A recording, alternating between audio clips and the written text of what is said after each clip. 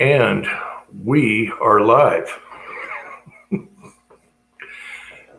All right. Let's see. TAB's watching the Michigan game, so he's see us in the morning. Uncle John is here. He's thawing a steak. Andy might come on. I don't know. Tactical Fud is here. MC is here. Hey, good to see you. If you want to come on, you ever done one of these? Pretty easy. Just click the link. Make sure your microphone works, and you can look at yourself beforehand. And I'm stuffing cheese and crackers. Okay, let's see. I can quote Michael Hurtnick is here. Hey, Michael. Oh, yeah. It's my back, not my neck right now. Let's see. Yeah, everyone's watching football, so this could be very short. All right. Let's see. Did I say Tactical Fud was here? I better have. All right, now I can keep up with this apparatus over here. All right, so we kind of had Michael Dunn is here. Kind of had a little glitch the last hour or so. My son brings home another gun. Michael is here. The other Michael, here we go. Oops, right here. So the son brings home another gun, and of course it's going to be funky. So we had to shoot that just now. And it was fun, and it was quiet. It's threaded. All right, let's see. Andy is here. Hang on. Howdy, howdy. Hey, Andy. How's everybody doing tonight? It's Michael night. That's what it is. A trifecta of Michaels. How you doing, Andy? All good. How about yourself? Pretty good. Kind of got slow morning and then got really busy within the last couple hours, but we're done. So that's good. We made it. It's just been raining here since yesterday morning. Still raining. Wow, it's really nice here. It's warm, sunny. Tomorrow it's going to be supposed to be 30 mile an hour plus winds, but no rain. Lakeview Outdoors is here. Yeah, we've Garage Guy is here. How you doing, guys? After that sprinkle of snow, it's been nothing but nice out. 70s. So, and it's going to be like that for a while. So I had to hook up all the hoses again. Still got to get the plows going, but all right. So you do any more shooting? No, we haven't had the weather. Wednesday was on the cold side and windy.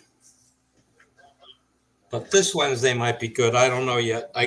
With the weather like this on the weekend, I can't do anything around the house. I got a lot of outside work to do. Yeah, me too. I'm trying to catch up with stuff.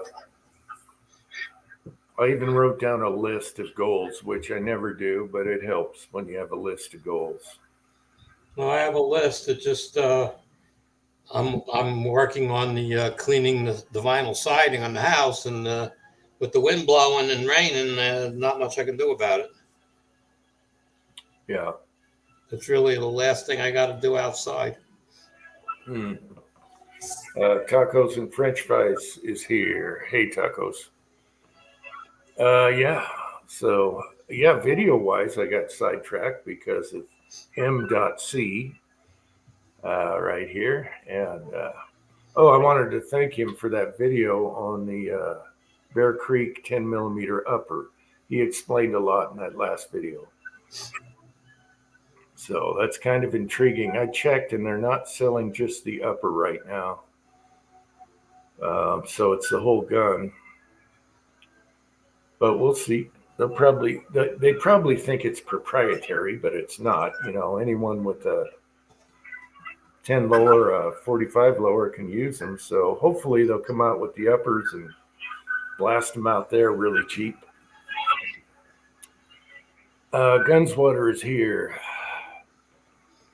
How's it going, Gunswater? So Yeah, I'm still trying to narrow down like one more rifle purchase, and the two would be 357 or a 9mm. Now they did make a 9mm bolt action rifle. It's just not available, and I can't find anything used. And the bolt action, a lever action, saying 357. The cheapest thing that I can find out there is a Rossi, and it's still like $850. yeah, the Rossies are up right now. It's really crazy that they're not pumping out lever actions. This is how it is. They don't get it. They don't get what people want right now. Someone could be selling a lot of them because The Rossi seems to be available. It's just the cheapest price I found was $769 on Gunbroker. yeah, and they used to be in the high fours, and then they went up to under six. Threaded. Yeah, well, that's the other problem. I'm in New York. I can't get a threaded barrel. I have to get it. They have to put a stupid thing on it and pin it or weld it or glue it. Yeah. Now, is it like Cranky in New Jersey where you can order it and then you have it pinned? Yeah, I can have it sent to the gun store. Okay. And the gun store will give it to his gunsmith, and they will do it. I don't really want it pinned. I'd rather have it hot glued with the black Loctite, because that is removable. It just takes some heat. Yeah. But yeah, according to yeah. Okay, but you can still have the pistol grip on an AR? Yeah. Okay. All right. Yeah, I can have a pistol grip on it. I can have a full-blown AR, every feature you can imagine, but it can't be semi-automatic. And 10 rounds. I want it semi-automatic, then I have to have the bolted-in magazine, and you side feed it through the chamber to load it. Yeah. Okay. I got you. Okay. So I do have an AR that the AR that I bought from Delton was New York compliant because they had a bolt stop in it. So you just push a lever to close it. And the one I built, I bought a Cali key for it, so you have to yank the bolt back every time. Yeah. Okay. If it didn't have a pistol grip, like California has that weird angle thing, That doesn't fly as much in New York, but you can get away with that, yeah. But there's another feature you can't have. I think it's your stock can't be collapsible. Okay, this is what I'm getting at. So if it was an AR with a regular stock, then you could have semi-auto with the pin flash hider. Let's see. Full stock can't have a pistol grip, so it has to have that California thingy, whatever. You can't wrap your hand around it. Yes, but if it had a regular rifle stock. Oh, regular rifle stock? Yeah, I could do what I want. Okay, well, stay tuned. And it's delayed, but stay tuned in a week or so. Yeah, I'm waiting for somebody to actually make a rifle stock that you can put your upper on, upper and lower on, or whatever. Okay. All right. We had a question. Michael Hurtdick. Oh, have I ever tried swaging 5.7 out of, filling them with lead plugs and swaging bullets? No. But I watched some videos. One guy was really sloppy. His casting was sloppy. It's lube. It was just sloppy. But no, man, I don't know if I'd have the time for that. I have so many projects in the fire right now. One just landed today when the sun brought home something, and now we have more hands in the fire. So I don't know if I have time to swage jackets into bullets It's versus just an involved process. Yeah, it is. And this guy had hundreds of dollars in dyes. But isn't it, who does that? Dummy round? Somebody does that. Dummy Round just did one. He didn't swage the Oh, nose. yeah, he just filled it with lead and shot him. Well, yeah, he didn't swage the nose closed. And you can Right. actually leave them partially, so it's kind of like a hollow point. Yeah. But the dice, my gosh, you would have to load a lot to make up for the price. I mean, well, yeah, well, I mean, I'm pretty sure Dummy Round, I believe, does that with 223 and a couple other bullets he's done. Yeah. But the price of the dies, and you really, I don't think you can just use a standard press to do it. I don't think you have the power.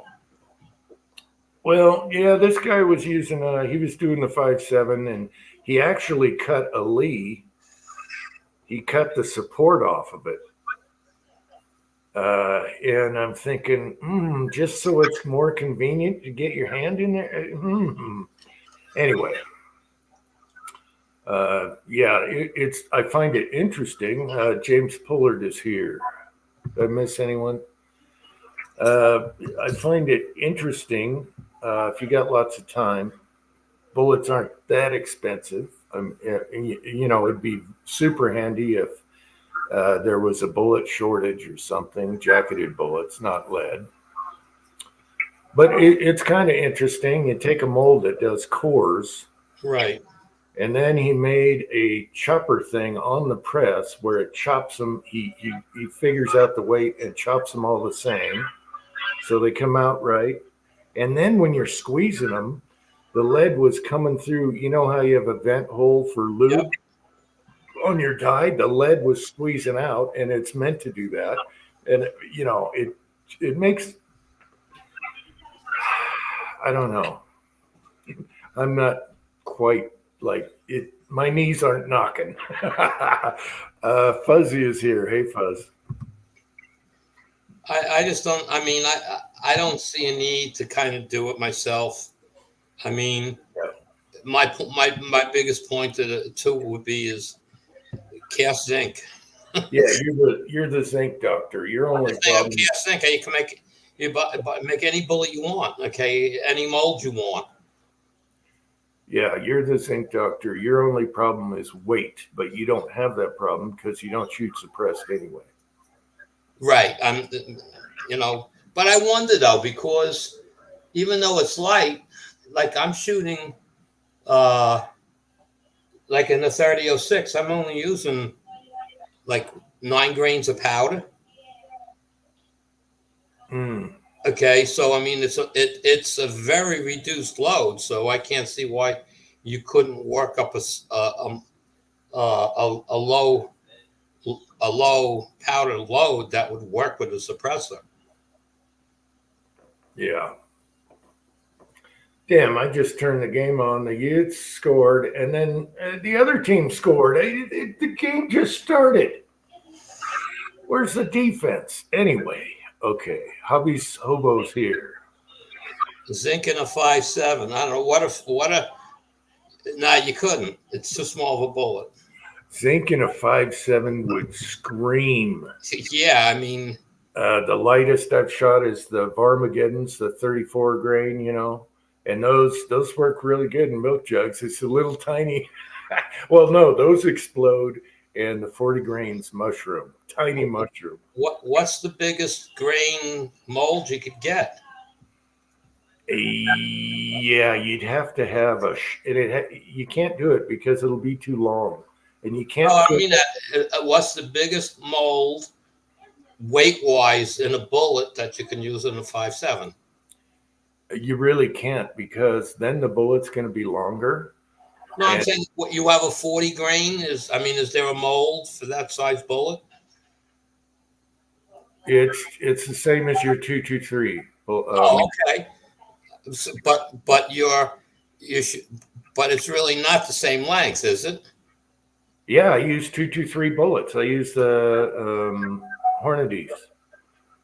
What, 55 grains?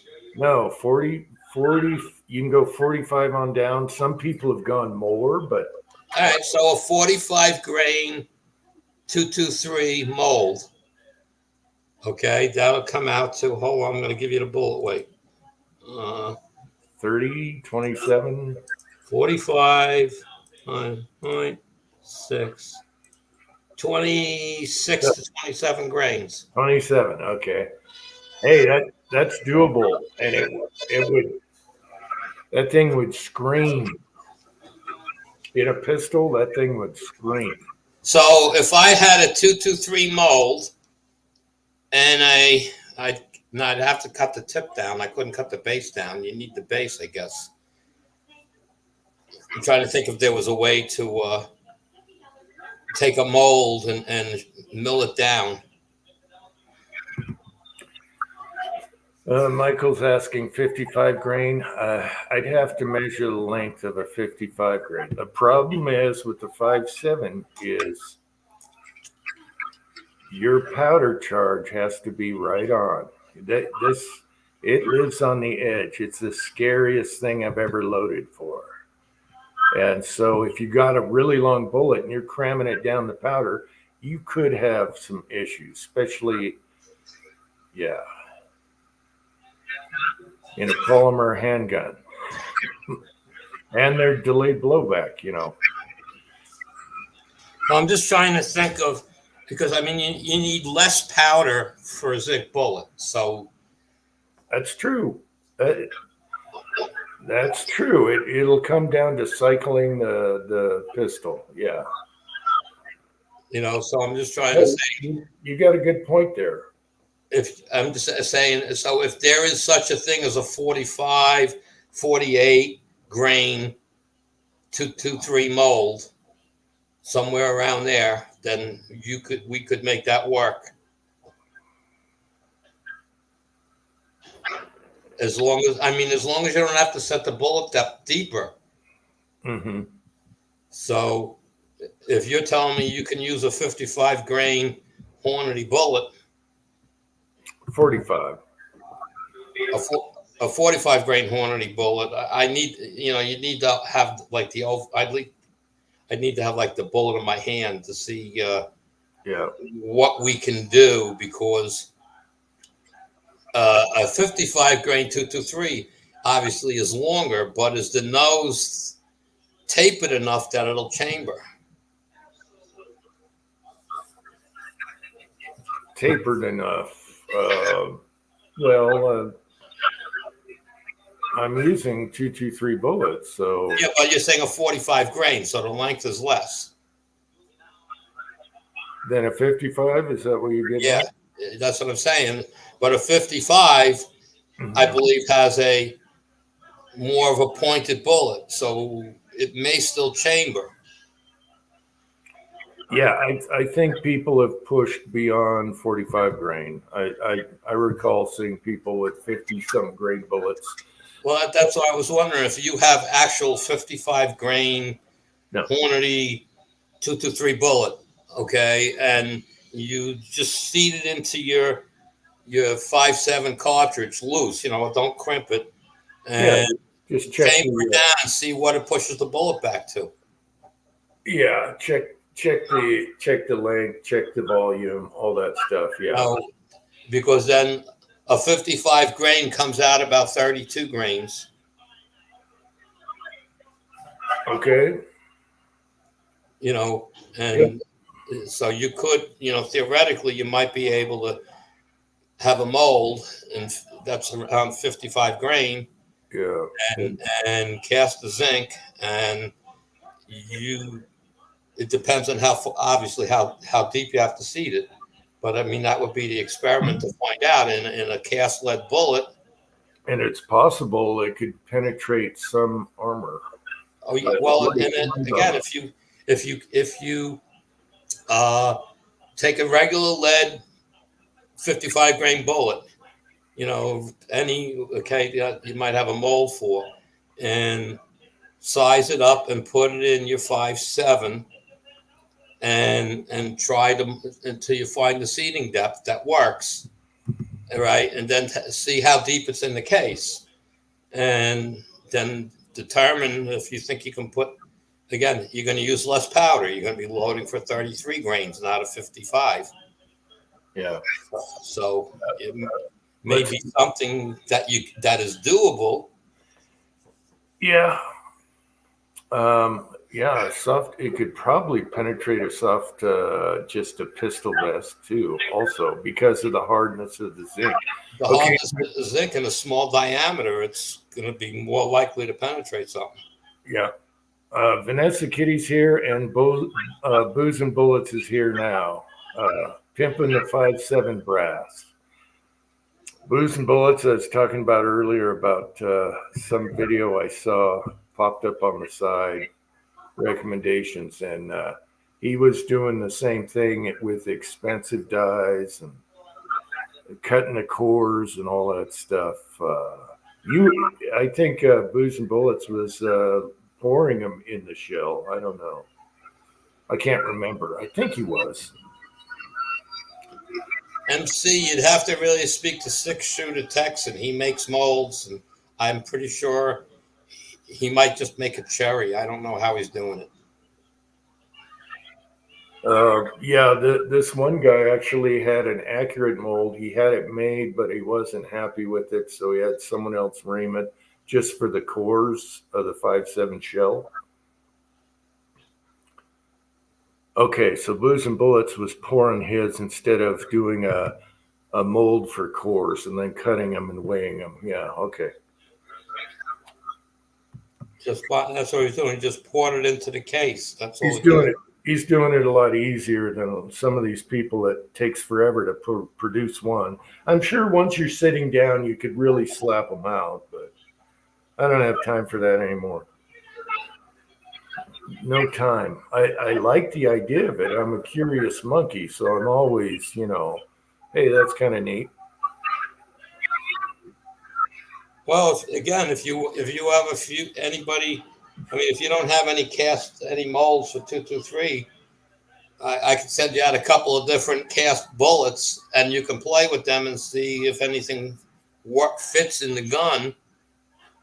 Okay. Well, then I could send you some zinc ones. You can find out if they fit in the gun, and and go from there. And then you think you got something, then I can send you a few of them to testing.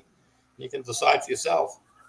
Do you have a bullet handy? I can measure a 45 VMAX right now. I can go downstairs and get something. Yeah. Okay, let me go out in the garage and have a smoke, and then I'll grab the bullet and measure it. All right. While you go have the smoke, I'm going to go downstairs. I got a couple of them casted up. Okay, how's the side chat? Just walking in the garage for a minute. So I'll be off camera for 1 second here. Okay, yeah, I find it interesting. I'm glad Booze and Bullets showed up. I've been enjoying MC's channel. Let's see. Got to get the cat in. Got another mouse. There's the other cat. All right.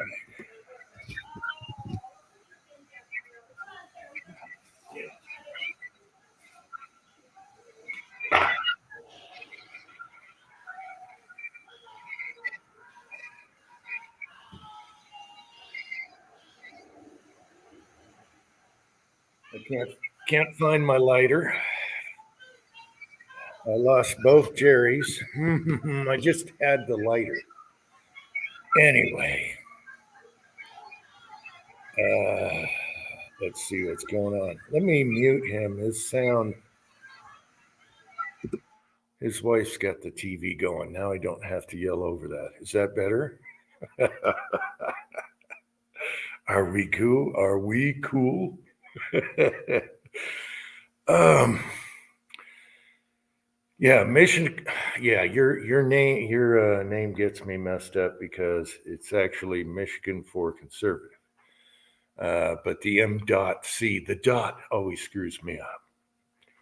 And when did YouTube started putting numbers after our name? I was Uncle Jim 2, before that Uncle Jim, and we have an Uncle Jim 3, just in case YouTube deletes me again for casting, reloading. Anyway, does anyone old one guy is here? Does anyone know how to get rid of the? I know you can change your they gave me a notification about they're putting numbers directly to your name or what, I don't know. Links, whatever it is. I just like to get rid of that. I hate when they change stuff. They changed my format, so when you're doing stuff, it's all different. I don't know if you guys notice that now, and now it's a pain in it. I hate when they change. Mark Thomas is here. How's it going, Mark? And let me post another link if someone wants to come on.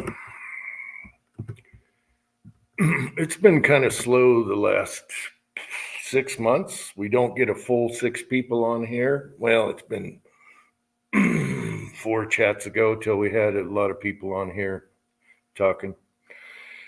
So Halloween could be a disaster. Oops, I got Andy muted. Oh, okay, you got me muted. Great. First of all, Halloween, I'm ready. All right, good on you, Andy. Okay. Maybe we'll get duded up after all. And I got the perfect bullet that's going to fit your gun. I forgot all about this mold. I have a mold that CW was talking about. Very hard to find. I found it the next day for a good deal. I couldn't believe it. Really? But I'll show you the bullet. But I have a couple of other 223s here that in zinc. But I got one that's going to work. So you found a steel mold that's hard to get, huh? Yeah, I got to look it up to tell you what exactly it is. But let's see. I can keep talking. I'll see if I can find it. Where are we? eBay. Where's the eBay? There it is. Yeah, I got the bullet for you. That's going to work in your 5.7. Okay, now I got to wait for you to get back. I got to convince the son because it's his pistol. You know, it always has to be a weird pistol. Yes. What the You hell? should see the thing he brought. You should see the thing he brought. A bumblebee. There's a B. There's a B. There's a B. These stupid verifications to log in is a pain in the ass. Yeah, I need to take that away from this chat because I did one for trolls. So if people click on a link, you're going to have to know your password. I should get rid of that since we don't have a troll. How many times I got to do this? I know. I like easy and quick. It doesn't want to let me log in. This is a joke. Okay, let's reload the stupid thing. Why aren't you letting me click it? I am human. Okay, click on flowers. Okay, we clicked on the flowers. Verify. They're still not letting me in. They're doing the I'm a human thing. I know. I always miss a picture. I'm not missing them. There's only. It just keeps doing it. I hate when they do this. I'm human. It's not even popping up. All right. When I go in, I'll grab some calipers and. I got the bullet though. That's going to work. So let me try this one more time. I was only on eBay 2 days ago. Okay. Yeah. Well, I log out all the time. Now it's letting me log in. What a pain in the ass. I log out of Okay, everything. getting it. Mm-mm. Okay. Oh, my eBay. Ah, come on. The Come alignment? on. I think it's alignment. Come on, you stupid thing. Purchases. Jesus Christ. It's been a while ago. Let me see. I forgot all about this mold because I loaded some. They shot, but it's a 2-cavity mold. It was giving me issues. Come on, where the hell is it? And I wasn't happy with it, so I had to drill it out, Uh-huh. hone it out. It was dropping small. So Mm. now it's a slick slide. Oh, is this it? Yes. Okay. Hang on. 6-shooter Texans here. Hey, 6-shooter. Come on. We looked everywhere. Give me the. I don't care what you looked everywhere. All I want to do is get the number. Okay. It's a 225646.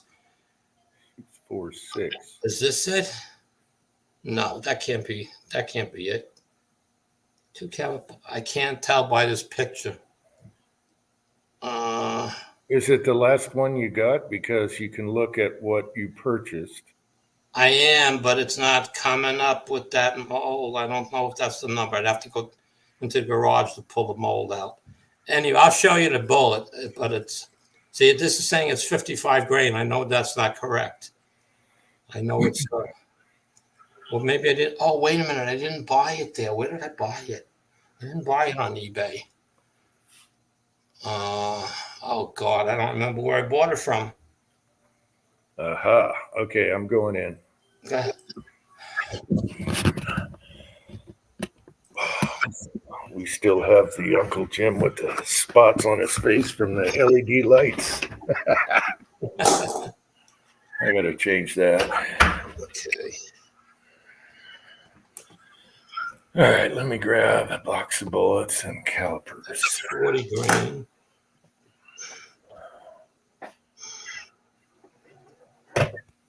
I think this is from an NOE, this one. 40. Okay, these are 40 grain VMAX. The other ones are 35 Armageddon. Why did I say 45? Probably because it's in the manual. There's a little burr on the bottom, so I'm not going to get 100% right measurement on here. So, Oh my gosh, we're getting our ass kicked. pretty sure this is an NOE bullet that I'm measuring right now. It's like 6.645 maybe. There's a little burr on the bottom, so it's hard to get an exact measurement. Let's see if I can get closer. Yeah, I got a ballistic tip to deal with, and I don't have. Yeah, this is going to be fun to measure. 0.644, 0.645 is an overall length of a slightly flat tipped. I believe this is an NOE mold, and it comes in at 35, almost 36 grains. What did you say the length is? Because I'm getting 684. What? Yeah. 0.64, 0.644, 0.645. Let's see. I have something I can grab this with and hold it up into the camera. That's what I'm getting. Okay. Well, this here. Whoops. Got to find the camera. And will it focus? Yep. Going the wrong way. I can enlarge you here. Hold on. Switch hands. What did I say? 684 is what I'm getting off these. This is 0.644, but it's a broader tip than that. Okay. And this way is 35 and a half, 35, 36 grain. I have another. Again, the tip is too bold. That looked huge when you held it up. That looked huge compared to this. Okay, I'm measuring one here now. This is measuring 0.66. 0.66. It comes in at 32.2 grains. Okay. Okay. And you're going to wait till you see the tip on this thing. Let me enlarge you here. Switching hands, keep it enlarged. Okay. Yeah. Huh. And that is I want to say it's 40 or 42 grain. I got to find, where did I buy that from? Where did I post and get a guy responded? Was it MeWe? Damn. I don't remember where I got this mold now. Let's see if I have it written down somewhere. I'm just going to get out, shrink this screen a little bit. And that would have been, is it in this? I have some things, my molds written down, and I got it in two different places. That's not it. It's got to be this one. Okay. Go. Oh, I shouldn't be watching, Uncle John. Mm-hmm. All right. Lee, no. Lyman, no. The nice thing about the 5.7 is it's bottlenecked, so it feeds straight in. You know, there's no going up any ramps. Come on, I swear I have this. I can't believe I don't have this mold written down. You sound like me. I have little scraps of paper everywhere. No, I have it in my computer, but I'm like, I just shot some 6-shooter Texans 380 mold bullets, and they shot really good. And my little scrap of paper, you know, it was in a tray, blew away somewhere, and I had no idea what they were. I had a good idea what they were. Where would I have that? Do I have it saved on my documents, maybe?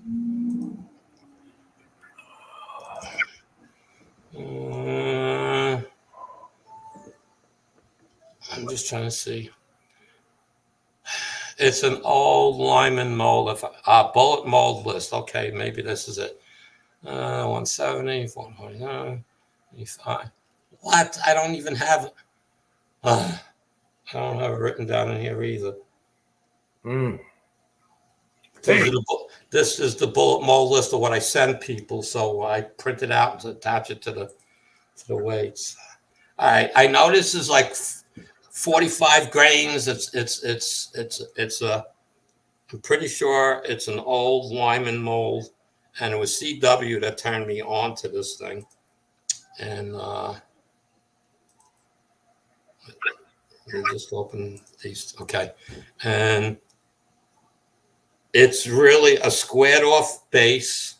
It's not rounded. And I had to, one cavity wasn't pouring good at all. So I put my 225 reamer in it, and it was casting good. And then I liked it better because it was a nothing bullet without the slick side. Okay. And so I made a slick side, and I did shoot them out of my bolt action. And I believe I'd have to go down and look at my book for notes. I do have, something where I'm shooting it like with 5 grains of that Winchester powder, and it was good enough. You know what I mean? For what it is. But this comes to a super point. Okay. My camera won't autofocus, so I can't. I wonder if I put something white behind this, it'll show up better. Let me Okay, you take a look at it now. Yeah. Oh, I can see it good now. Yeah. Okay. So, and it's really this. It's got a chamber. The whole nose is just a heavy angled bullet.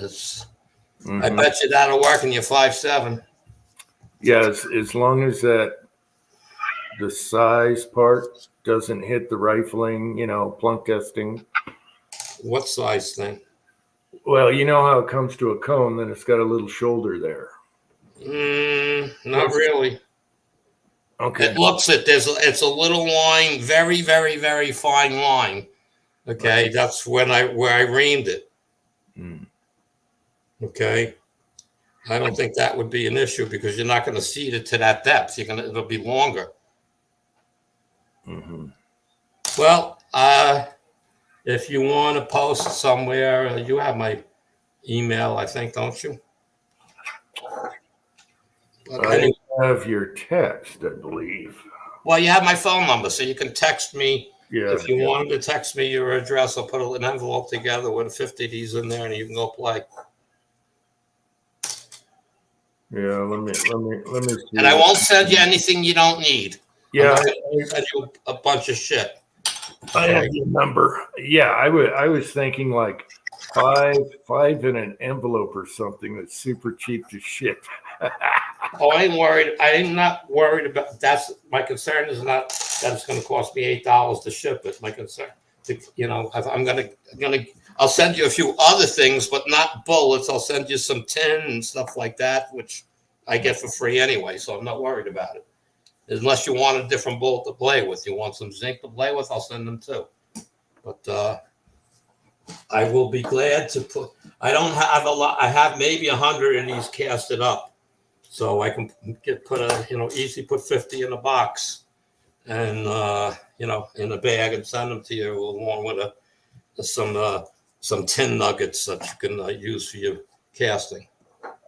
Okay. We'll talk about that later, and then let me know if you need anything. Zinc. Yeah, I haven't sorted. I think I have 3 more 5-gallon buckets of wheel weights I got to sort through, and I'll save all the zinc for you. Okay. Yeah, but I'm going to send you a flat rate box. So send me a flat rate box back, a small flat rate box. That's all. If you're worried about like repaying me, that's it. Yeah, right now I just have a little shoebox with some zinc in it, and it's not much. So I got to sort through those 5-gallon buckets. It doesn't matter. I really don't need anything. I'm like you, Uncle Jim. With all the shit I've sent out, I've only got 1, 2, 3 people that have reciprocated in sending me zinc. So believe me, I'm not worried about people sending me something. I'm like you. I don't need it. I don't want it. I don't have a use for it. I have all the brass I need. So it's just a matter of saying, here you go, Jim. Try these out. If they work good, okay, I'll cast you up a batch of them and you can have some fun. I'm not worried about that. I'm like you. All right, sounds good. That should be interesting. Let's see. Hisa's here. Hey, Hisa. Good to see you. Any value to a coffee can full of mercury? You fill your hollow tips and cover them with wax.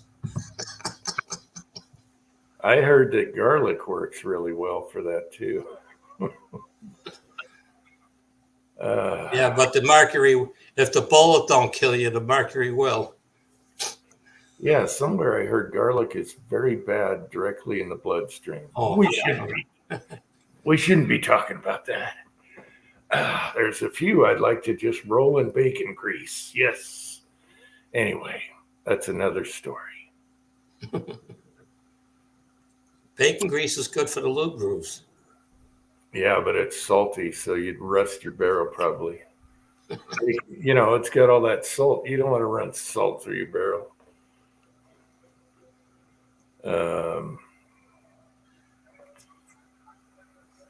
All right. So what else is up? I keep posting links here. Everyone's watching football. I know they are. We got 28 here though. That's 28's good. We could get 1 or 2 people would pop on and join the chat. Well, like I said, other than like 4 chats back, a lot of people are busy. They can't come on. They're doing this, they're doing that. Well, there's let's see, who else throws Friday night? 9:00, isn't it? Chrism the 740. He'll be throwing up with his Friday night live stream, so people go there. It's a different type of chat. Yeah, this is Saturday though. Yeah, we're not. No, somebody else is doing something Saturday nights. I can't remember who it is. Let's see. See, what notifications do I have? Well, don't advertise, and then we'll have four people. I'm not We'll have four advertising. people watching. Yeah, I don't have anybody listed right now coming on. So, but Let's see. Rollis is here. Yeah, Rollis is here. Whatever. We're different. We're not just talking about reloading and guns all the time. It goes anywhere, anytime, and it goes fast. oh yeah, Oh, the stuff we've talked about in chats over the last 5 years. Oh my gosh. The drama, the fights, everything. Yeah. Awesome. Pure awesomeness. And a lot of people watch this rerun. They watch reruns. So Preacher's Days Off is here. Preacher. once I do at work, I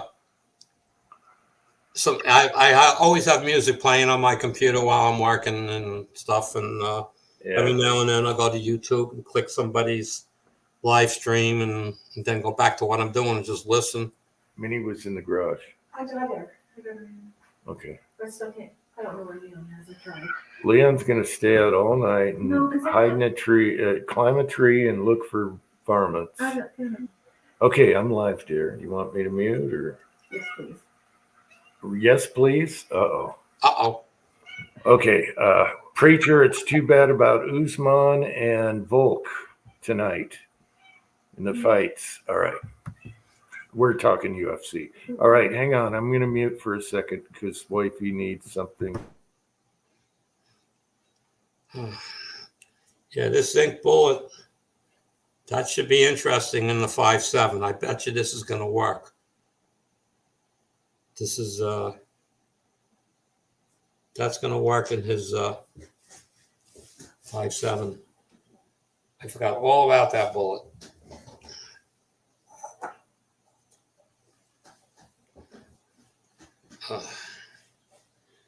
So what do we got going on here? Okay, I guess, yeah, that was pretty important. She smelled gas. Okay. She says natural gas, but we don't have natural. Okay, she's thinking propane. So we better make sure nothing's leaking. And MC was just talking about propane leaks. You got your stove in your house is propane? No, not the stove. No. Okay.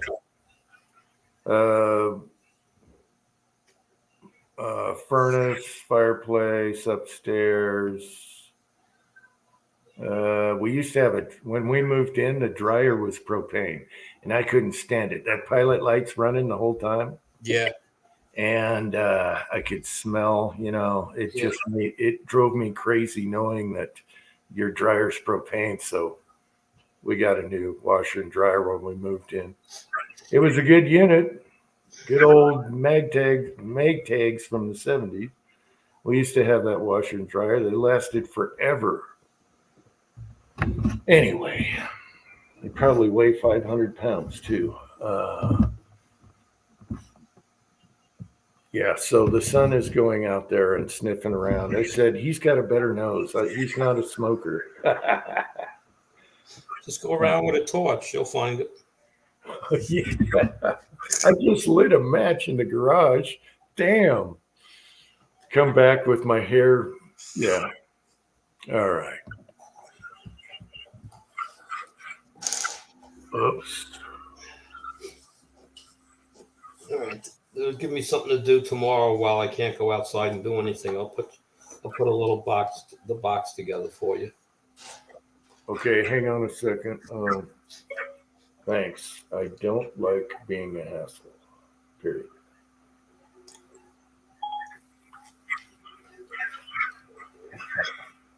All right, that was Foxtrot Mike's. All right. Back to plumbing. Huh? 6-shooter say, okay, back to plumbing work. Oh, back to plumbing work. Okay, good night, 6-shooter. Plumbing's always fun. Yeah.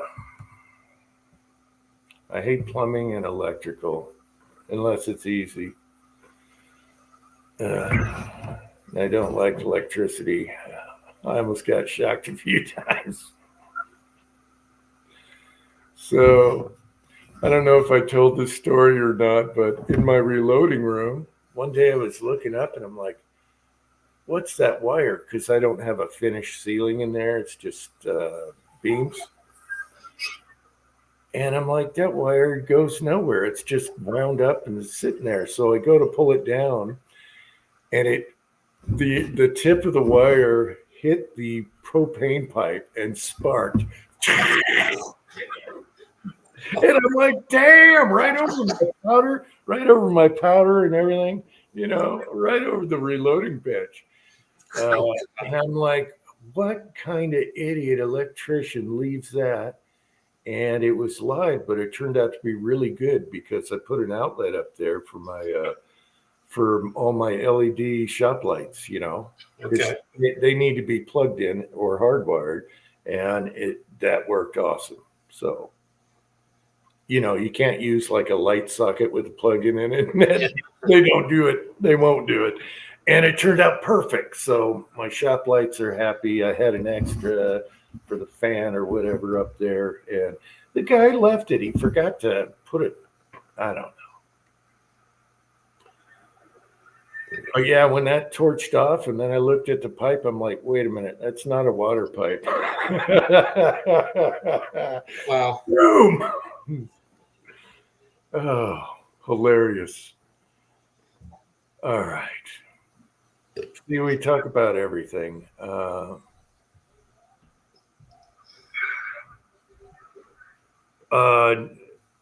No, he said no. We had some issues.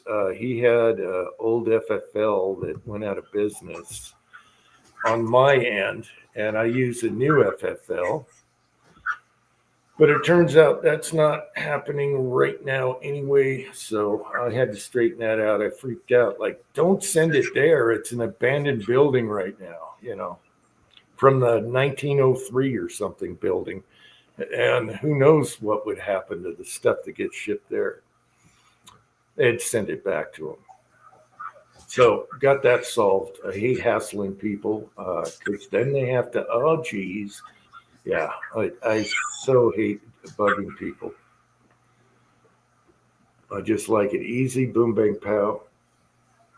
Anyway, lots of drama tonight. And hopefully no propane leak. Okay, what else is up? Yes, that's true. What doesn't kill us makes it smarter, brighter. Makes the room brighter. Yeah. Oh, M.C. While you're here, Michigan. While you're here, I asked you on your video on the powder thrower on the Dillon.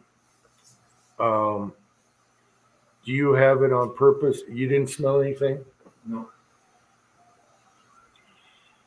Anyway, you had it so you're pushing the lever over, and I was wondering if that's intentional or it's just sticky. But I always put two of the springs on top on the old style, just so they slam forward.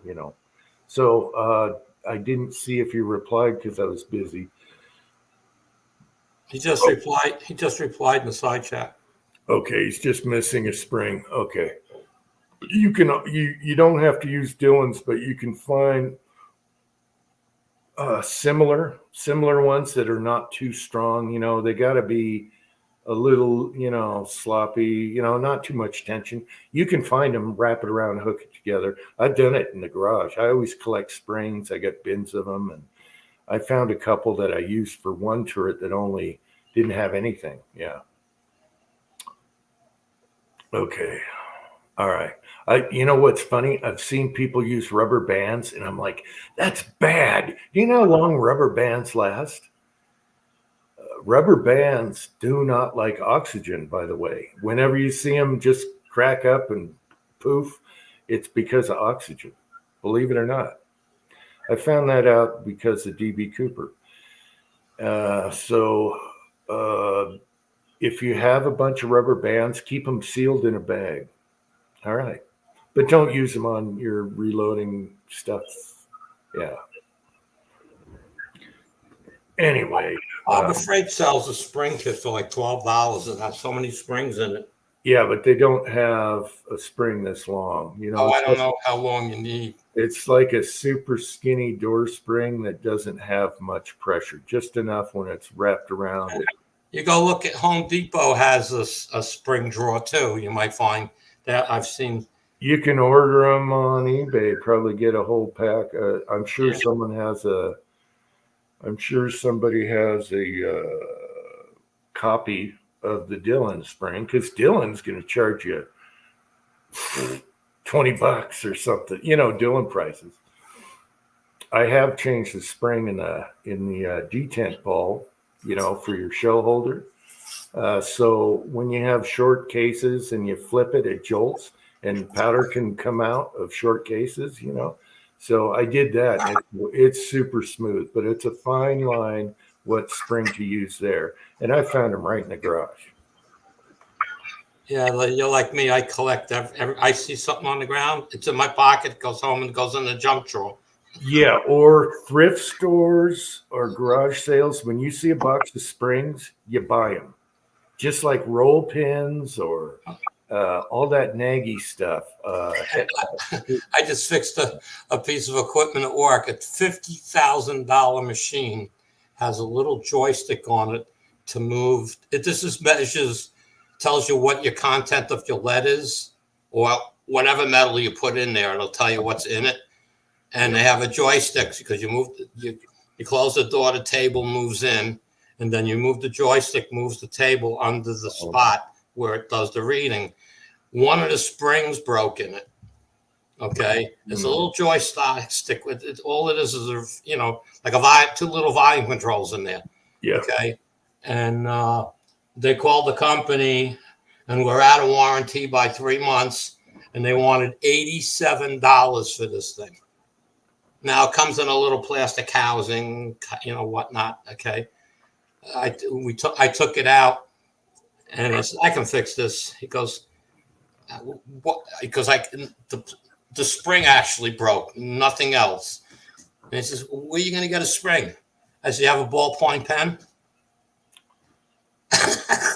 Took apart the pen, had to bend the end so it became a hook, and the same on the other side. And that was it. I just, cut it to size, bent the ends, and put it back on, put it back in the machine. Everybody's looking at each other. It's like, what the fuck? Many of people have used ballpoint pen springs for trigger springs. Yeah. Which to me is a little, that's not what they're meant for. But if it's a bolt action and if you can bump it and close the bolt every time, and okay, yeah. But they laughed. They couldn't believe it. It's like, I said, you can give me $50. And I actually removed the old one and put the new one and said it's a bargain. Yeah, William, H110 296 is the same, right? H110 296 and 2400. Basically your 357 Magnum primers, but H1, if you haven't tried it, H110 296. It's good for your light. Well, that's a middle. I have that mold, and that's what I use. Yeah. There's lots of choices for that bullet. I have that mold in a 6 cavity, and I reamed a 2 cavity because that's what I started with. See if I like the bullet, and it's a good bullet. It's a good like bread and butter. Inexpensive mold for 300 blackout. So yeah, try that. And there's other ones. There's some Shooter World out there, but data-wise, you're going to find a ton of H110 296 powder data that you can work off of. It's usually in the, if I can remember right, 15. I'm not even going to say because I can't think right now. But it's from like 13.8 to like 16.4 range or something like that. Yeah, I was going to say 15, 16. I pushed them a little harder, but I wouldn't, don't start low. I use a 309 180 in zinc, and I'm loading 17 and a half, 18 grains of 110. Hey, since MC is here, what is that little bolt action pistol you got that you showed in your video? Is that a 300 blackout? I always wanted a cute little bucker like that. I use contenders, little contender pistols, but that's neat. I always wanted something like that. Savage made one for a while. There was one called the Thor that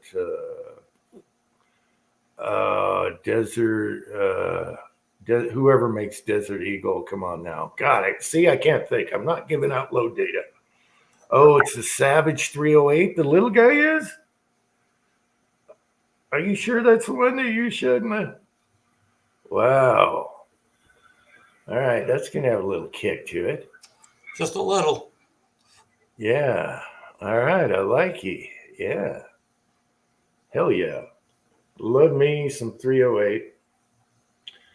And again, same bullets as your blackout. I like to keep everything simple, easy. Yeah. Well, that's my 30-06 and my blackout. I'm using the same bullet. I mean, I'm shooting zinc, but it's the same bullet.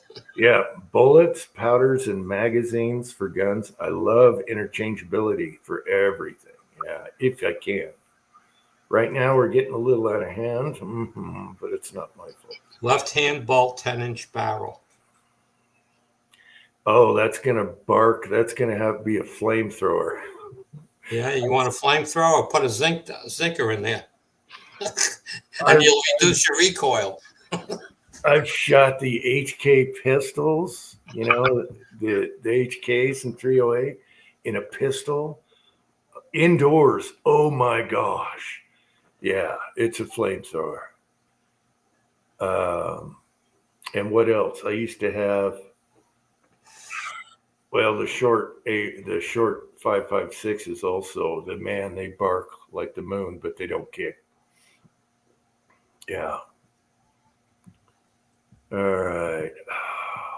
Hang on. Uncle Jim's got to pay. I'll be right back. What's with this heart they threw up again in the side chat? You click on it and you can send like, let's see, see the hundreds flashing. It's fine, put it there, but I can't read the person who typed over, and the last person typed it. You can't read the last 5 letters.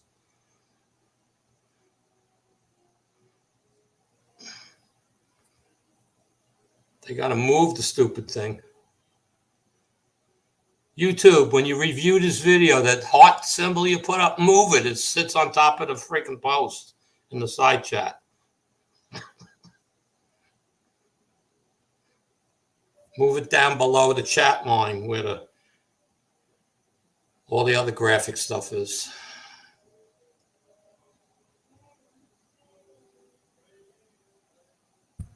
Oh, good. I was muted. I said, geez, I need diapers. Oh, I let the battery off. I'm low. Damn it. Well, that depends, Uncle Jim. Okay, you didn't get that one. Yeah, I got that. I'm looking at my battery. I'm trying to have a smoke. And if I cut off, I'm going to have to come back in. Okay. So the chat will be running without a captain. Hey, don't you have in your thrift store, don't they have one of those USB charging things that you can buy for $2? The batteries. Yeah, no, this is plugged in, but when I go out in the garage, I forget to re-plug in. Okay. Yeah, but the battery, you just plug it in and you're good to go. Yeah. This is a laptop that I'm using here.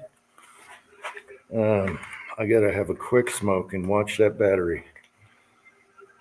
I think it's done it to me before, but the chat still runs. A captain without a ship, just doing whatever it wants. Or a ship without a captain. What am I talking about? Okay.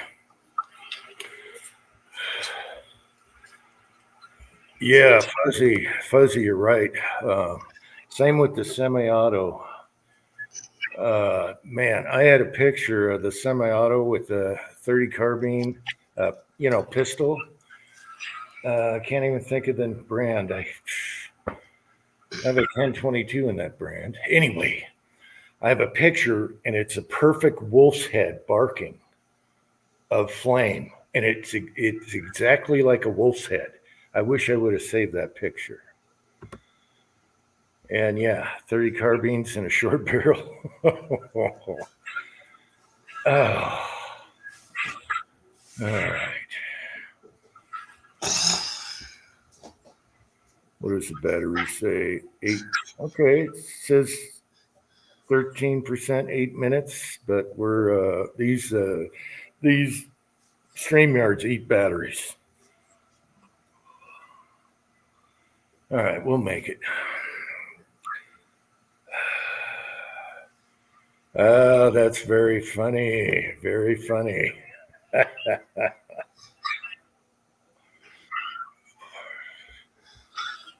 Yeah, I just, you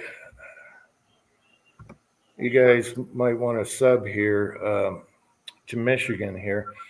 I came across them because I got curious on 10 millimeter uppers since Foxtrot said they're not going to make them in the, right away anyway. And so I started looking around and I hit on his channel right away. So then I realized we have a lot in common. We both have the same old Dillon, or at least mine's old. I think yours is older. Suppressors. We love 10 millimeter and a bunch of stuff.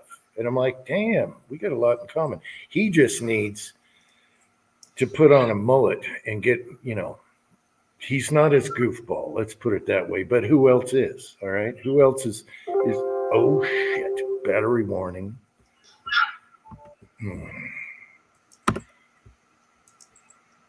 Okay, I just subscribed to M.C.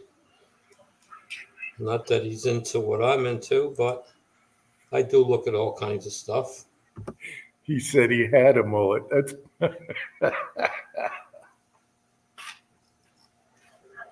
all right. I have to go in. I have to plug this in. All right. Be right back.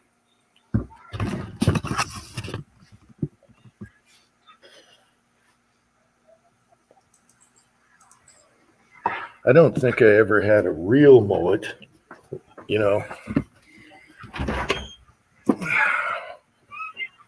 I had long hair.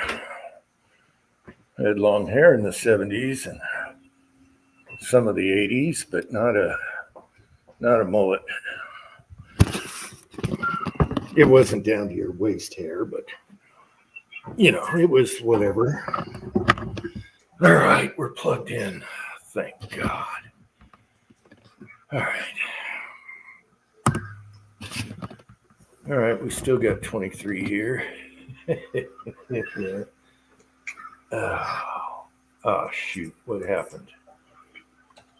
I should turn the TV off. It's bad luck.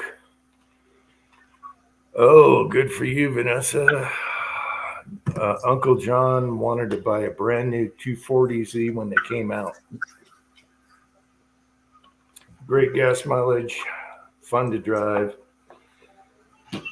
But nowadays, they're almost impossible to find. They rusted out so fast. They just disintegrated. They didn't have a zinc coating, right, Andy? I'm sorry, what? The Datsun 240s and 280s, 240Zs, they didn't have a zinc coating like they put on cars today now. Right.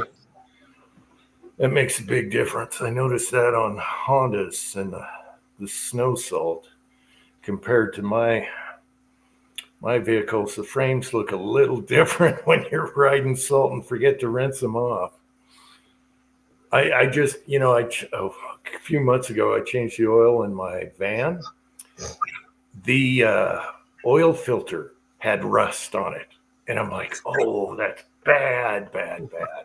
I didn't rinse it off after winter. Oh, well. So there's that. If you got road salt, definitely wash the under of your car all the time. Thing is, they close the car washes you drive through and they shoot under, those kind, no people, you just go through it. No people, no staff. You just, anyway, it shoots underneath.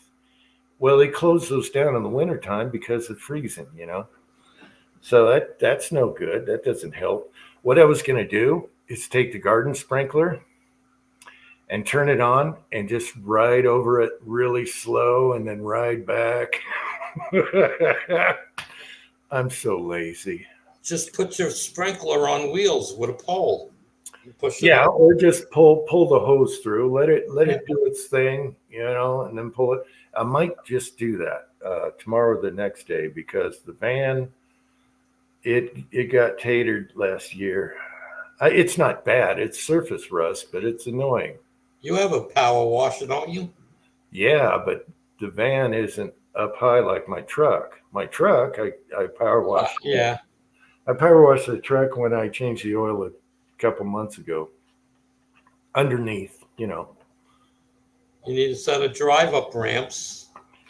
Drive it up, and I then you thought- get to half of it, and then back it up and get the other half. Yeah, but you get all wet. You get grit in your ears. Oh, come on. You get grit in your ears. I thought the sprinkler idea was awesome. Okay. Well, they make an attachment for your power washer I on know. wheels that cleans the undercarriage of your car. Yeah, I don't want to go that far. I'll just get a sprinkler out there and just Check- pull on the hose. Check let your it thrift store. run. I haven't seen anything like that at the thrift. Well, you weren't looking for it. Now you might look for it. They finally did have some reloading stuff, but it wasn't, no molds, no dyes. But my son brought home from the thrift store a full can of CLP, the spray kind, and then something I'm not going to use, a bullet mold, so it doesn't non-stick stuff. Oh, yeah. I don't want to use that. And then something else for casting. What was the other thing? Oh, flux, which, I use candle wax, but I'll try the flux. And it's Frankfurt Arsenal, or I don't know what brand. Anyway, that was interesting to see at a thrift store really cheap. So he bought it. Good boy. The mold thing, not going to do that, but I'll try the flux. I have one mold that gave me problems, a Lee mold, and I used some. I think it was Frankfurt Arsenal. They have a mold release or something. Yeah, it's in a little jar. Well, mine's in a spray can. Oh, okay. So, but Yeah, this looks like goop. The container for goop.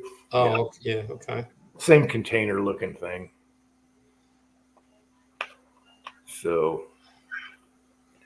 I don't know. I love thrift stores though. We just don't. The thrift stores that are around here are 999% clothing Yeah. and 1% of junk. I mean, you can get computer monitors and you can get a keyboard and a mouse or stuff like that. Yeah. I have never seen anything resembling reloading in any way. Uh-oh. We're in trouble now. Pat. Oh, wow. It's 6 o'clock and the chat's still on. Oh, my God. And we used to go 24 hours. Yeah. How you doing, Pat? Oh, I don't know. It's spicy right now. Spicy. Yo, me and the girlfriend, little Sylvia, it's been fuck you, fuck you, fuck you. Oh, so you thought you'd take a break? Oh no. I mean, it could get better. I mean, it's a woman. Who knows? It might be the door might open right now, and you'll hear somebody screaming, "Your dick's too small." You never know. Or something comes flying at you. Yeah. Uh, So Andy, how you doing? I haven't seen you in ages. You haven't been on. How you doing? I know. I get home from work and the chat's over. Son of a bitch. yeah, I was keeping it short in case of Halloween, but we Yeah. got plenty. We got plenty of hours. All right. When we do 8 hours, 8 hours, 8 hours, then then you got to pay if you want more than 20 hours a month.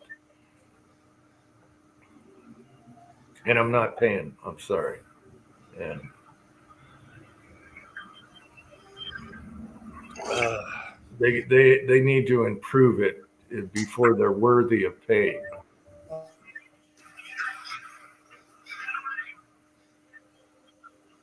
Oh, we got the circle of death. He'll be back.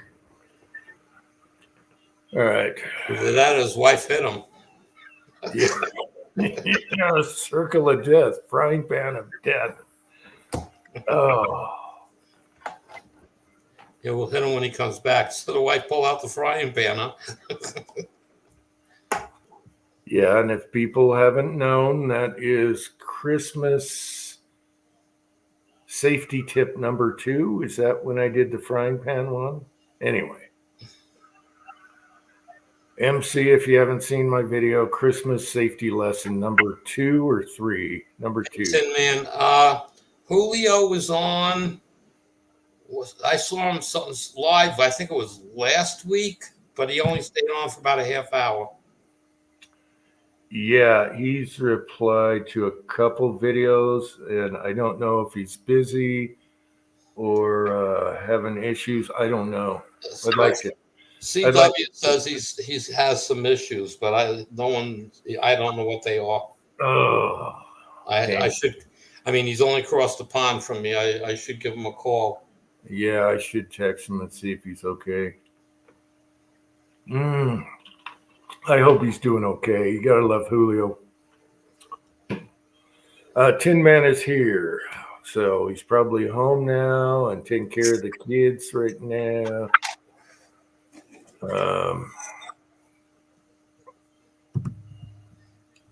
Yeah, so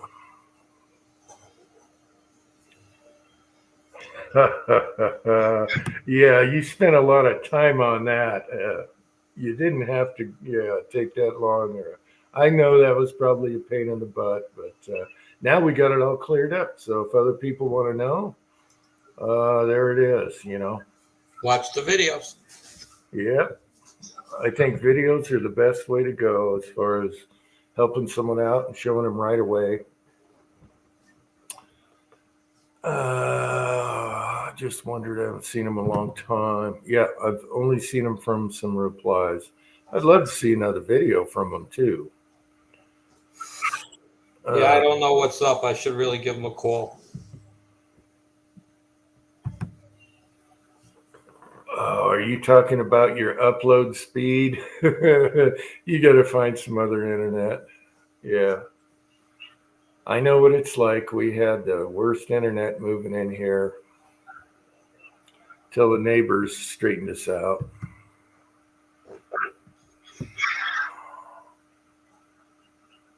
Yeah, editing for me is super easy. I just use my phone.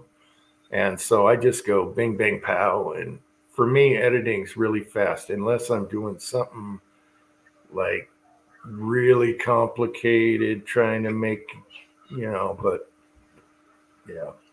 My editing consists of putting a title, checking the start point, checking the end point. Yeah. Yeah. A lot of times if I'm timing music, like when I'm doing the movie type videos where all the music has to be perfect with everything that happens, even the text, then it takes a little longer because you got to, but usually I'll just do that and it's done. Yeah, I don't do really much in editing. I mean, if I got a good video going and there's a real blooper in the middle somewhere, that yeah, I might take that out. But other than that, no. Yeah. And I like those because stuff happens why it happens. It's like Elvis Ammo. Well, that's it. One of his, Gotta see the mistakes. You know. yeah, one of his videos just popped up. What was he doing? Oh, he was also swaging 22. He was using swage 22 shells. Right. And it wasn't edited, so there was some spots in the video where but I like that. That's why we like live. It happens. It's hard to take back, and whatever. How you doing, Pat? Hey, sorry about that. Your wife hit you with the frying pan? No. No, she doesn't do the frying pan thing. She's got a 308 in the corner. No. Oh, all right. I don't know what you did, but it'll be fine. No. No, this is a woman thing. I've learned it won't be fine. She's stressing over money, so it's the petty shit she's getting pissed off about. Oh, their memories are so good. I know. It could be 10 years later, and yeah. They'll bring it up, and you're like, what the hell? It's been 10 years, forgiveness over little things. Oh, the best part is when they tell you something that hasn't happened yet. Yeah. Yep. No, my favorite, and I'm going to turn my voice down. Hey, we only need one of us here in trouble, okay, Jim? Just let it go. Okay, my favorite is the most important part of a movie or a video is right now, and all of a sudden we're talking about silverware or something. What? Yeah. Thank God for pause and rewind. Yeah. Oh yeah. Well, it's always the same. I mean, I can put up with all the normal stuff, like, what are we doing this weekend? Means she's already decided what we're doing, and she's making sure that, the thing she's going to fuck up of yours isn't that important. Just normal shit. Excuse me. Excuse my foul language. I hope she's not watching. Tin Man's Probably. I left it on in the bedroom. Tin Man's wife watches. Uh-oh. Yeah, No wonder we've never spoken to her in person. Well, no, we've never talked about her or anything, but sometimes she'll correct the live chat on, and Yeah. Yeah. Uh-oh. Oh, hilarious. You gotta love it. We need our women's, and that's all there is to it. Yeah, we need our women's. They're precious. So. Yep.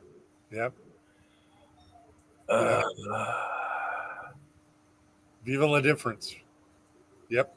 Yeah. Oh yeah, party line dial up. Yeah. This isn't offered in many places, but we live way out in the boonies, and we got lucky. This company does this. It's a radio dish. The dish is this big, okay?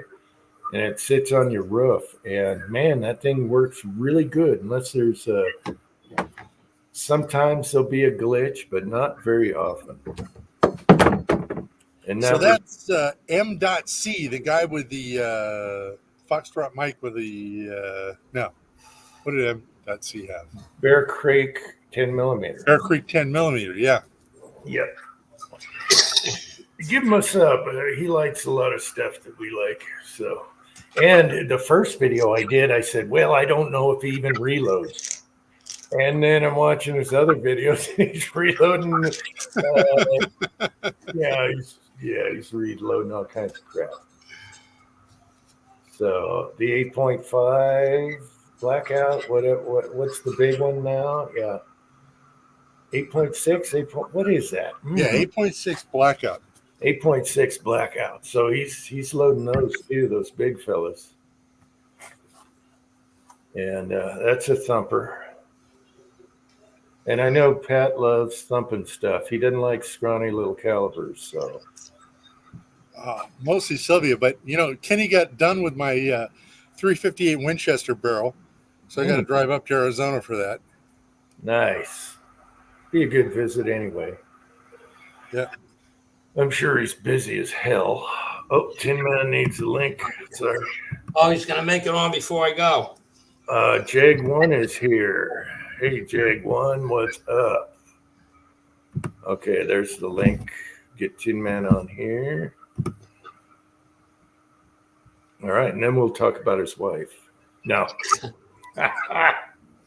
Only if she's watching. This is Tin Man. If you're there, chime out in the chat.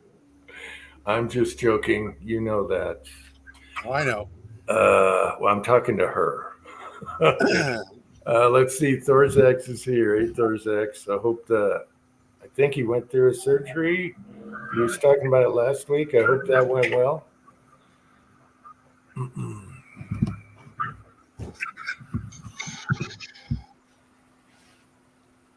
All right. Teen Daddy, how you doing? Hi. Oh, father of redheads. I'm here. Oh, you look better than you did last time you were on. He's burned out. Yeah.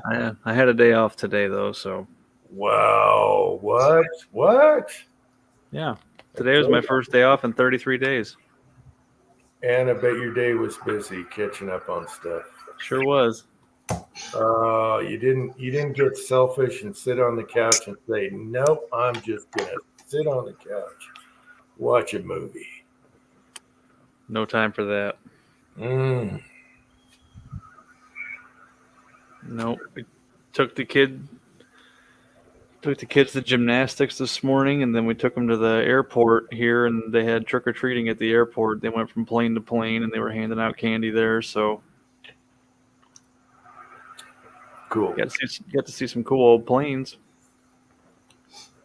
And what were the girls dressed up as? Jordan was a black cat, and Mila was a white cat. All right. Oh, it's funny. All right, pretty cool. Hope they had fun. They did. Halloween and kids, it's favorite times. Yeah. Yep. Did your one daughter that broke the window? Did you give her any eggs to check? Oh no, that's houses. You got to wait until you do the real house. Yeah, we weren't gonna throw eggs at airplanes. That's probably a felony. You'd be some hard time for that. Uncle John says, "Thank you for your taxes, Tin Man."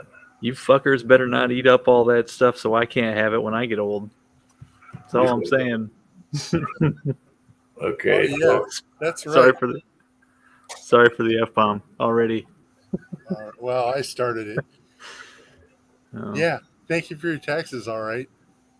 Only got a few more years to live off yet. Yeah. What do you mean a few more years? So all the years you put into the Social Security, I don't know how much money you actually put in. I never bothered to sit down and try to calculate it out. I don't think anybody ever gets nowhere near all their money back. Oh no, that's not the point. It never has been. You know, and where does all that extra money go? You know how Nancy Pelosi's a millionaire now? Yeah. Social Security money invested in the stock market. Yeah, well, buddy of mine's got a neighbor lived on Social Security disability for like 40 years. That's where the money's going. You get guys that claim a back injury or something, or PTSD, police officers, that kind of thing. or they give it to people that are hard of hearing. What? Exactly. Uh-huh. Well, right now they're giving it all to the migrants. Mm-hmm. Yeah, that's right. They get more money per month than people on Social Security. Yeah, I'm telling you, I'm thinking of, changing my name to Juan because I get a free cell phone, $2,000 in a month in a 4-star hotel. Oh yeah. That's sad because And a driver's license. I think I just checked like 2 weeks ago, and if I was to croak, my old lady would get $2,000 a month, or like 2,200 or something like that from Social Security. Yep. Yeah. Uh, Well, on that happy note, I'm going to get another beer. I'll be right back. Yeah, well, I'm about to get out of here. So, well, you guys have a great night. Good to see you, Tin Man. Andy, All right. Good to see you good too, to Andy. see you. Oh, and by the way, you'd be interested. What I've been doing for the last 3 weeks is LED lighting. oh, Nice. Oh, what a rabbit hole. But It can be. yeah, but I've learned enough to be dangerous now. Uh-oh. You transforming them down the 12 or 24 volts, or you shoving 120 to them? Oh no, 277. Yes. Oh, that's even. Well, you're not using tube lights or anything, are you? No. So what I got is all the LED lighting at the dealership. I guess after COVID hit and all the Solyndra money dried up, all the LED companies went under. So all the manufacturers, all my lights are out of business. So I'm doing LED drivers, and I'm soldering up cob lights, Oh, okay. specking out the aluminum backers, and running them in series through a driver and all that other fun stuff. Fun. Thing that Have you ever pissed had- me off is I had to replace all the little 3030 tiny little fucking LED modules, 148 of them. Yeah. And the bastards who made the thing must have used some lead-free silver solder shit. ah, I had a 500C heat gun on this thing, and it still wouldn't melt the fucking solder. No. So No, that's not why it wouldn't melt it. It won't melt it because of the heat sink. well, I know, but I had an iron set to cotton underneath the thing. I got the darn heat sink up to about 400 degrees, and still. No, I used to use a real heavy duty soldering iron. It was 1100 watts, just a soldering iron, and it would melt it. Okay. Well, I got a butane torch. Yeah. That takes care of it pretty good. It discolors the white paint just a little bit. Nothing the little map gas won't take care of. Yeah. Oxyacetylene. who needs coating on wires anyway? Oxyacetylene for the win. Yeah, that's so you're doing a lot of repair work. That's even worse. Can't get parts, and they're nice fixtures. It's just the LED modules are not made. Yeah, not anymore. Did The you history- guys? LEDs move too fast. I started out when a 4-foot tube light was $55. Okay, and we were one of the first people on the East Coast doing LEDs. And let me tell you, didn't sell many, obviously, but that market changed so fast. The LEDs now at what are they up to 150 lumens a watt or better, 180 lumens a watt right now. So you can't even get the old stuff to replace the old stuff with. Yeah. But I'm telling you, the prices. I just ordered 500 30 6 volt, about 120 lumen or so modules. Yeah, 500 for $10. yeah. Prices are cheap. Damn. Except the labor's a bitch. Yeah, the labor is the problem. We were one of those towns that were subject to the street lights, the LED street lights that turned purple after a couple of years. They had to go around and replace all the purple street lamps. Yeah, that's the LEDs. Uh, There was a lot of junk out there, let me tell you. Yeah. I mean, and people wouldn't listen to you. You know, we'd be out there saying, look, you do what you want, okay? So I'm telling you what's going to happen, you know. And they went with the other people. 2 years later, I'd be getting a phone call. You still selling LED stuff? I go, yeah, why? Well, all my shit turned purple, or half the LEDs burnt out, or the drivers went belly up, you know. My lamp filled Like up I'm in a with damn water. like I'm in a tanning booth. I'll They tell you, call it's it- yeah. amazing. But They the call it- technology from about 18 years ago to now is so different. The principle's still the same, but the technology has advanced tremendously. Oh yeah, I can't believe it now that a cheap Chinese 100-watt cob module is like $2. Yep. Okay, Vanessa's birthday's Gotta love December. it. Oh, All right, everyone, I got to bail Good night, out. Andy. The sleeping pill's kicking in already. All right. Good All night, right, Andy.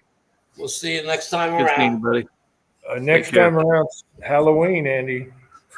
Is it that close? Halloween. Holy, yeah, okay. It's next Saturday, huh? Yep. Okay, Yep. I'm ready.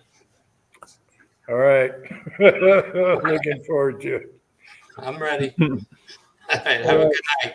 Thanks for coming on, Andy. Take care, Andy. Let me go inside again. Yeah, I was gonna tell them if they complain, just put on some purple haze. Oh yeah. Man, it's already that time of year again to see Andy's knockers.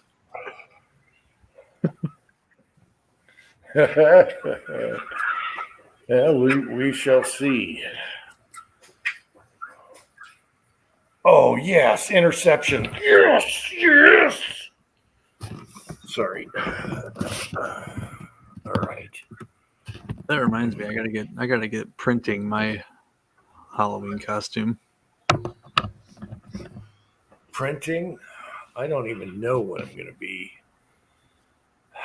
My favorite. You got a was 3D printer, man. The possibilities are endless. Really? I don't Mhm. know. I liked the witch when I had the huge chin and the huge green nose, and that was pretty good. And I like the horns. I like prosthetics. Okay, I like the horns I had on there. Yeah, I got to find some prosthetics or something. Makeup drives you nuts. In an 8-hour live chat, you're itching and it's everywhere. Yeah. All right. Remember the tattoo chat? Yeah. Yeah. And we got to do tinfoil hat night again. Yeah. Try and summons Elvis Ammo back. Wonder what he's up to now. Well, a couple of his videos popped up in on the side, and he hasn't posted forever. So he's still getting replies, though. You know, hey, what about this? Well, he's not there. You know, I forgot how I miss Mr. Rogers of Reloading. Yes, I forgot how much I miss the guy. Yeah, ever since he got the Dylan, haven't seen him. Yeah. Jag, the suit would make too much noise. The fan in the suit, I'm not wearing that son of a bitch in a live chat for hours. That would be miserable. You'd air out your balls the whole time, though. Yeah. 3D printed Halloween stuff. Yep. Oh, there was something I was going to ask you about. 3D printed. I can't think of it. Damn it. Have you ever tried this or that? I forget. Glocks? Yeah, you can do it. I forget the question I had for you on 3D printing something. If you ever tried it, oh well. I'll remember after. Did you see the Hoffman Tactical Safety? Uh-uh. Okay, it's a retrofit kit for an AR. So you change it to a cross Cross button bolt. safety. Yeah, cross bolt.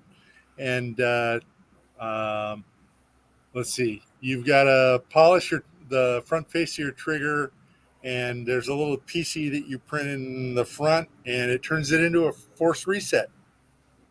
Oh, yeah, but isn't the safety on an AR way back here for a cross bolt? Using the Yeah. same hole? Yeah, it works though. Okay. You just use your one hand, I guess. I don't know. Because it's so Mm. far back. Yeah.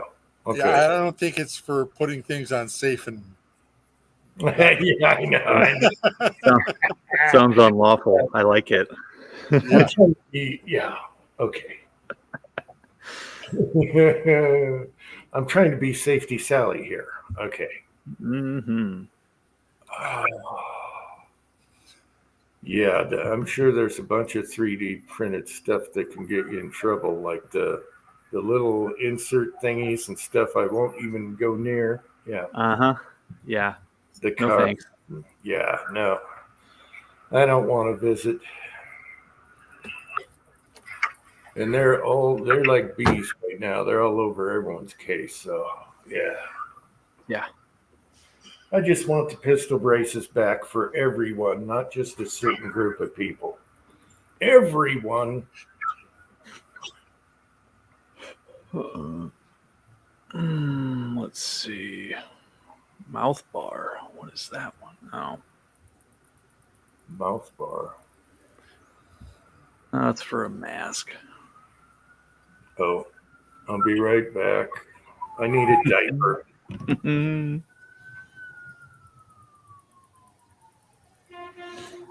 I don't know how to print this.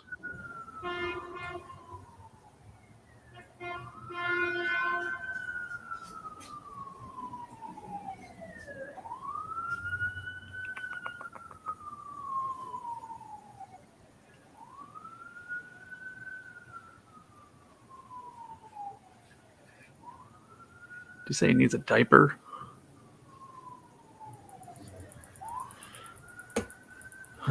So what's new, Pat? Well, yesterday was my first day over at the insurance company. Mm-hmm. So that's going to be fun. I got to do 2 servers, a phone system, and cameras, and telephones, and get them off the cloud. Be their phone company, probably save them, I don't know, $3 or $5 a month. Damn. So that's going to be a lot of work lately. The bastards at the Infinity dealer I'm working at now still haven't fucking paid me for July. Excuse my French. Wow. And, yeah, and then I got Sylvia bitching about money. When are you going to get your check, Pat? When are you going to get your check? You know, we really got to pay the fucking taxes. When are you going to get your check? Tell her to call him.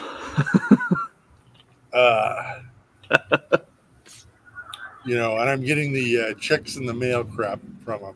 And it's standard car dealer stuff. Oh, didn't we pay you already? Oh, let me check on it. Oh, send me another invoice. Yeah, bastards. Bastards. I don't think Thorzax is correct here if he saw the last text when I was showing a deal on ammo. When you said you suck anyways, I about pissed my pants laughing. I know. Even though it was a typo, supposedly. I know. What was the word? What was the word supposed to be?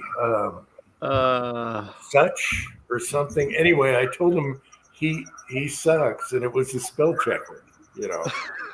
What were we talking about? I don't know if I can find it.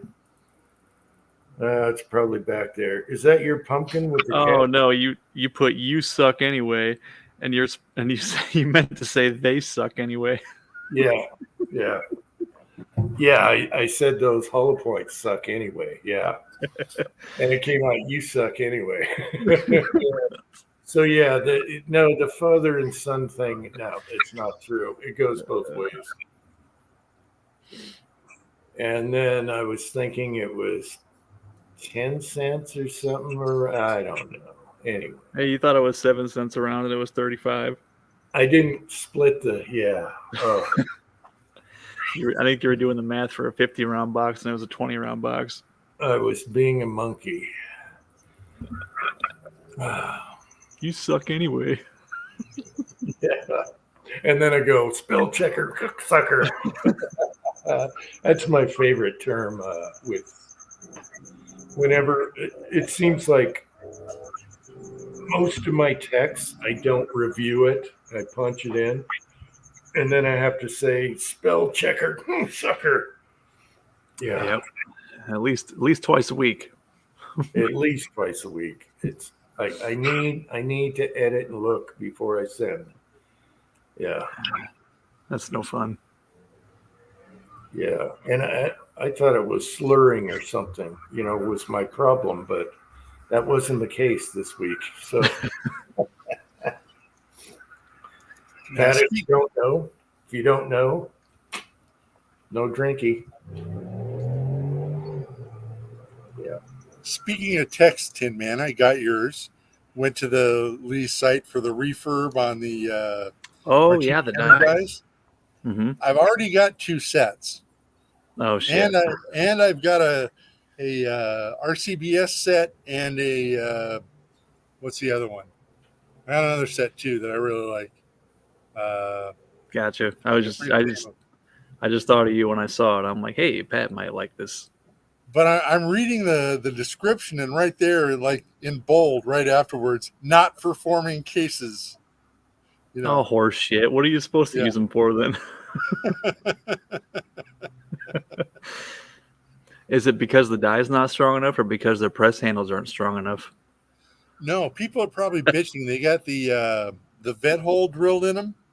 Yeah. And it catches the shot shell if you're not really fucking careful about it, and it kicks it, and then it just folds up on itself. So you just have to take into account you got a like 25% loss rate from that fucking hole that they've got in there. And I've tried polishing it out and everything. Nah, it doesn't help. Damn. Yeah, they had some killer deals on die sets last week. They had 9mm and 45 ACP, the carbide die sets, the 4 die sets for like $39. Yeah.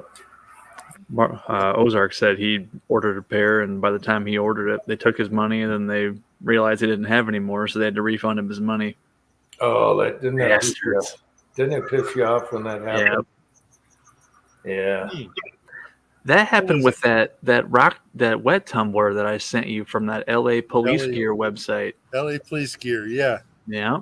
Yeah. What was the price? $35 for an RCB? Oh, dude, it was stupid cheap. Yeah. So I'm like, damn. So I ordered it. And then like months later, they're like, we're sorry. This is no longer available. They're like, we don't know what the hell you're asking for here. And I probably gave him a spell checker. Yeah. Yeah. Yeah, but that's okay because I found the big Frankfurt. My wife found it local, brand new from some guy that wasn't using it. So, I still like the Bettier pickup. Oh yeah, the hillbilly brass cleaning. Yeah. Yep. Where is that video? Is it in my old archives? The stuff you downloaded. It's probably that old. That's got to be. Yeah. Was that the one when you drove past the place and they had that art mural on the wall when you were showing that? Yeah. A squirt. Mm-hmm. I hope nothing squirts out of here, and then you see this squirt old building. Yeah. I should revive that. We should do that. Be right back. I think yeah. For people that don't know, I put a tumbler cylinder in the back of my truck and did Brody's and hit the brakes and sped up. And I just let it roll around in the truck to clean the brass. And went to the gas station. And Third gear burnout. Oh, I gotta find that video. That's an old one though. That one was the only one that saved that was Gunstreamer or somebody. That's the only one you could find it there somewhere. Anyway, Mm-hmm. damn YouTube. Speaking of that, what the hell? I don't know if Rumble has transferred any of my videos yet. I haven't checked that in a long time. Yeah, they like I told you, they only do some of mine. I don't know. It's just tougher using it. Yep. I'm about due for a casting video. I haven't gotten a strike for a while. Oh, yeah, I was looking at some of the Elvis ones popped up. A couple of them are casting. Mm-hmm. Never got in trouble. I got a couple up. I got a couple up too. They haven't touched. Yeah, there's a lot of them that never got deleted from YouTube that are out there. But you know, they get paid from commercials. You know, so what do you call it? What do you call it? Huh? Monetized? Yeah, they're monetized. So maybe they lay off them a little more. Robert Powell is here. Chico Wise is here. Hey, Chico. Robert, Chico, Hoppy's Hobo's here too. Hey, Thorzax. Let's see. Uncle Jim, MC is here too. I just subbed to MC today. I haven't checked any of his stuff out. Be shown what you're drinking in the live chat. No, Robert. I'm having my wife quit drinking Pepsi, and I quit drinking, so I'm drinking Old Pepsi. I like Coke. Okay, actually, I just like iced tea. So no, Robert. I quit. It's been 13 days now. No drinky, which is very unusual for Uncle Jim. Worst 13 days of his life. No, It wasn't bad. Every now and then I'll think, man, I miss that buzz, that first big chug of vodka, and then, oh yeah, now we're talking. Let's do a video. Yeah. I miss that. Yeah.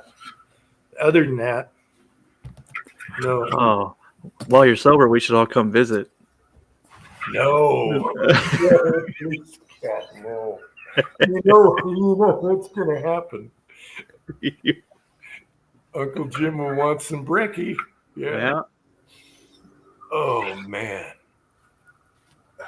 We'd wake up and just hit the tequila, me and Cranky, right off the bat. Cup of coffee, and then we're taking shots all day. You know, some people can do that, others can't. I've never been a functional anything. Oh, Drinking, pot, none of that. I can't do nothing. yeah, no. Pot, no. But drinking all day, brekkie on till evening. I can't even drink a beer while I'm working on a car or something because I'll just let the beer sit there and get warm while I'm sitting there working. You know, I'll just forget to drink it the whole time. Yeah, Papa's place is here. Beer kind of makes me tired. I like the hard stuff. Just bam, floof, yeah.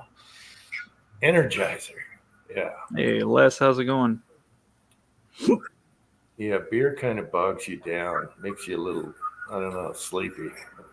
And you got to chug 5 of them just to get a buzz. Yeah, that was what I was just gonna say. It used to be that I only would drink beer because I used to drink really fast. And if I did hard liquor, then my night would be over in 2 hours. I'd be done. No, not me. No. No. I loved it too much. I loved the buzz. Yeah. That's been going on for a long time. As a matter of fact, my left hand isn't shaking as much as it used to. I noticed that. So maybe that had something to do with drinking. Well, Same with the vertigo issues I was having. That I haven't had a vertigo thing for 2 weeks now. So damn. it could be the thing. So whenever I think about it, I just think of Ozzy Osbourne when he got his driver's license and no one had to drive him anymore. And he's sitting in his Range Rover all pimped out. He's like, I'm free. You know, now I can drive. I'm free. Yes, no, he takes nothing. And he was so happy. So if I do feel like, oh, I really want to catch a buzz, I just think of Ozzy and I'm like, yeah, Ozzy. I can go anywhere. I can go drive somewhere at 5 a.m. at p.m. Because usually, if I had to go somewhere, I would take care of it in the morning so I could chug after, you know, because there's no way I'm driving like that. So, yeah. Now, I drive at midnight. Doesn't matter. I like that. But I tell you what, once I get on that tractor and start plowing snow, I'll be looking over at that cup holder going, son of a bitch. Damn it, that really is hydraulic fluid this time. Yeah. Yeah, I'm gonna miss it. I'm gonna miss it once I hop on the tractor and look over. I'll be like a habit reaching over for a big tall Cape Cod, and son of a bitch. Les, I haven't really researched it. I haven't had time, but that may be a good thing to tell Pat about. Les is saying apparently Odyssey has changed owners.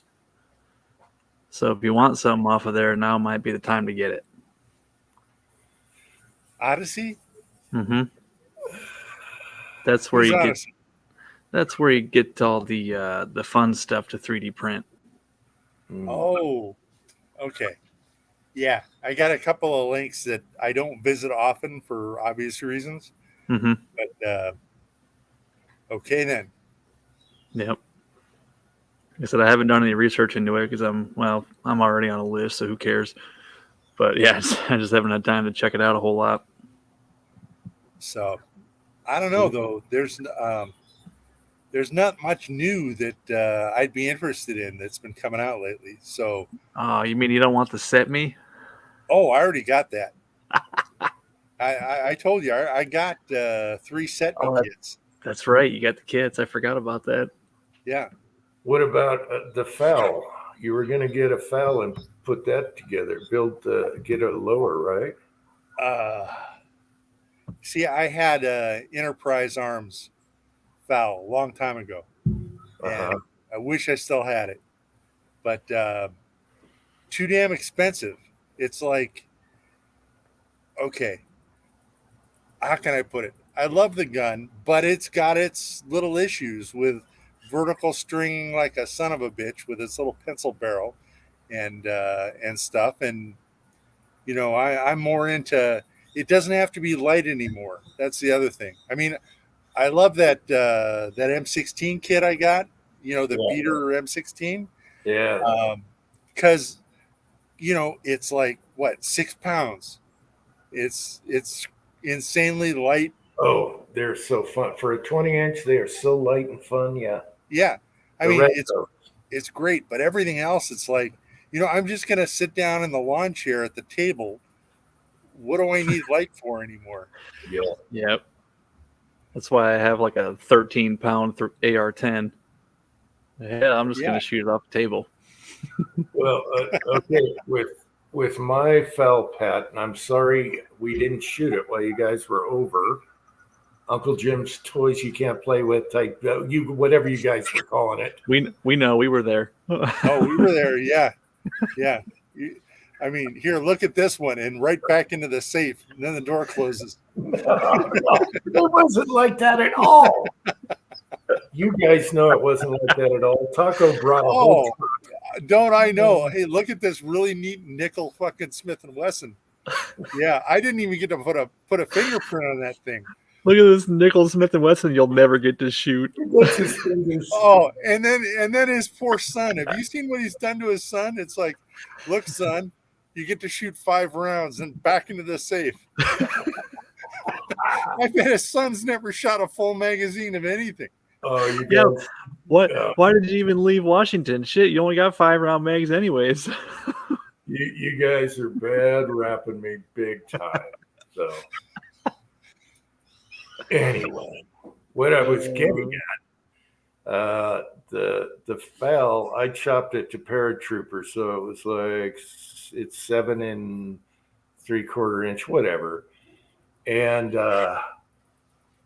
it's not as whippy, okay. And the funny thing is, it's got the built-in bipods, so when you're pressing on it on the bipods, it shoots higher, and then when you fold the bipod, it shoots lower. The neat thing is the rear sight adjusts for both, so you just got to remember what click you're on, and they're dead on. But it doesn't whip. It shoots really good. You know, it shoots like my Garand or anything else. You had a Brazilian one, didn't you? Yeah, it's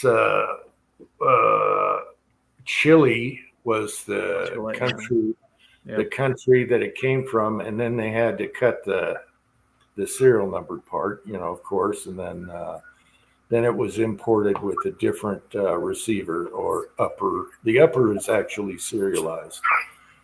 So, yeah. And it was $350, and it mint. Damn.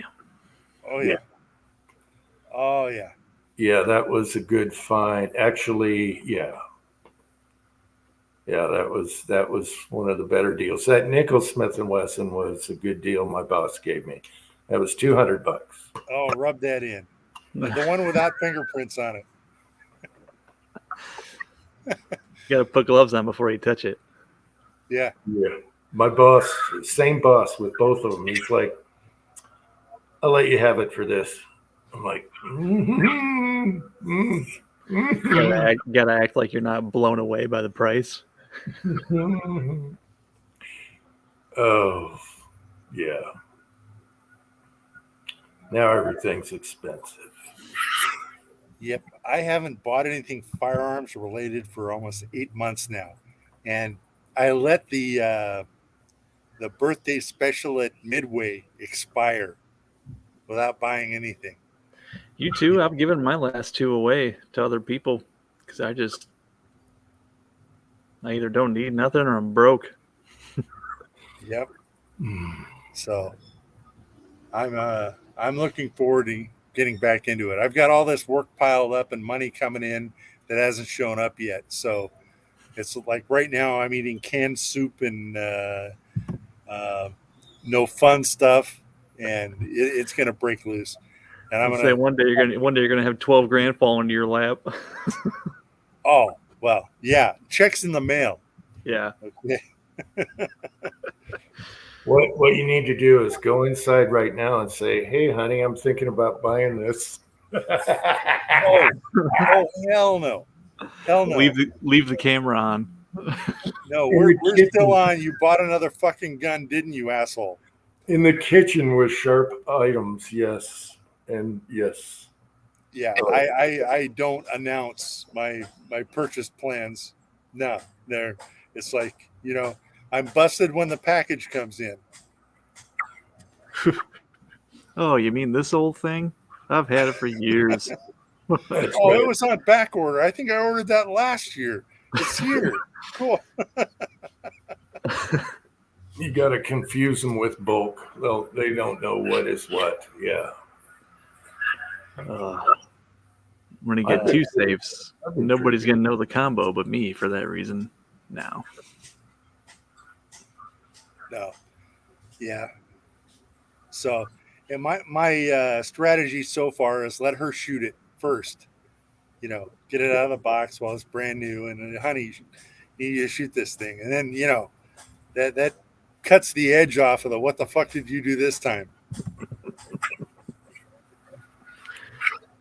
Oh, Chico, I thought you'd have like 6 birthdays at Midway.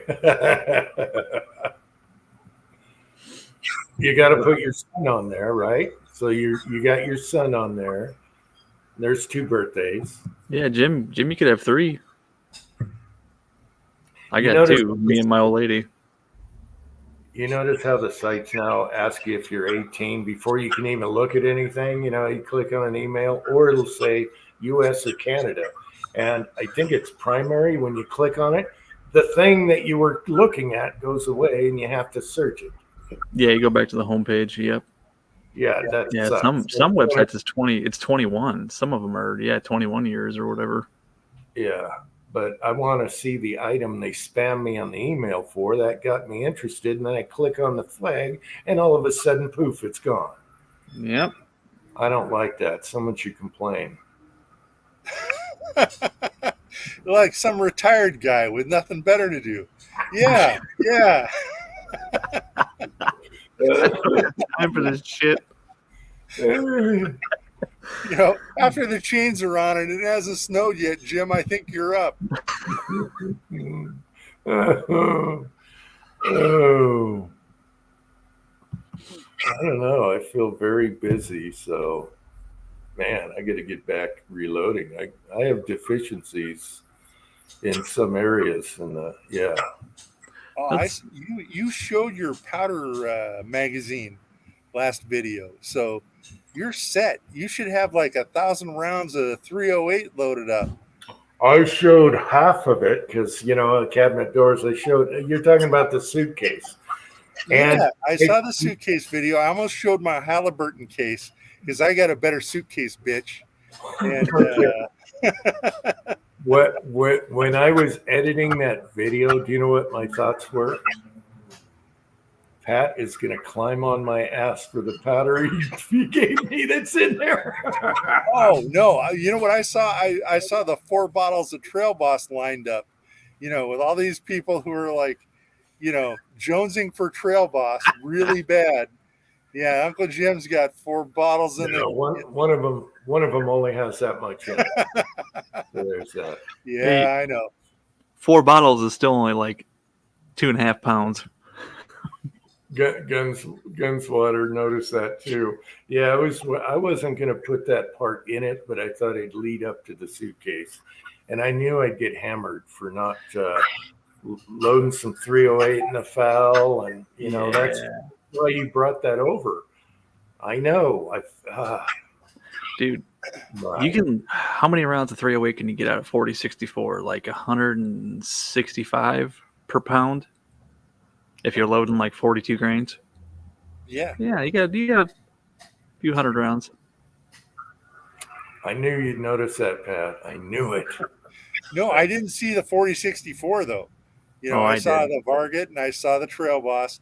I saw all the ones that everybody wants is in the one cabinet. That's because they don't. It was the big fuck you cabinet of look at mine. No.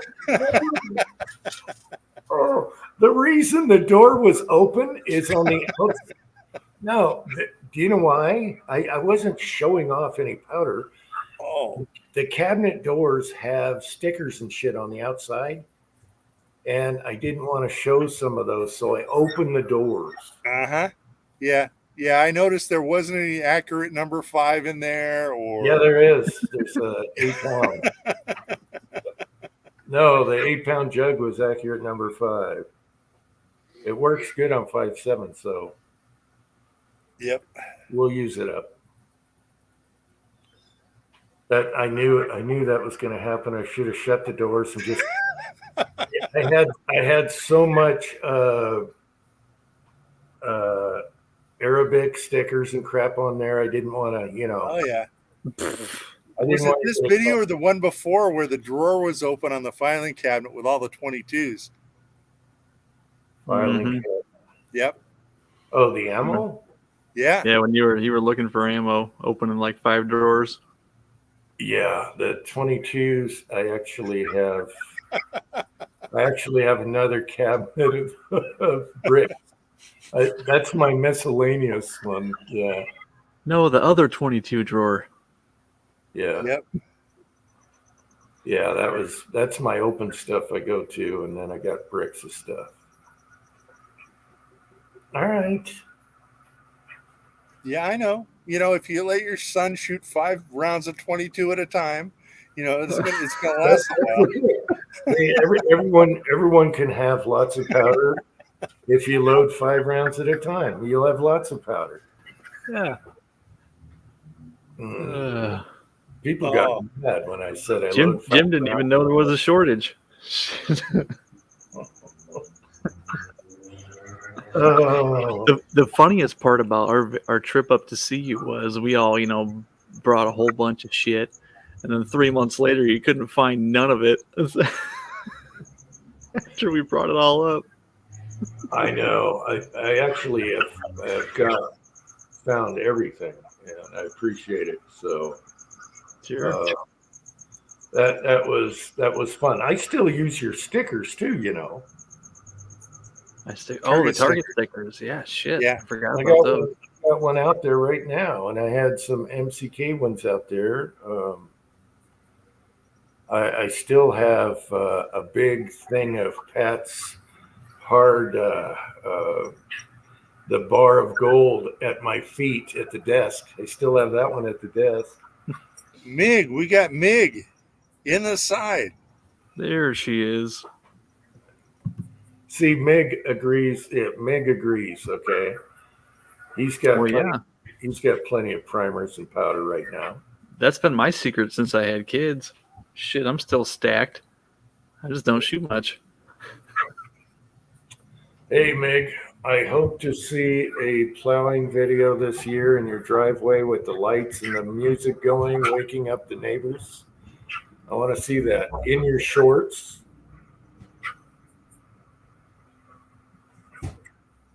Oh, I'd love to see that, especially if you can get close up of the neighbors' responses. With lights just illuminating their rooms and houses. Yeah, that'd be awesome. Yeah, that's right, Uncle John. Taco ruined the whole thing because he brought a truckload of guns and everyone shot his instead of mine.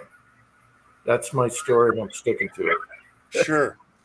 I brought a truckload of guns too. I know. And we shot, yes, we shot yours. See, there was no time there's no time to shoot mine. Well, if there's a next time, you can just have fun, Oh yeah, that's right. Next time I know already. I'm gonna come without liquor and guns.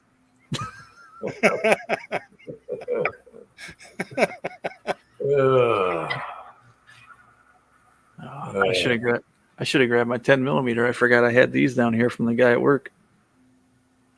Oh yeah, the Les Bear grips. Mm-hmm. Cocobolo. He's like, yeah, these ain't that rosewood shit. That's real Cocobolo. I know, but I like the grips on your Springer I do too. because they got the logo, and you don't want to mismatch that. Well, I really like the double diamond. The diamonds around the screw holes. Those are nice.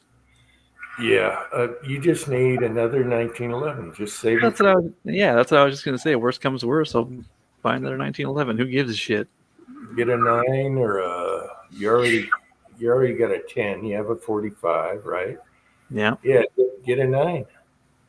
Be fun. Mm-hmm. Or a super if you want to try that. Nah, I don't want any new calibers. Yeah, brass is a bitch. 9's so easy. I don't want any new calibers. Oh, Yeah, me too.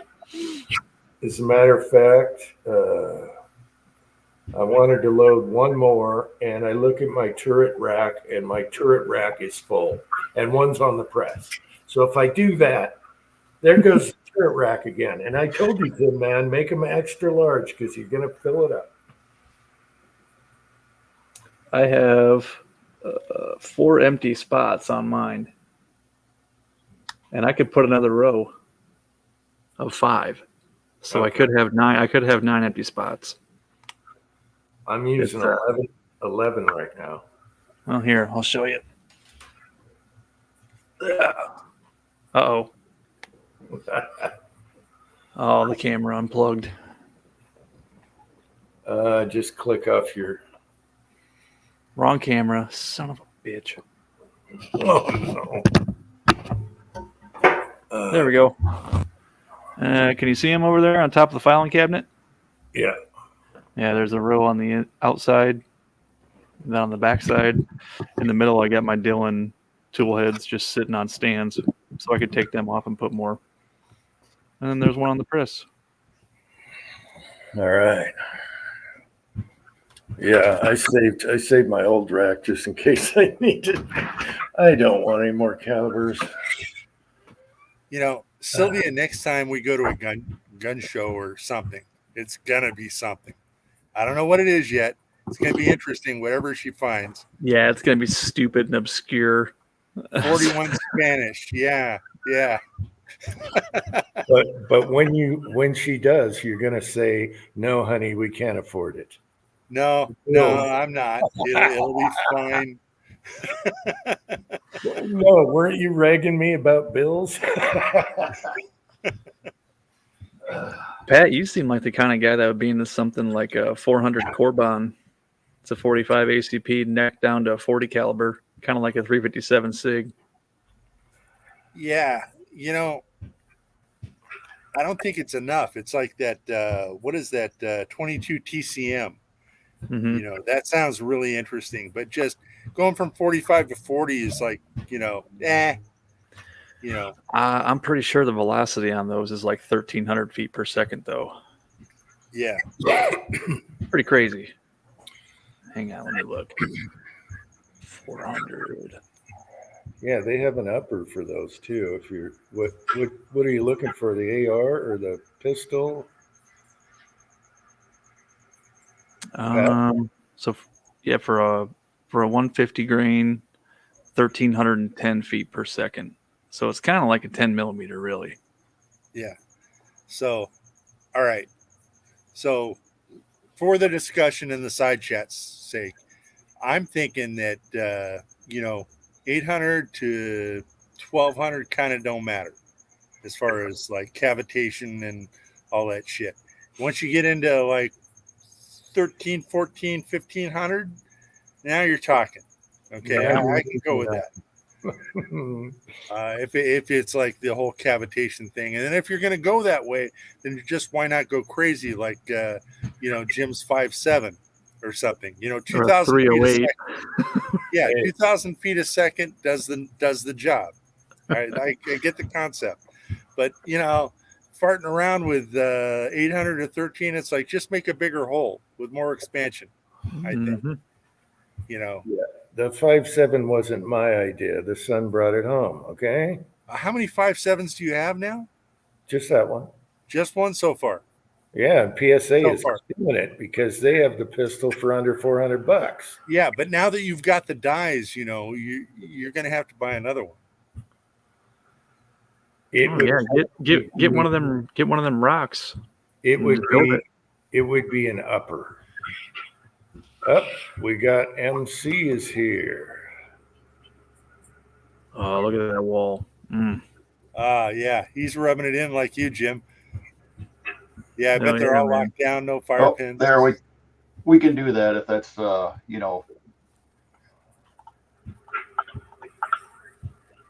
Okay, we've just to warn you, we can't fondle on YouTube because Those are some really nice airsoft guns, man. Those are absolutely beautiful. Yep. they're awesome airsoft. Kyle Lusk is here. Hey, Kyle.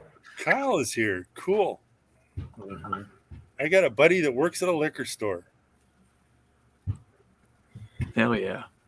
I tell you what you could do is turn your camera off for a second, not totally off, put your logo back up, and then just show that little bolt action on the table. That would be awesome. A cute little savage. Yeah, that, or I could just change cameras around too. There you go. You know about the rule about handling on live jets? Let's see, Savage is that one. Yes. Yep, no touching Nice. anything that looks like it might be something you're touching. Yeah, we got chats deleted, and then I started getting strikes. Yep. Where is Rune, by the way? I was gonna say that was a good chat. Rune was whipping out everything that chat. Yeah, it was a guy. It was just so you know, it was Rune from Norway, and he's just fondling the hell out of this stuff. And somebody reported it, and boom, it was gone. Then I started getting strikes all over the place. Yeah, they were on to me. Yeah. So If you fondle anything, it's an airsoft gun. Yeah. If I fondle anything, it'll be below the table. All right. Oh, Something tells me they'd be more likely to be accepting of that than they would firearms. all right. Good to see you come on here. Have you ever been on one of these chats? Yeah, Eagle Run had me on a while ago. It's just there's some delays between the StreamYard and the YouTube, so figuring out which, I guess, which is the live stream and which is the delayed stream is always the issue. So we're not talking over each other. Yeah, some people get echoes and camera problems and all that, but you got it. You're perfect. Yep, threw in the earplugs, so I got the headphones, so I don't get the echo from the audio coming backwards onto my microphone. So played that game before. Mm-hmm. Okay, you know the drill. All right, good to see you. So when did Savage come out with the little bolt action? Last year? Actually, they've had one out, but it was a 3-round blind internal magazine. And then they've come out with this PSC, I think they call it, and it has a 10-round MDT detachable magazine, the same as they're using on the chassis systems, on their VA Stealths, and the same as what Ruger Precisions are using. And you haven't shot it yet, or have you? I think I've only got one gun I haven't shot in, and okay. that is, let's see if I can get my finger right here with the delay. It is the 12 gauge black powder muzzle loader hanging on the wall up here. It's a 1999 edition National Wild Turkey Federation, kind of a collector's series shotgun. So in lieu of shooting that one, I bought the black powder that's hanging on the wall directly above it, which is also a CVA 12 gauge double barrel muzzle loader. So 2 is more than 1 and more fun. Oh yeah. Until you pull the left hammer and you drop that percussion cap into your wrist, and then you realize that short sleeves and black powder isn't such a good idea. Pat likes black powder. Oh, yeah. I love black powder. I love the smell of it, the boom of it. I mean, the dirty hands, the black face, after you've rubbed your eye and it's like, oh, fuck, Oh, yeah. Oh, love black powder. Yeah, well, with the shotgun, an ounce and a quarter down the barrel is fun, too. Oh, yeah. So I don't know if I mentioned it, Pat, but a month or so ago, I found one of your mushrooms in the backyard. It made me laugh.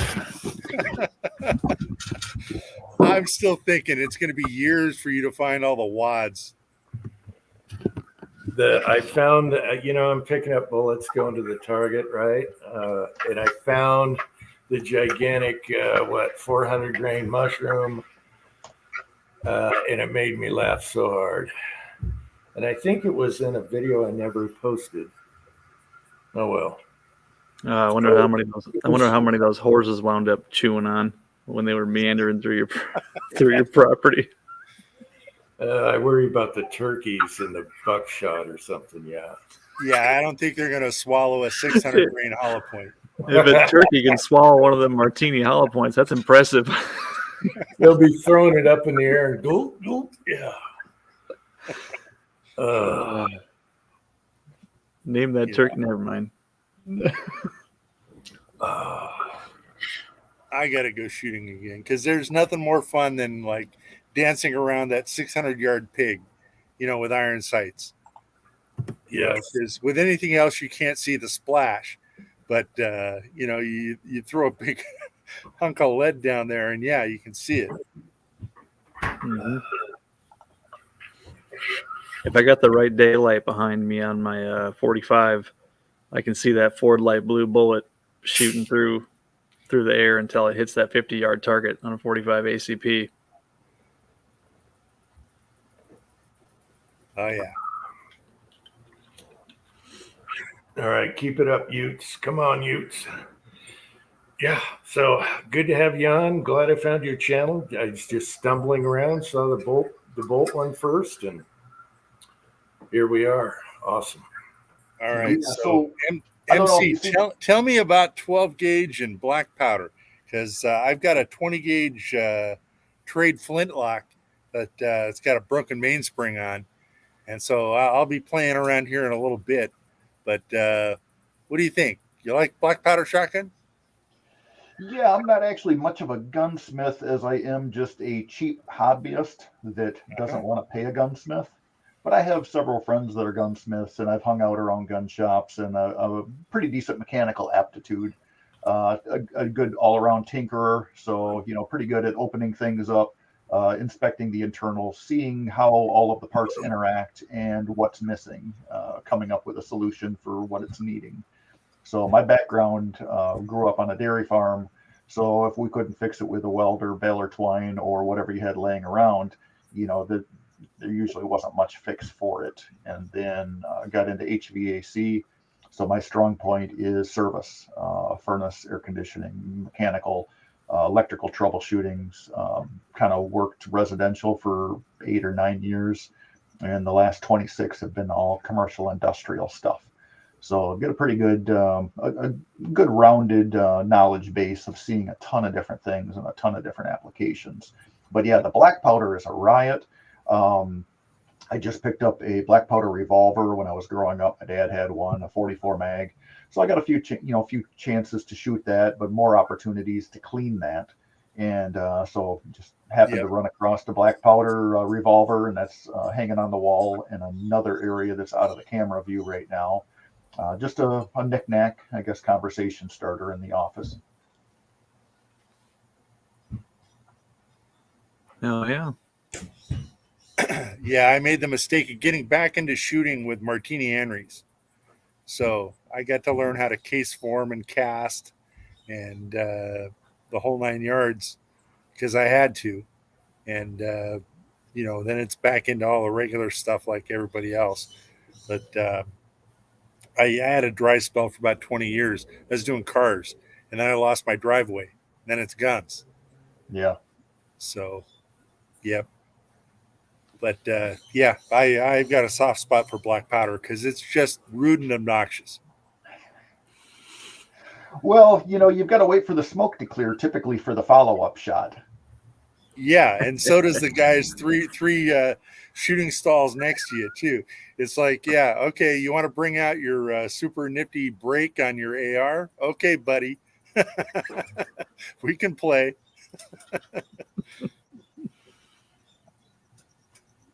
Yeah, I've been a hunter safety instructor the last 20, 21 years or so as well too. So you always get some interesting comments and a lot of the parents coming up and, what is this shotgun? What is this muzzle loader with this huge hole in the end of it? And, doing a little bit of research into it, it looked like that was one of the original, kind of a trapping firearm that, people in the Northern Territories, Michigan in particular, would bring along because you could throw a 69 caliber round lead ball down, or you could do a patch or a wad and over the powder card and throw shot down the barrel, or pretty much anything that would fit. You could run through that shotgun. So it was kind of the all-purpose utilitarian tool. Mm-hmm.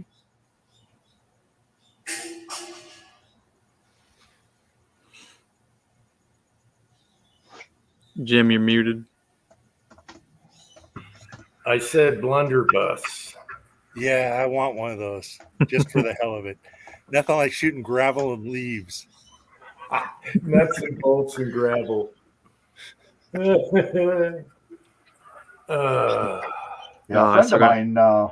friend of mine lived in California for a number of years. Actually, his personality could mirror Jim's personality, to a T. I mean, these two guys could be brothers. So the friend of mine, Greg, had his father's Kentucky black powder rifle shipped back to Michigan. And he was looking for somebody to restore it. Through a couple of connections, I hooked him up with some people that were, black powder activists, and did a beautiful job restoring this rifle for him. Put it in a nice shadow box, And during the process of restoring this gun, they found that it was still loaded with black powder, a couple of roofing nails, and some newspaper of some sort wadded up for the wadding. Hell So yes. for 60, 70 years, this gun had been floating around from state to state, thrown in the back of the Buick, hanging on a hot, on-air conditioned wall in California for decades, and then transported back to Michigan. And it still had a live munitions in the barrel. That's Yes. awesome. That's awesome. Yep. Yeah, that's the problem with the smoke holes. You got to look down there, and you're like, geek, geek, geek, geek. And then getting it out of there. You had the little hook thing on. Yeah. Yeah. The little hook thing isn't going to grab a bent up roofing nail. No, it isn't. Oh, that's funny. Yeah, I'm just No. scared. I'm scared to have Then black powder. a couple of years ago, CVA came out with their Electra model. And of course, with me being in the heating and cooling business, this Electra is spark ignition. So I picked one of those up because there's no pop bang with that. It's a micro switch with a capacitor, and your breech plug is a spark plug. So you drop your powder down, or you drop your pellets down, jam your projectile down. You give it an extra push at the bottom to crush your Pyrodex pellets, and that crushes it on the igniter or the electrode. You turn a little screw or a 90-degree switch on the back of the gun. You wait for the LED light to start flashing to let you know that the capacitor is charged. And then you have a forward or backwards tang safety similar to a Mossberg. And then you just slide the safety forward, and your trigger is a micro switch. Pull the trigger, and it's an instantaneous bang. Wow. Things came with a Bulgara barrel, a limb saver recoil pad, had a really nice limb saver sling, had a synthetic spiderweb stock. Those things were down to about $200, $220 on clearance at most of the local places because nobody knew what they were. So I ended up buying Nice. 2 of them. I've got one for spare parts and then one for using. The twist comes in with transportation, because in Michigan you need to remove the ignition source to legally transport black powder that's considered unloaded in Michigan. Well, how do you remove a capacitor from a molded stock? So I've only used the thing on a family farm property where I don't do any transport with it. Either that or I shoot the thing to unload it. Otherwise, you take the gun apart and you unscrew the breech, which is your spark plug, and then you just pound out everything like you would with a single shot, with like an H&R or Stevens or something. That's awesome. I didn't even know that existed. Well, Have they to check don't that out. anymore. Yeah. Yeah, I'm just scared of having black powder in the house anymore. I used to have a rifle, but it just makes me nervous. It's so easy to spark off, but It's fine. I've got probably 1.5 pounds in the carpet in the reloading room. I know you do. I know you do. I know you do. You gotta No incandescent light bulbs in the reloading room, just in case. You got to remember, I found that wire in the reloading room and sparked a propane pipe. Okay. So, Well, then also keep in mind, wool socks walking across carpet will generate 10,000 to 12,000 volts of static electricity. So if you can see the spark and if you can feel and hear the spark, that's over 10,000 volts. That could be an ignition source too. He's in California. They all wear Birkenstocks. in around here, it's really dry, and you can just hit the light switch and get a jolt. So I can only imagine. As a matter of fact, when I go into the powder or primers, I always touch a file cabinet first. Good idea. Just out of habit, but yeah, black powder makes me nervous. Pat, do you have a grounding strap on your reloading press? Oh no. Look, I mean, it's How kind of did I be like know? it's going to be like the filing cabinet with the bullets. It's fine. It's fine until it's not. The be IKEA fine. shelf will surprise you one day. Yeah. Yeah. So we've discovered 288 pounds is the load limit on an IKEA shelf. One shelf. Yeah, in some chats we could see his shelves like this. We thought it was his chair creaking. No, it was the shelf. Yeah, that's the trouble with casting. Casting is so much fun, you know. You just keep casting, Hmm. and you don't reload it all, and you end up with a shelf full of bullets. Yeah. And how many primers have you lost in that shag carpet in the live chat? In the live chat alone. Yeah, plenty. But I'm telling you, since the primer shortage that we've had, you know, around COVID, you know, I find them now. You got a comb? Yeah. So you stop and you go look. You know, I don't get them all, but I go look now. I just don't let them go like before. Yeah. Yeah. And you hear the vacuum and you go, got to dig through all the lint now. No vacuums. No. I got the lint roller.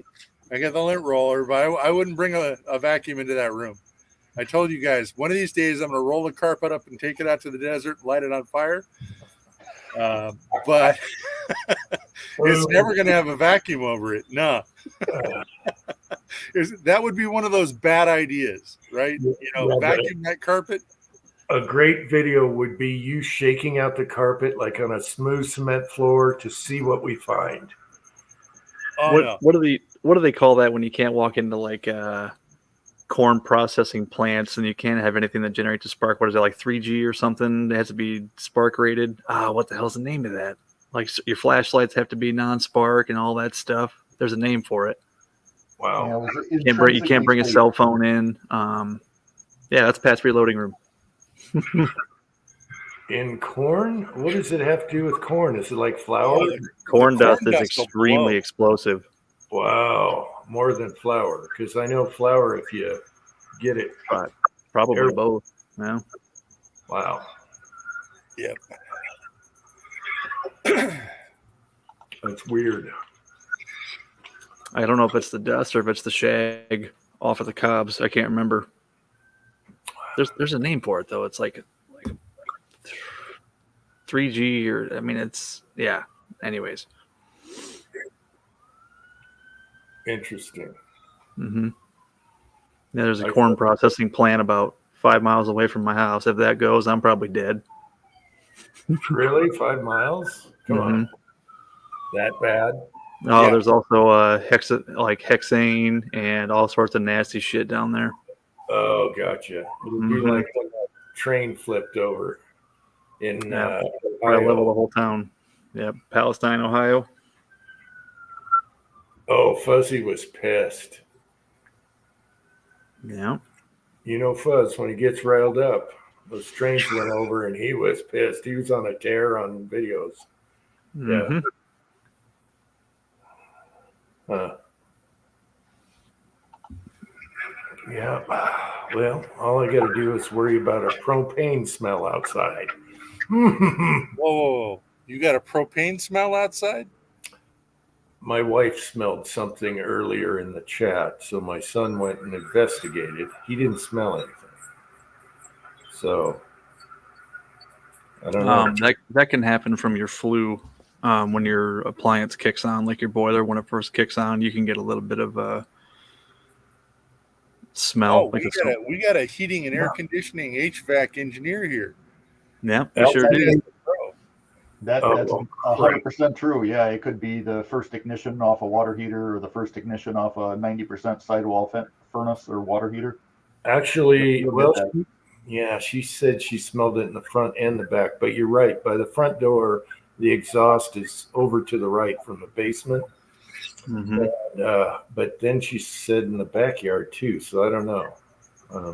After you were messing with the generator. No. Oh yeah. Yeah, we saw the video. I didn't mess with any lines. No.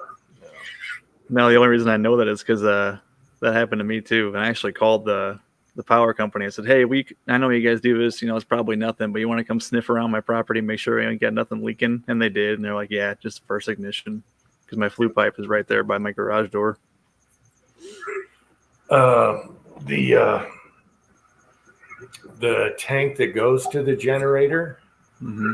it's an older tank, and one time I did smell stuff coming out, and what it was is where the gauge is. There's a plate with a gasket, and I just went out and tightened that, and it went away. And I smell it once every so many months just to make sure, and it's fine.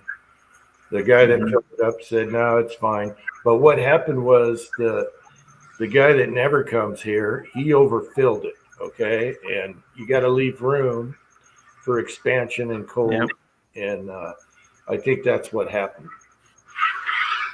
Oh, we had. I don't. How many gallons is your LP tank? It looked like one of the smaller ones. LP tank. Or yeah, your propane tank. Liquid propane LP So tank. we have 2,000 gallons up front, and then Mhm. that one reads on the. I don't know if it's in pounds or whatever, but it reads up to 90. How many gallons is the one next to your generator? That's what I'm talking about. Reads up to Okay. 90. Yeah. Yeah, that's just your percent of full. Mm-hmm. Yeah, I don't know. It's 5-6 feet long. Okay. Big, fat. I think we had growing up. We had an LP tank at our house, and I want to say, I mean, God, it must have been one of the, probably about 8 foot. I mean, it was huge, big LP tank. The lid on top was green and flipped up. My sister actually clipped the line going into the ground with the lawnmower, so we had to call somebody about that one. Well, when I One of got the local farmers ended up losing his life on propane tank, running a Bobcat, backed into one, broke the line, lit himself on Yeah. fire in the cab of the skid loader, and succumbed to it. So, Yeah, sketchy. Dangerous stuff. Yep, I hit the generator box with a tractor because I got a backhoe on the back, and I gave it a little dent, little bumper accident, and now you notice it has a big thing over the top of it. Because we when I dug out the back, my wife wanted to see our sewing room instead of seeing one of those barrier things. So I dug that out and I used that to put over the generator to protect it. Because Uncle Jim could be a little sloppy sometimes plowing. So yeah. Yeah, that didn't look like an Olin factory issued shroud. No, that used to be in front of my wife's window. So that was the window well. Yeah, so I had to put it somewhere. So Yeah, it's a good idea. it works. And it keeps all the sap and crap off it from the tree. So that's good. Mm-hmm. Yeah, I put a 18 kW Generac in for my mother 2 winters ago. We ordered it in November. It was supposed to show up in December, and it didn't arrive until February when the ground was good and frozen. Nice. So where I needed to install that, I ended up getting a buddy over there with a post hole digger on his tracked skid loader. We just pounded 4 holes into the ground through the frost, dropped some 4x4s in, built a stand, put the generator up 30 inches off the grade, and installed it there. That way she can plant all the bushes and flowers she wants around it. It's not going to block any airflow. And when I got to do an oil change, I'm not laying on the ground. I can put the bucket there, sit on the bucket, drain the oil right into the pail. So it turned out really slick. Nice. Yeah, the generator was the easiest oil change out of all our vehicles because it has a turn knob. Yep, 90-degree valve.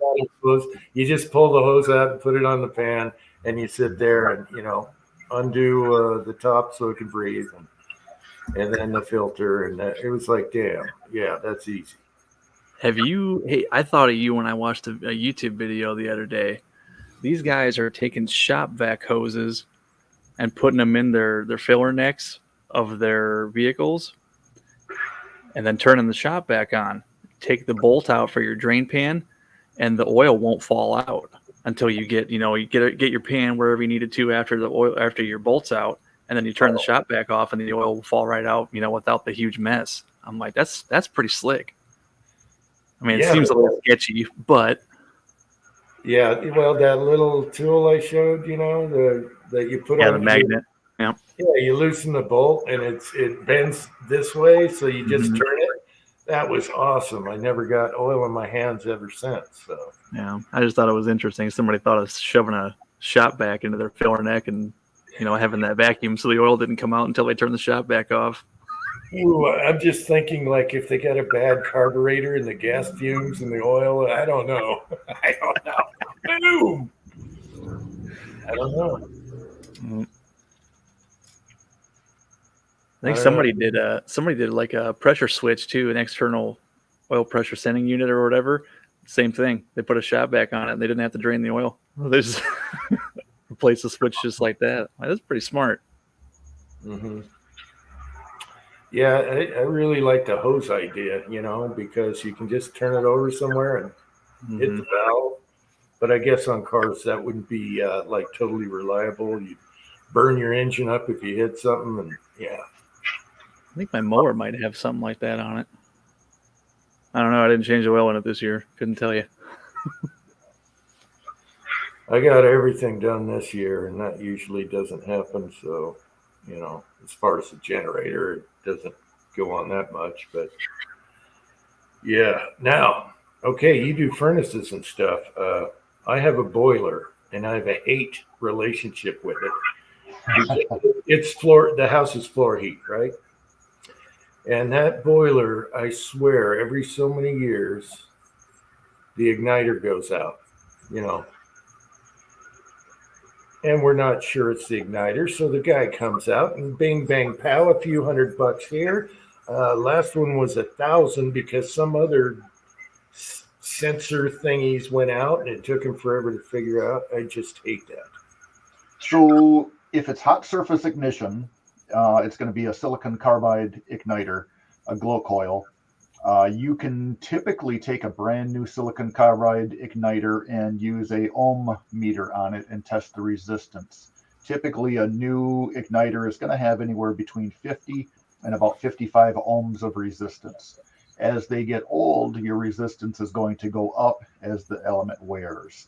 The other, test it method is just to visually look at the igniter while it's glowing. Look for any white spots that are a different color. Instead of glowing a bright orange, you're going to have one distinct line that's white in it, and that is usually a telltale that it's going to be failing on you.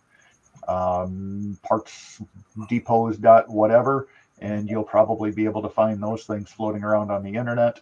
Do-it-yourself replacement stuff. If you have in-floor heat, you probably want to run colder than 130-degree water through your floors. If you have a cast iron sectional boiler, you're going to want to run warmer than 140-degree water.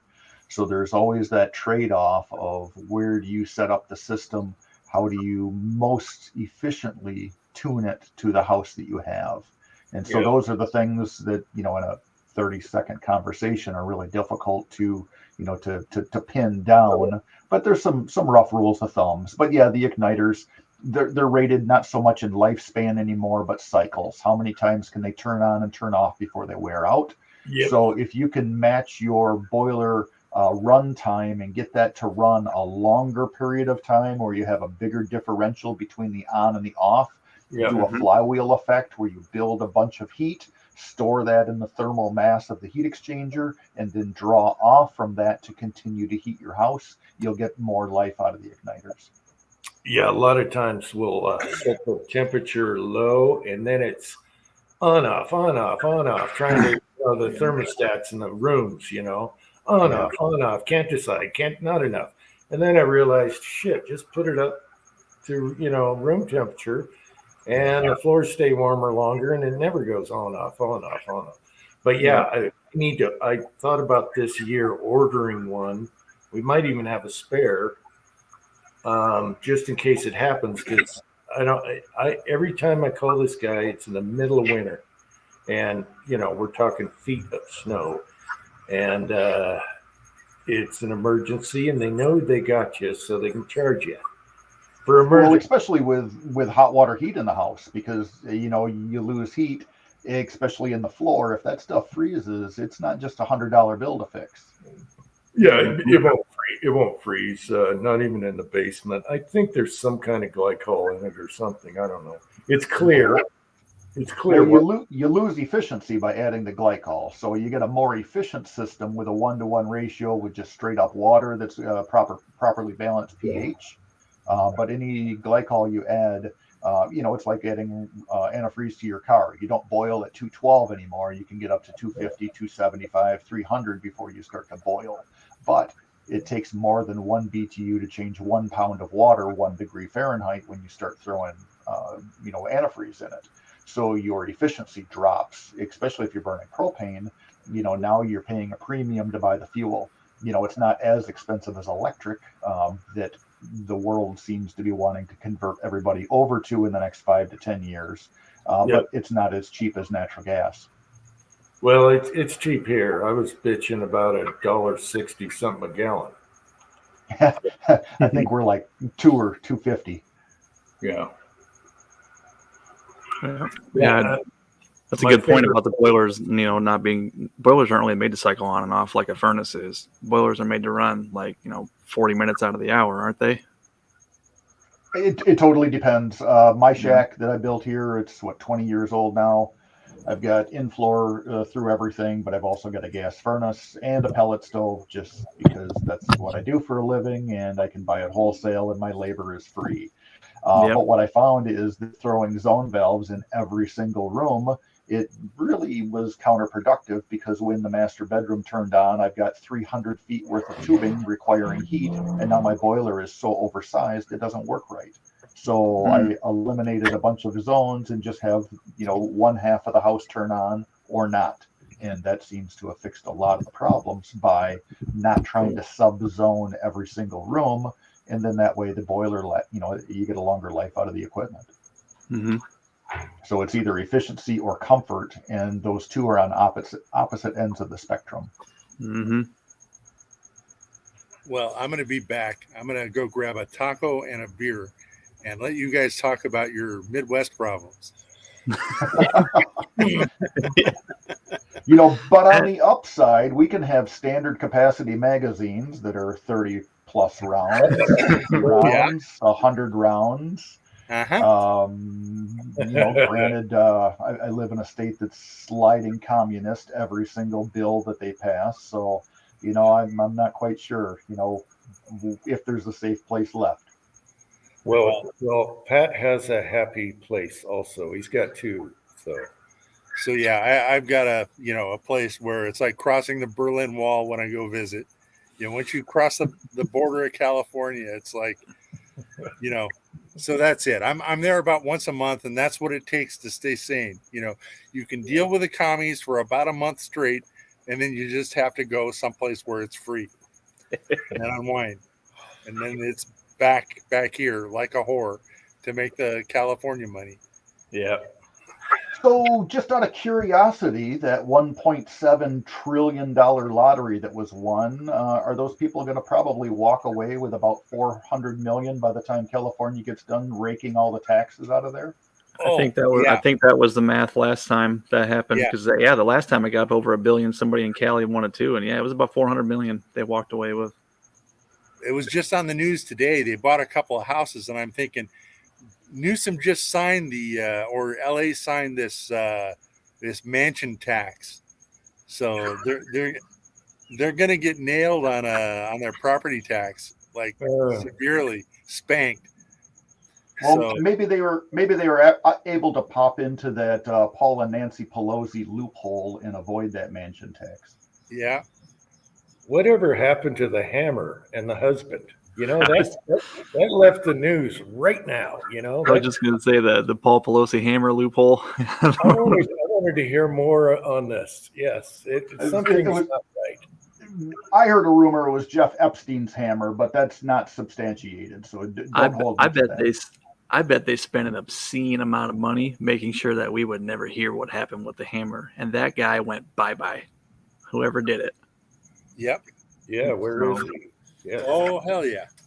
We a book, or we need a Tucker interview. That's what we need. Yes, with the guy. Wasn't he Canadian? Yeah. Yeah. So he's who the hell knows where he's at now? Wasn't he homeless? Also, he was homeless. I don't know. I don't remember that part, but Yeah, I thought he was homeless also. So I don't know, or living out of his van or something. I guess that's homeless unless your van's I don't know. Well, but you could be living out of your van and just be a YouTube creator nowadays too. yeah, I've seen some pretty sweet vans on YouTube. Yep.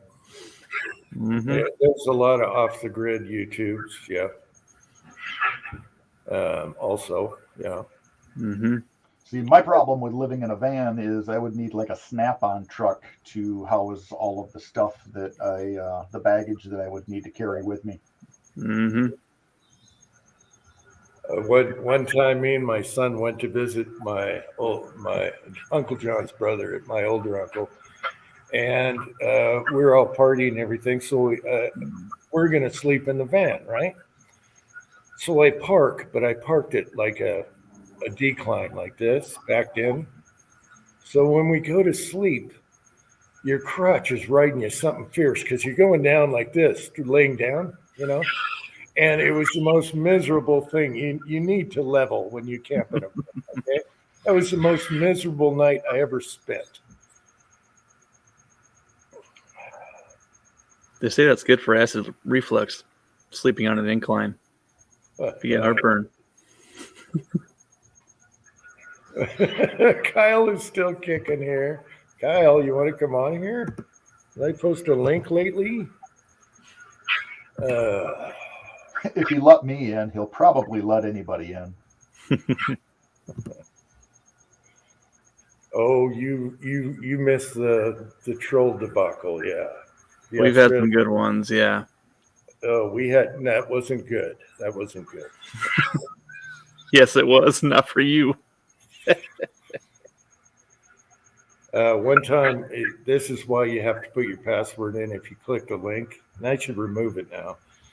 But one time I started just letting people on I didn't know. I'd see their picture. Oh, they look okay. I'll click on them. And he comes on and he's standing at his porch and he's Australian or something. He goes, "Hey, mate, how's it going?" And the next thing you know, it switches over to some guy on a bed with toys. Okay? Oh, no. We had to witness that while I'm frantically trying to hit the button to kill him, you know. And we saw way too much. Well, we saw way more than we should have because as you were trying to get rid of him, you accidentally made him full screen, so that's all we could see. It was so bad. It was so bad. Oh, that's why there's a password now. Yes. Oh man, that was so good. I mean, it was horrible, but it was funny. It would be funny if you were hosting the chat. Yes. Yeah. I'm trying to hit the button. I'm like, damn it. And then I enlarge it and everyone goes, oh. We had a Southern Baptist preacher on the panel that night too. That was... What in the world did I miss? Well, that video no longer exists, or that live chat. Yeah, the only way that doesn't exist is if you put it on Hillary Clinton's server. Yes, exactly. Yeah, hire your staffers to hit it with a hammer. Well, I mean, it still exists, just nobody's going to look for it because they don't want to die. It was awful. Then we had the guy from Canada that had the sock puppet. He was actually super polite. He was a super cool troll. Yeah, Mr. Sock was awesome. And didn't we have him on twice? Maybe once. I don't remember. I think it was just once. It But was just once, but I do remember it. Yeah. So he had this sock and he's talking with this sock, and I'm like, geez, here we go. But then he was cool, nothing weird happened. So we start interviewing him, and that was pretty good, wasn't it? Mm-hmm. Like Yeah, it he wasn't was super polite. It was just like talking to anybody else, only it was a sock on somebody's hand. And it wasn't a French-speaking sock, so you didn't need to translate. Did we ever ask him why? Why? I don't know. I speak sock. Yeah, it's Well, like it could be depending on what part of Canada he's in. He doesn't get access to television or other human beings, so it could be kind of like Tom Hanks in Castaway, where you've got to create your own characters to keep you talking to somebody. I'm pretty sure I saw LED can lights in his house though, so I think he was with Modern Civilization. Did he have boob lights? No. They were recessed. Ah, recessed boob lights. Mm-hmm. So- How's it going, Kyle? I'm sorry, MC. We've been doing this for a minute, and we have a lot of inside jokes that you're not going to get. Oh, I'm sure if I stick around long enough, some of them will become clear. No. I Another really thing. do want to see a homeless Uncle Jim video. Okay, well, I want to do the Jeskimo first, so I'm going to do that this winter. The Jeskimo. Oh Lord, Yeah. be afraid. Be very afraid. Fred, I still think you should do Jim Walker Ranch. I know, but you brought it up and you ruined it for me. And I didn't don't ruin know- anything. All I did was mention the show Skinwalker Ranch, and then you told me I ruined something when nobody had any idea. I had it on a piece of paper. You saw ruined it. And then you accused me of scribbling it down real fast and putting it up there. No, Walker Ranch. I was going to do a skit on Jim Walker Ranch or Skinwalker Ranch. And you totally could have if you wouldn't have said anything. Because I was just mentioning the TV show because it was out somewhere, in your neck of the woods. We were going to have flying saucers. We were going to have milk jugs that just explode on their own. All these weird things that happen on Skinwalker. What else? I got to bring the Sasquatch back. Remember that one? Yep. I seen that on the news today. There was a tour bus that apparently, the wildlife division couldn't verify or confirm that it was or was not a Sasquatch on somebody's cell phone camera. Where was this? I had heard I it think was that a was in hoax. Colorado, so it could have been maybe one of these roving country pop tours. Not sure. Yeah, they can smoke dope over there. Yeah. Yeah, I saw don't know. that video, and man, when he squatted down, he blended in with all that foliage very well.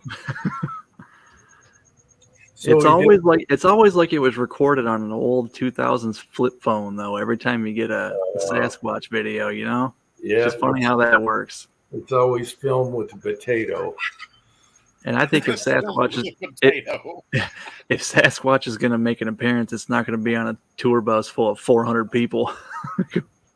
So Kyle, he did the Ozark squat. Yep. Oh, you didn't see the video? No. Oh, he's just walking along. Everybody's all happy, and then he just squats down, and you can't find him. All right, I'm gonna look for it. Is it on YouTube? Colorado bus Sasquatch, something like that. Yeah, that'll probably get you there. All right. Mm-hmm. Well, I think that I or could you- walk up to the taco stand up the street and get a big hairy beast squat and lay a dump on the sidewalk. No trouble. Well, I mean, I just have to get a bad camera. you are in California, You would think with all the cameras out now and hunters with cameras on their guns doing deer hunt videos, you would see a Sasquatch by now. Yeah. It's always the people that have the old Motorola Razr flip phones that are the ones taking the videos of these things. Yeah. And it's like this, jerky and over here. No. Well, you get extra points for graininess. When I did the Sasquatch video, all I had was my black suit on and a black, hat.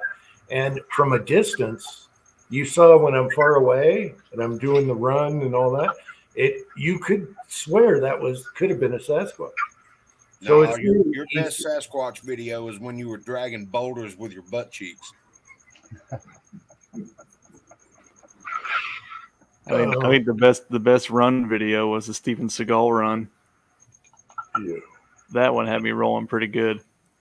Yeah, he's had some good ones. I worried about MC because he's like, okay, I'll reply to your channel, and I'm like, please God, don't pan down, don't look at the videos. I'll tell you what, MC, it's past 11 o'clock. You don't know what you're going to get. What even brought on that I'm Steven over Seagal? 21. What brought on the Steven Seagal thing? Did you mention him in a video and everybody in the side chat started ragging on him?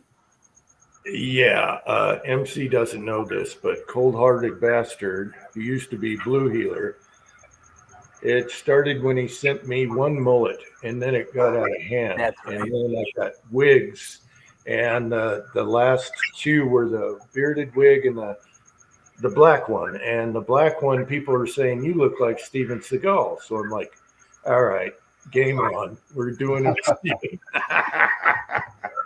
All right, just to blow MC's mind, I have a serious question. Does anybody know where the inflatable midget sex doll is? No. No, it went to you first, and then where? It went to Grant, didn't it? Yeah, no, Grant sent it to me, Oh, okay. and I sent it. Who the hell did I send it to? I don't know, but I had stickers made up and all kinds of stuff with a little garden gnome, but his pants were down, and it was like, "Where's he going next?" You know, and I hadn't heard anything about it. I sent it to. I might have sent it to MCK. I'll have to ask I'm him. actually glad I did Hell, that pop was on. 2 and- years ago. So I'm actually glad I did pop on and viewing all of this and getting to hang out with you guys. So definitely after hearing about that doll you pass around, you're not getting my mailing address. Oh, we have ways. Well, all we got to do is find out who it went to. And I guess, I don't know, if they've had it for 2 years, do we want it to go to somebody else at that point? Yeah, there was a dead end. Yeah. Did I send it? I might have sent it to the Crazy Scotsman. I don't remember who I sent it to. I gotta look through my notes. I've dismantled my reloading room since then and trying to rebuild it. And I mean, everything's here. It's just not where it needs to be. And Scotsman sent me one, but I don't think it was that one. It might have been a different one. All right, this is for James Pullard. This is, I keep going back to this guy. Okay. And there's lots of reasons for it. Okay. DB Cooper right there.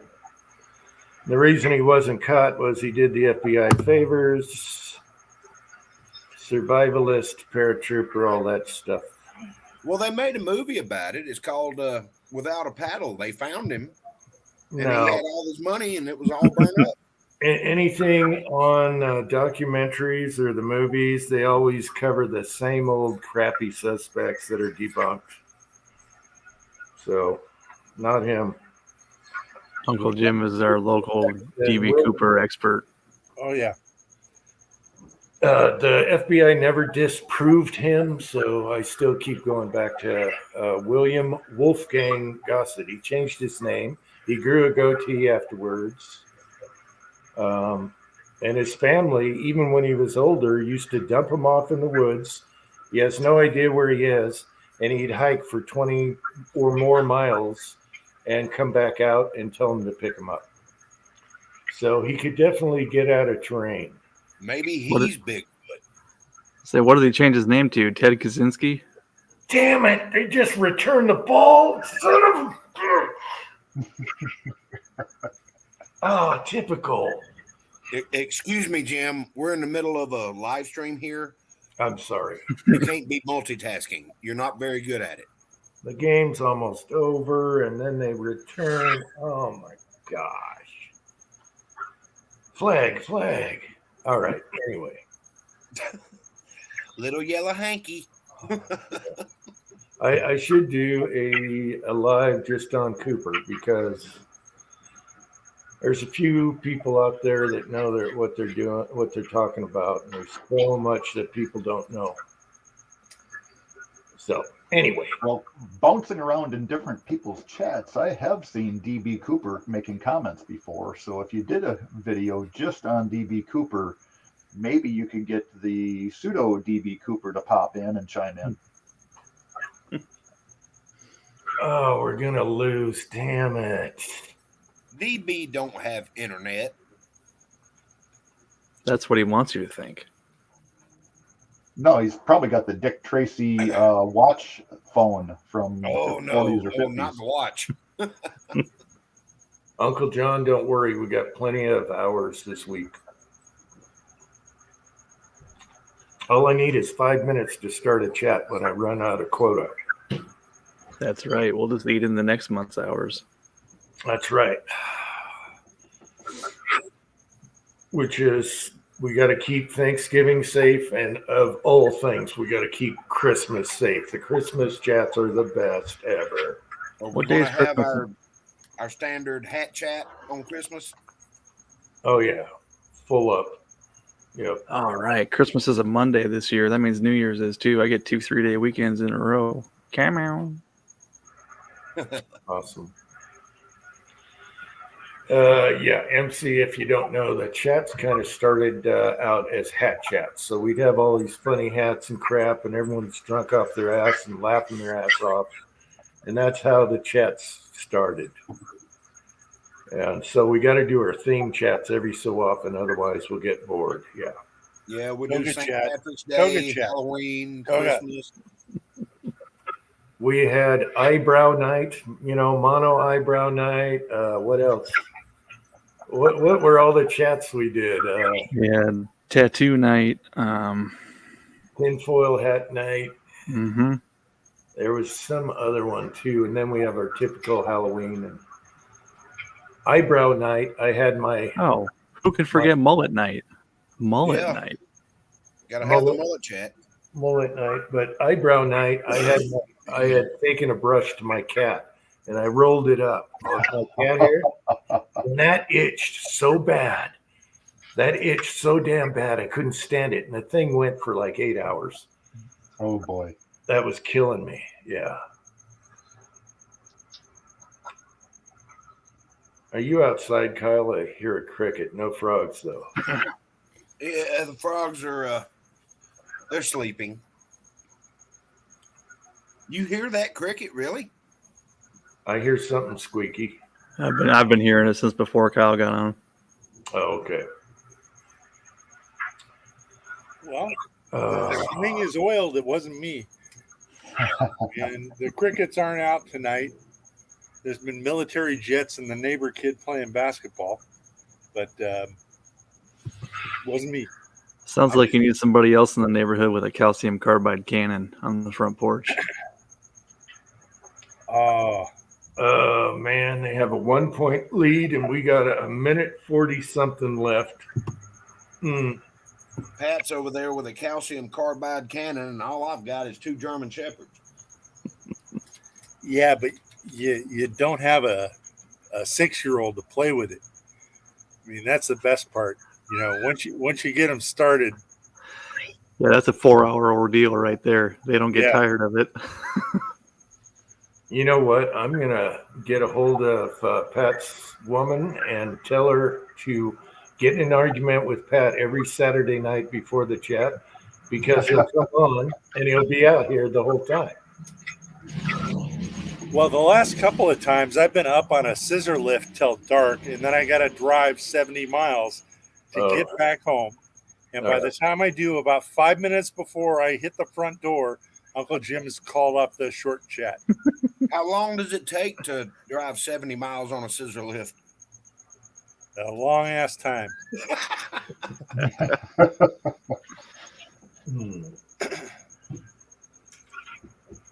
Scissor lifts. I'm sure that everybody here has seen the video of the State Patrol pulling Steve over on a scissor lift. Oops. Yes. Just keeps raising Maybe himself I up. will, maybe I won't. I almost got thrown off of one of them. We were doing the architectural sheet metal on our union hall when we were building that. and all the electricians had their conduit, stubs sticking up out of the floor. And Oh, here no. I am zipping around up along the ceiling. I smoked one of those. It about threw me right off of that scissor lift, man. Wee. Thing that pissed me off is I got one and they've got like laser leveling sensors now, not like the old days, and they're finicky as a son of a bitch about being level. And so I had to shim up the fucking wheels with little pieces of wood and stuff, and I'm up 30 feet and the thing starts rocking, and it's like, if they just would have cut some slack on the fucking leveling sensor, I wouldn't be up here swinging 5 feet back and forth. The funny thing is, Yep. we don't have to be tied off on a scissor lift, so it's all balls when you're up there. They don't care. Yeah, Getting the I was gonna say, the worst thing JLG. is you're strapped to the damn thing and it'll fling you like a slingshot. Yeah, JLGs we gotta be tied off on. I've been slingshotted a couple times in JLG going off curbs. Yeah. Well, I've been on them a lot. Same with tall swing stages that you had to put together. Yeah. Not fun. I never got to do the crane basket though. I I've wish I done would. them too. Those are fun. The Mhm. scissor lifts are fun. Bucket trucks are the best. But putting a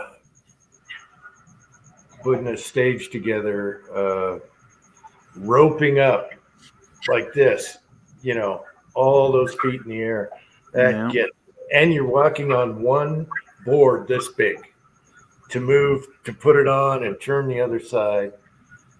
And sure, you got a safety rope, but if you fall, you just snapped your back. You snapped your Yeah. neck.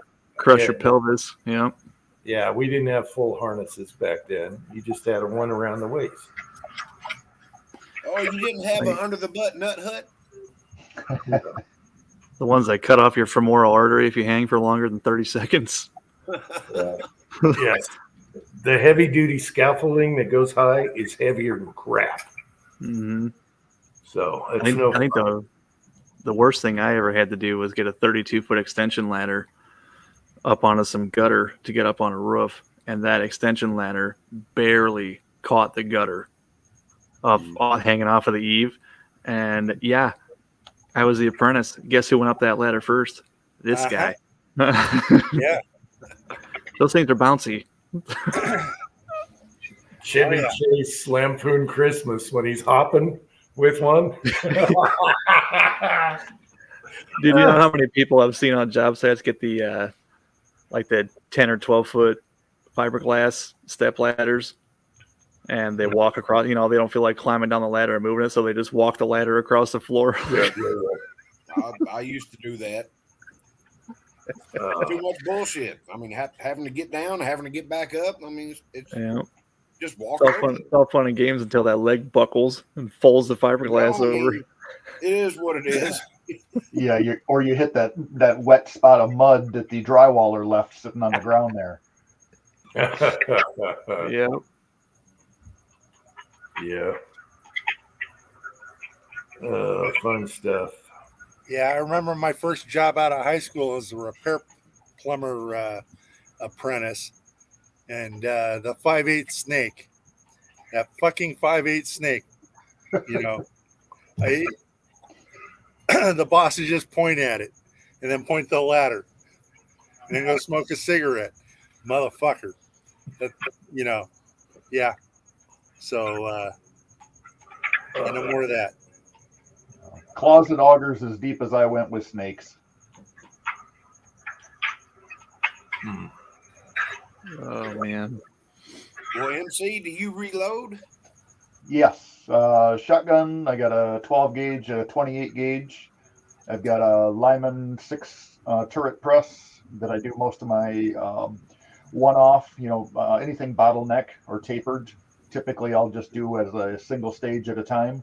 And then I've got the Dillon RL 550 straight wall stuff that I don't really care about. It's just blasting that I'm not too worried about consistency or super accuracy. Just fun range ammo will run through the Dillon. I got you. Hey, Dylan throws awesome, and I've gotten great loads out of mixed brass on the Dillon, just chucking them. Yeah. So Yeah. Yeah, my sister's actually been dating one of the Dillon kids off and on. Knew him back in the early '90s, and just recently met back up with the guy. So I could probably get Dillon parts with just a phone call. that's Hell what yeah. you're talking about. That's on the part. hookup. Yeah. Oh yeah. Mhm. So she better marry that boy. Well, that's what I told her when she was first out there, because at that time he had the Arrow machine gun stuffed in the back of that Suburban, and he had his helicopter doing the flower bomb runs out through the desert. I'm like, yes, Oh man. that sounds like perfect in-laws. Yep. In a future video, you're going to have like 6 Dillons lined up, and it's like, oh, I know what happened there. Not if them Californians keep winning the lottery. They got Yeah. married. Yeah, the thing about it is, it may have been $1.7 billion, but after California gets done with it, he might go home with $50. Oh my gosh, I'm afraid to look. I'm afraid to look. There's 17 seconds left. Come on, Utes. Come on. Whew. My only gripe about my Dillon, a quick change for every caliber that I do on it. It's like $450. Yeah. Well, it's gone up quite a bit. I Mhm. got into it. Oh, what year was that? Probably 97 or 98. I picked up the Dillon, a Smith & Wesson 629 with a 2-power Leopold scope, 4 boxes of accessories for $700. Nice. So I run across a sweetheart deal with a coworker that was getting into archery and promised his wife that he'd sell the pistol and sell all of his reloading gear. So I just happened to be there at the right place at the right time and walked away with a beautiful deal. Hell yeah, I'd say. Nice.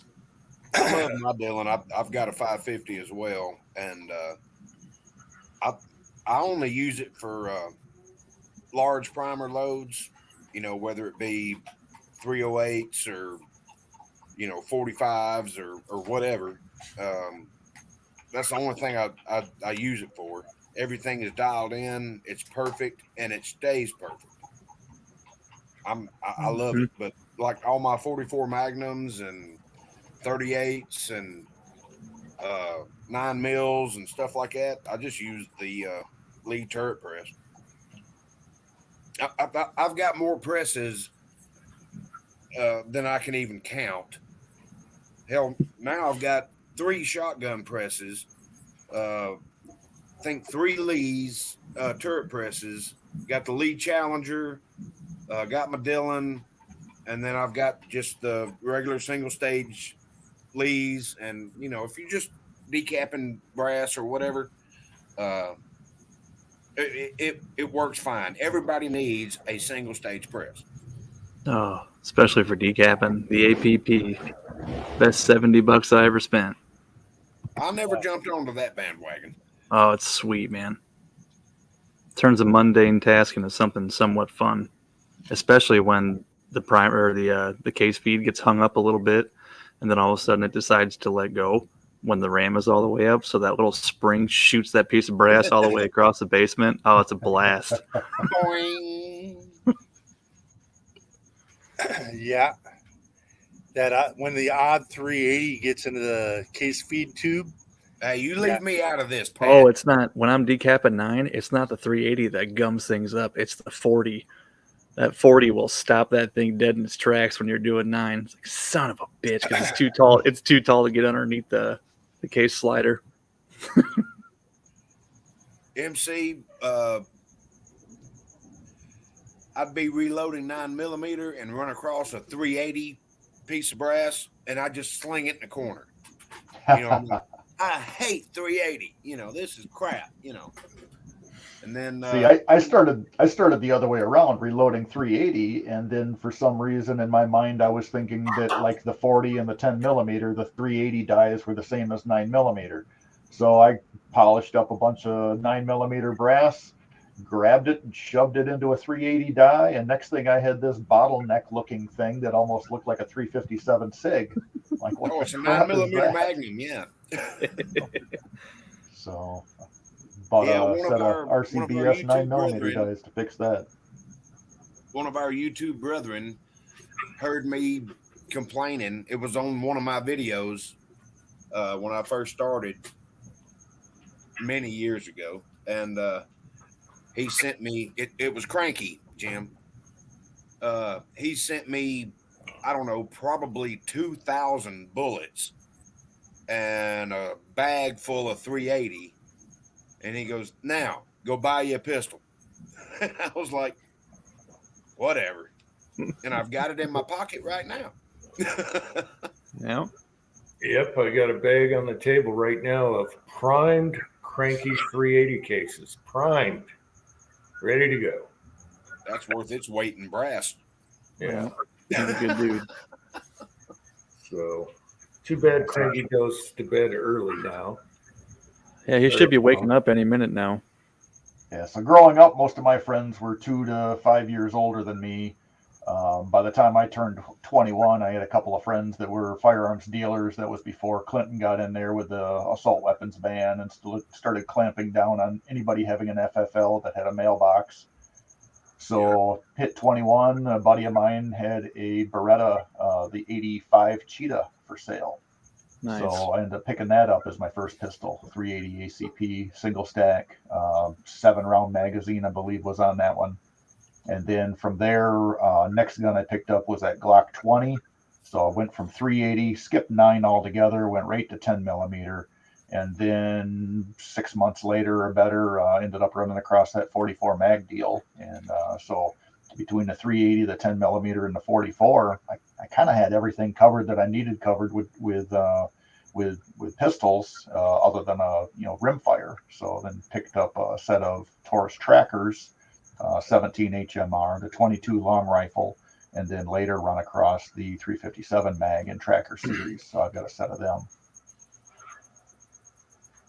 Hell yeah. Yeah, we got a great group of people here, and we always try to take care of everybody.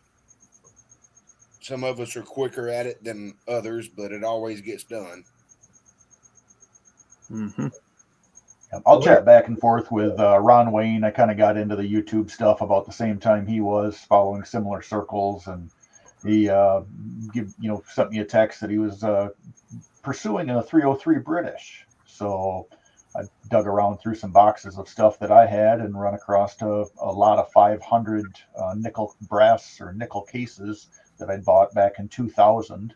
So I grabbed a handful of that, threw it in a box, and mailed it down to Kentucky for him. So shortly he should be coming out with a 303 Brit video featuring some of that nickel brass. And the way he does his videos and his channels, his guns are immaculate. They could be hanging in a museum. And, that nickel, I think, is going to show off really well when he shows off and debuts that gun. So that was just the right place. I had the stuff, wasn't going to use that much brass myself in 303 Brit. So shared the love. Yeah, that's what we There you do. go. And Hey, 500 shots of 303 Brit. Oof.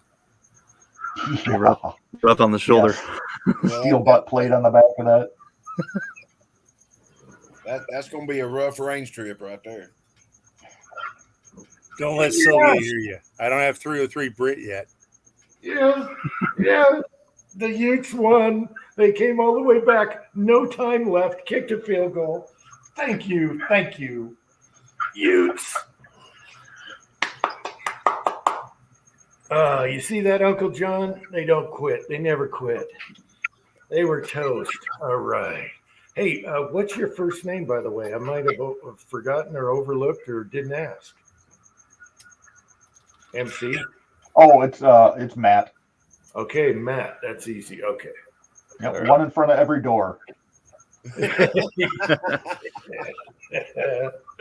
You don't even So have I figure it's better than John because I'd rather be walked on than, well, Yeah. Yeah, you should start your video intros with "Welcome," and it shows a mat. Yep, I got one of those years ago from the family for either Christmas or a birthday or something. It says, "Hi, I'm Matt" with one T, and it's a floor mat. So. Speaking of John's, Tin Man, did you ever finish your bathroom? or is it just a toilet? Oh, you mean the prison shitter? Yeah, she's still over there. She works just fine. No walls around it, no nothing. Right in the middle of the floor. Yes, that's a nice point. Oh yeah, I'm waiting. Someday it'll have real patina on it, Ooh. Oof. and then you can clear coat it. I don't know how old that thing is. It was here when I moved in. Here when I bought the house. Couldn't tell you. I know. Yeah, start dumping your Oh. solvent in there. You know, it'll turn blue. Uh-oh. It is old enough to have one of those stupid spud nuts on the bottom of the tank, and that was the worst thing I've ever had to do plumbing related was getting that damn spud nut off. Took a monkey wrench and a rawhide mallet, and then about a half hour of my time just beating that thing, you know, 1/16 of a turn at a time. I'm trying to figure out how Uncle Jim's chat turned into toilet talk. Well, Well, while we're on the subject, I did a video about it. Since Matt doesn't know, and they've been all deleted. One time I put Raisin Jack in a toilet in video from inside the toilet, and I get Dressed up as a doctor. and I get drunk the whole video, and I get drunker and drunker, and I got pirate music or rum music going, and the Raisin Jack. I'm sucking it out of the bag, and I get the last drop, and I'm hammered. You know, what was the name of that? Raisin Jack. I think it was. I don't know. Uncle John said you were 5 seconds ahead of him on that win. You ruined it for him. Oh, I'm sorry, Uncle John. I'm sorry. That was awesome. Yeah, Jim was dressed up as like a Korea era doctor with a monocle and you know, the big silver thing around the eye and all that stuff. It was a great video. Funny as hell. What was that one? The toilet, No, that was different. I didn't have a monocle. not a monocle, the silver thing, the doctor thing. Stethoscopes. I don't even know what you call No, I think I had glasses on. I don't know. It's in the abyss somewhere. it. Cat. That's what keeps this old guy going, just cracking up stuff videos. Yeah. I'm still So, waiting for Gemini- the Uncle Jim bobsled run this year. Man, I'm starting to worry about hips and legs and limbs. And Oh, where's your sense of adventure? I did it for 4 years. And you saw every time I take Devil's Corner and you see my legs in the air, you know? Son of a bitch. Yeah. Yeah, normally you have to wait till you get to the top of the driveway to see that. Oh. Yeah. Well, maybe I'll take a light run this year. I don't know. Hmm. And MC, if you don't know, he's got a very curvy driveway that goes downhill for a minute. And he likes to wait for it to snow and then try to sled down it. And there's a 90-degree turn right down there below his house. Devil's Corner, yeah. He doesn't make it. More like 160 degrees. It's pretty sharp. It goes all the way around. And it's got like a nice cliff at the end of it too. So if you like jumped it, you'd be down 400 feet or so. Yeah. It's all cliff on the right, and usually I'll take the turn tight just to worry about the cliff, and then I hit the bank and flip. It's And funny when as you- hell. About took out a FedEx delivery guy.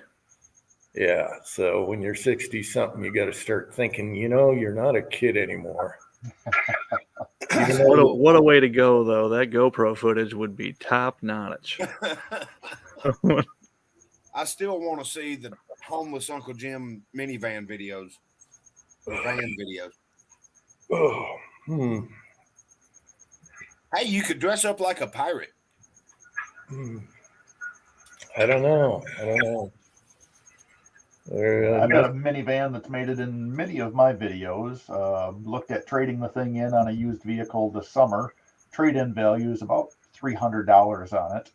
So the irony is, every time I go to the gun range, I'm carrying about 10 grand worth of firearms and a $300 Chrysler. There you go. Hey, you don't have to worry about parking lot dings and all that crap. You Oh know. no, yeah. For 25, 26 years, I had company trucks, and then I took an office job driving into Grand Rapids one day, and the guy is playing Frogger with traffic, jumping in and out of traffic like he owns the place. Yeah. And I had built enough respect with driving with a company truck with your name and phone number all over it for a couple of decades that I would always leave 2 or 3 links in front of me for these jack wagons that drive like they own the place. Yeah. So, didn't cut me off, cut off the 3 cars in front of me, which caused a bunch of problems. 15 miles down the road, we get paired back up again. This time he's in the right lane, I'm in the left lane. He puts on his left turn signal and proceeds to darn near sideswipe the vehicle in front of me and then almost rake the passenger side of my vehicle as he's still trying to change lanes into a lane that doesn't have room for him to change. Yeah. He finally cuts in behind me about, I thought he was going to take my back bumper off, and immediately jumps into the left turn lane and starts passing me in the left turn lane. But the left turn lane ended like an 1/8 mile back. So now he's in oncoming traffic going up over a blind hill. So who knows what's coming over the hill. The guy somehow slides in front of me without hitting my bumper. That's when I realized I wasn't in a company truck anymore and found out just how much a 3.3 Chrysler could push a Dodge Journey. So I hit him for all that little minivan was worth, and I kept pushing and pushing and pushing until he was able to spit out in front of the gravel train that we were riding alongside of. Yes. And so I thought, okay, somebody's going to prison, somebody's going to the hospital, let's figure this out. I followed right behind him, and he ran. He did not pull into a parking spot. He took off. He made a hard left turn, cut 3 other lanes off to disappear into someplace else. So never really did get to meet up with the gentleman and discuss driving habits and politeness. So probably a good thing. Otherwise, I might not be sitting here with the background that I currently have. And somewhere in the back of your mind, you were thinking, man, I should have got the 3.8 liter. Well, that, or I was thinking maybe I should have made the brush bar out of stainless steel. Oh, Lord. Well, Actually, I was glad he didn't have a trailer hitch, or there would have been more than just scratches on the front of my truck. Yeah, MC, I was a Dodge mechanic since about 95. Okay. well, the good news Very is familiar. Yep, I started out, I think, with a 1983 Dodge Reliant. It wasn't even the K car; it was the cheaper version of the K car. Oh, my And goodness. one of the first wrench turning jobs I had to do was yank the starter out between the horizontal or sideways engine and the firewall. Yep, And, good luck. that was fun. hey, if you want to talk Dodge, Pat is your man, right in the middle up there. I haven't had a Dodge since I was 16, Jim. I know, but your name is what's being a Dodge. Yep. Now, Chevys, Aston Martins, Bentleys, you name it, but not Dodge. But I got a Grant Dodge. Unlike Ford, at least the engine turns the right way, and so does the distributor, and the battery posts are on the right sides of where they ought to be, and it's generally a decent car, unlike a fucking Ford. You leave my Fords out of it. I'm a Jeep guy. I have no input. So you had one of them fancy British cars? What did you? Yeah, what did you say you had? Oh Aston no, Martin? I worked on them in the past. Aston Martins, Bentleys. Remember restoring what do you call it? Never mind. Another British piece of trash with Lucas brakes and Lucas Electric. Lockheed Electric. Brakes. I'm sorry. Lucas Electric, yes. Oh, that's that backwards stuff, isn't it? I had Oh, a- It's Yeah. positive ground. Positive ground. I remember when we put the stereo in that thing, we had to have a aluminum enclosure. You know, and the thing was completely separated out so it could run positive ground, 12 volt in that thing, and not relate to anything else. But yeah, British cars are fun, except for the electrics. And then it was just vandalism. You know, the engineers at Lucas were just laughing at the pub after the day of putting a goddamn relay. Oh, you're the 8.6 guy. Yeah, that's right. Yeah, man. Oddly enough, I know exactly what you're talking about. Okay, Vanessa Kitty is back and Eagle Run is here. Yeah, I had a Spitfire and I wouldn't dare touch the electronics. Don't even touch the stereo. Oh. You Yeah. think you're going about it the right way, and next thing you know, the car's on fire. Like, what? Huh? Yeah, I like the split shift though. Third and fourth was split. Yeah, Mhm. so you get Oh. that extra. Yeah, Yeah, that electric overdrive. yeah. Third and fourth, I guess it wasn't much of a difference, but when you're going around corners, you can split shift it. That was kind of neat. And I like how the hood flipped up forward, so you can get to everything. It was a go kart. You could need to touch get the you one of ground. them, one of them old Pontiacs with that Jetaway transmission in it, that 2-speed. Mhm. It shifts into second at about 68 miles an hour. 5,400 RPM. Uh,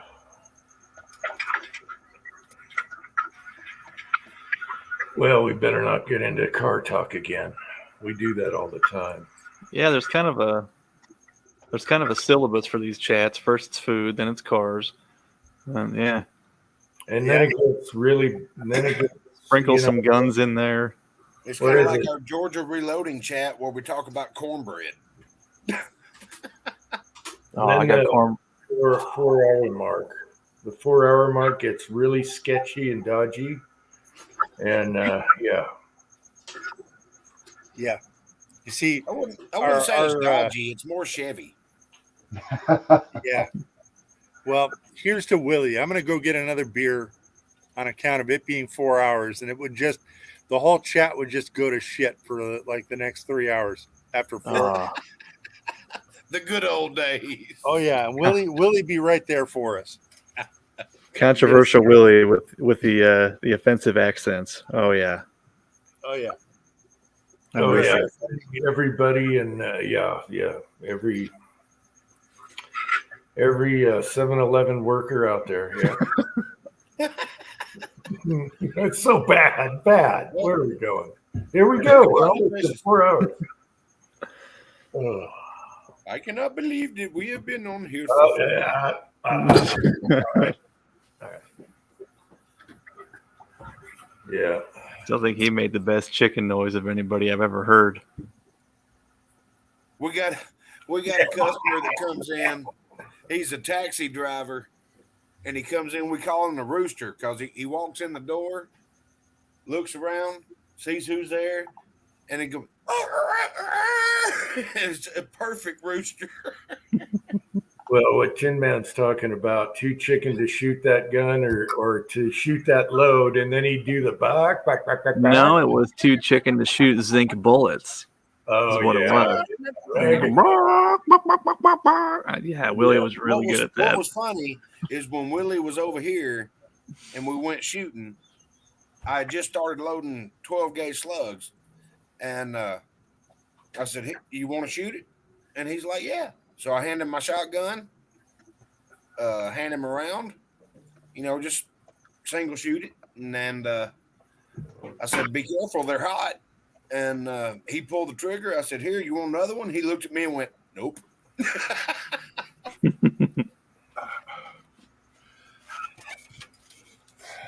Oh, Pat, you hanging LED lights at the house too? Okay, there's a motion sensor light out there, and in about 10 minutes or so, I'll be back in the dark. About to say he moved. Okay, it wasn't the mosquitoes. Okay, there's the question there. So, can you read the screen, Pat? I can read the screen, but I can't read the side chat. Oh, that's what I mean. Okay. The question is from Eagle Run, West Covina Dodge hanging out on the swing. Did the mosquitoes put him up to that? Okay. So No. I hosed myself off with off before I sat down here because we've got those little fucking zebra-looking mosquito ankle biters here. And if I didn't, I'd look like a bunch of grapes in the morning. It'd just be fucking crazy. They're little bastards. They like bite you 15 times instead of once like they oughta. I mean, You got those Bill Gates modified mosquitoes up there. Whoever thought that was a good idea needs their ass beat. No, Let's take there was. Satan's fly and modify it, make it more lethal. Piece of shit. All right, so who can make it for Halloween getting duded up? I need to know. As long as the chat goes past 6 o'clock, I think I can. All right. When are you going to do it? It'll go, Halloween night? it'll go past 6, no problem. Probably the 28th, Kyle. Next Saturday. Okay. It's the 28th, so yeah, it's not on Halloween. So unless a lot of people can't do it, then we figure out a different day. But as far as I'm concerned, Saturday 28th. I can get sideways, but I won't be able to be here until 10. Oh, Yeah, that's But 9 that's okay. Central. That's 9 Central. That's 8 Mountain Time. You're good. That's when the magic happens. Mm-hmm. all right, you're good. Yep. Man, Julio's always been there, but he's probably not feeling good. I got to check and see. Oh, Timothy, he's always, Mm-hmm. Yep, I haven't seen Tim for a while either. My wife's actually the one that mentioned Julio earlier. She's like, I haven't seen Julio in a long time. I'm like, shit, you're right. Yeah, I hadn't reached out to him or anything. Yep. Is he not feeling good? I mean, is something going on? I don't know. We don't know. Just slight rumors, or I don't know. I gotta text him and see how he's doing. Yeah, I guess I should do that too, but I'm not going to do it at midnight. So I thought he was just busy, but I don't know. It might be. Didn't he have to do more work to his house? Yeah, but I thought he got that done. I So- don't know. You're Yeah. never really done doing home No, you're improvement. not. No. No, it's the last 10% that's the worst. He did the kitchen, then I think there was something in the living room, and then he was going to take a break. I don't know. it's just like restoring a vehicle. You're 90% done, only 90% to go. Yep. Yeah, I'm not even going to start a remodeling project, and I know better now. It turns into a cluster, so I'm going to let the son inherit everything the way it is. Yeah. Yeah, that's what my parents did, and this house is $10,000 and me to death. Yep. Well, I'm getting materials delivered this coming Friday for a little garden shed project.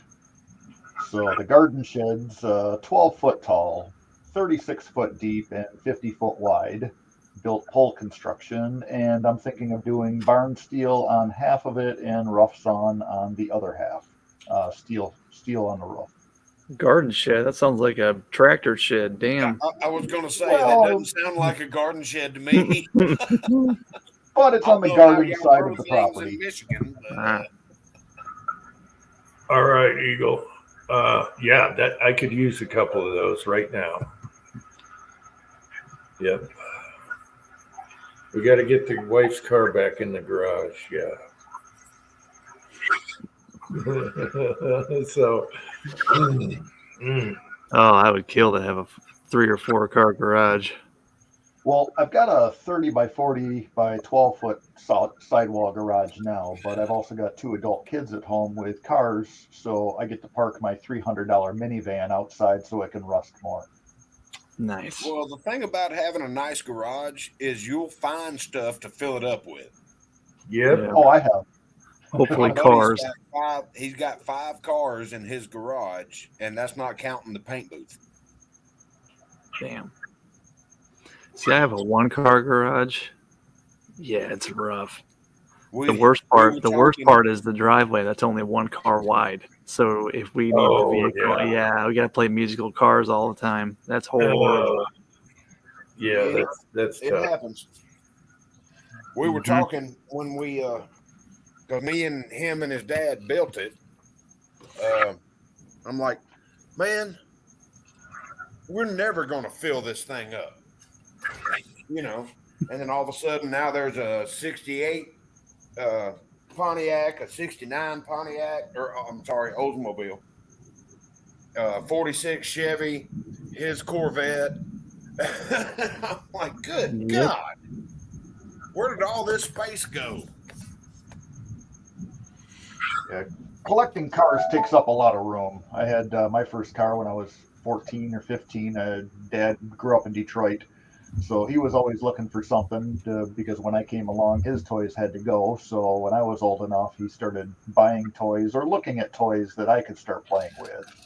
So I'd been working since I was 13, so I had some cash banked up because, well, minimum wage was $2.25 an hour back then.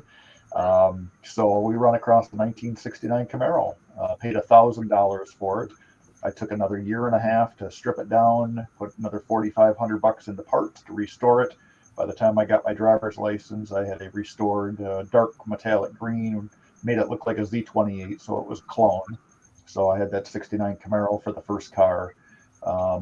Picked up a 1962 Chevy 2, so the first year they built that, and I had a 1964 Chevelle the first year that they built that, all at the same stretch. And of course, you don't drive those in the winter, so then I had different vehicles on top of that for winter beaters.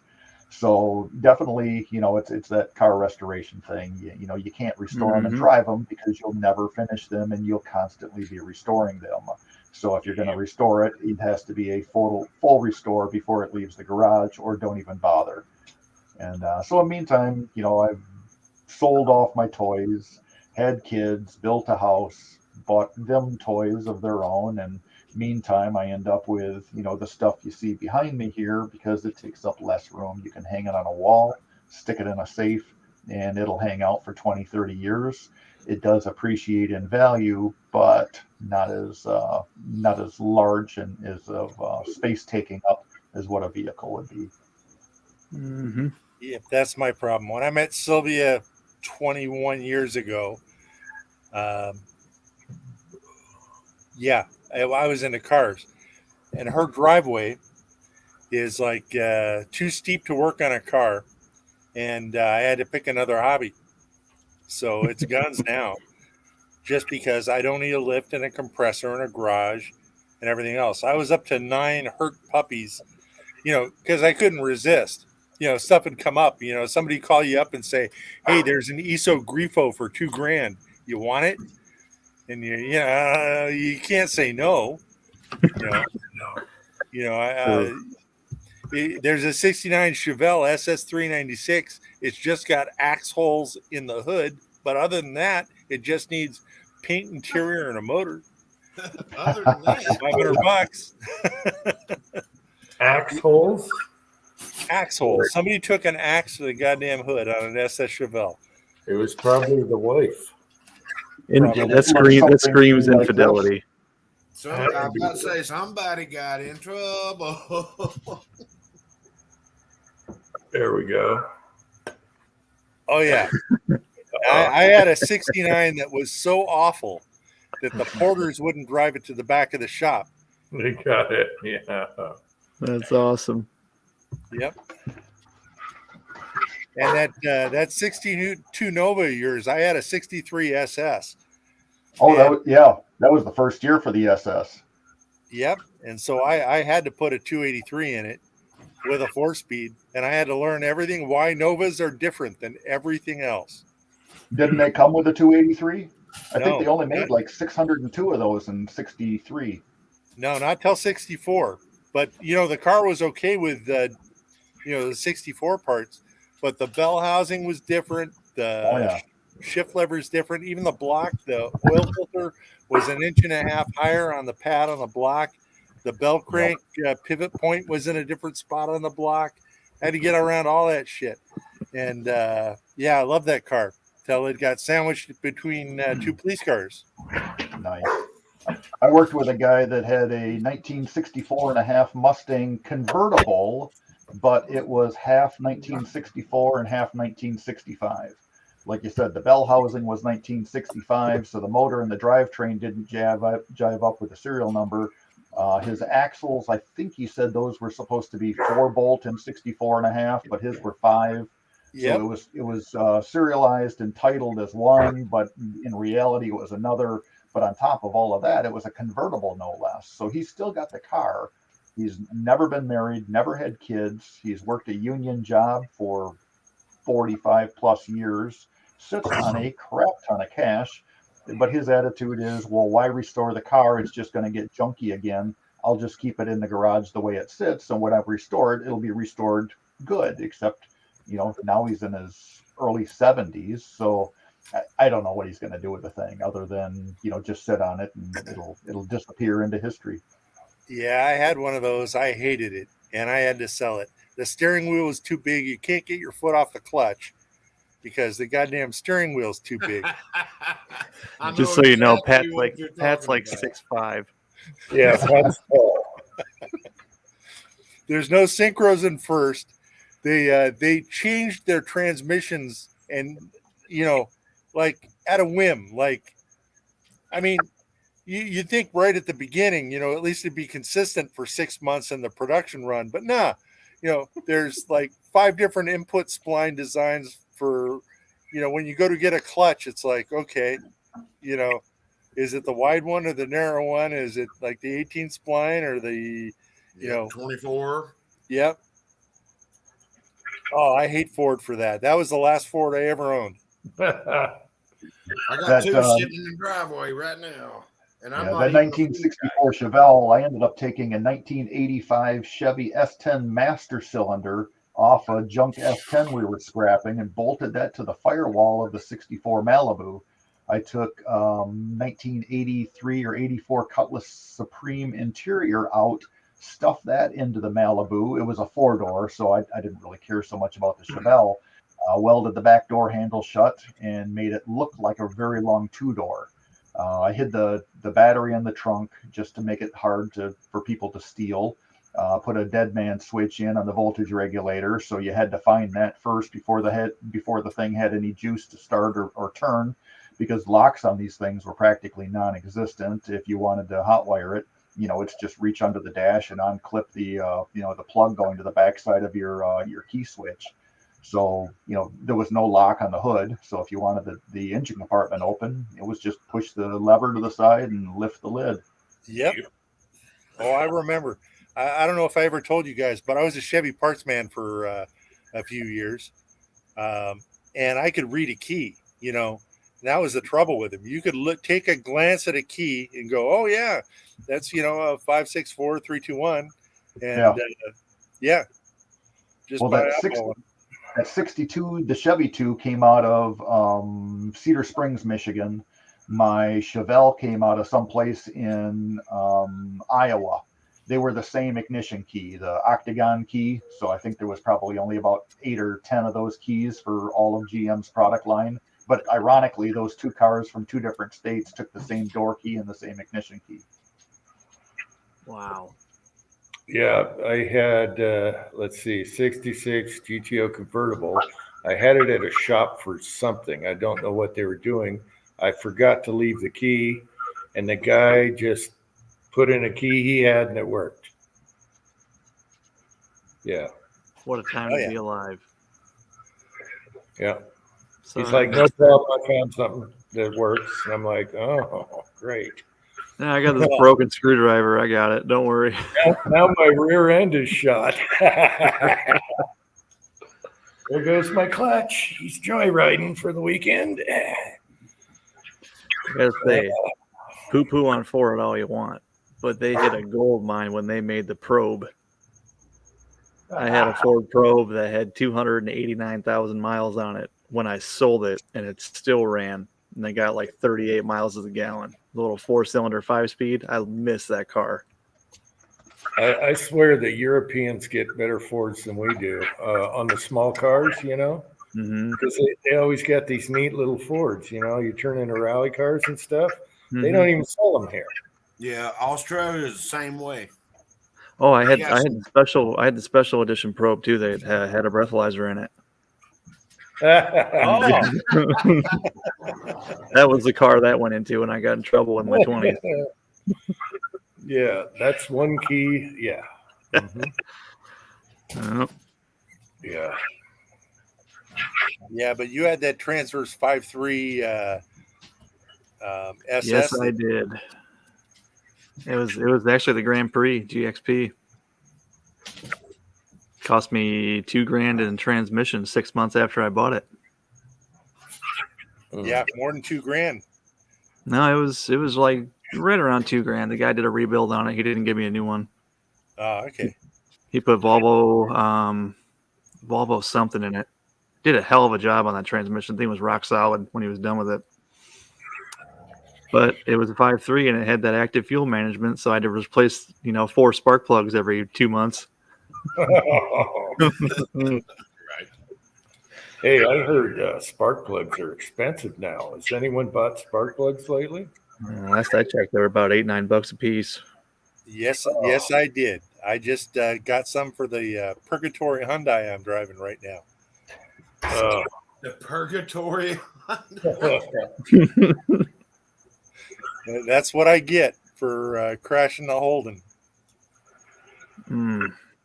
So, now that's what I'm driving right now, and it, it's got those single coils in it and a set of plugs in it. It's like I don't think anybody's ever changed the plugs. I just hit 130,000 miles, so it's like I'll do a set of coils and a set of plugs because it probably needs it. Now that you mentioned that, I got 123,000 on mine. I'm pretty sure I've probably the factory plugs on mine. That 3.6 liter Chrysler engine on my Jeep. Yeah, right about now it'd be a good time.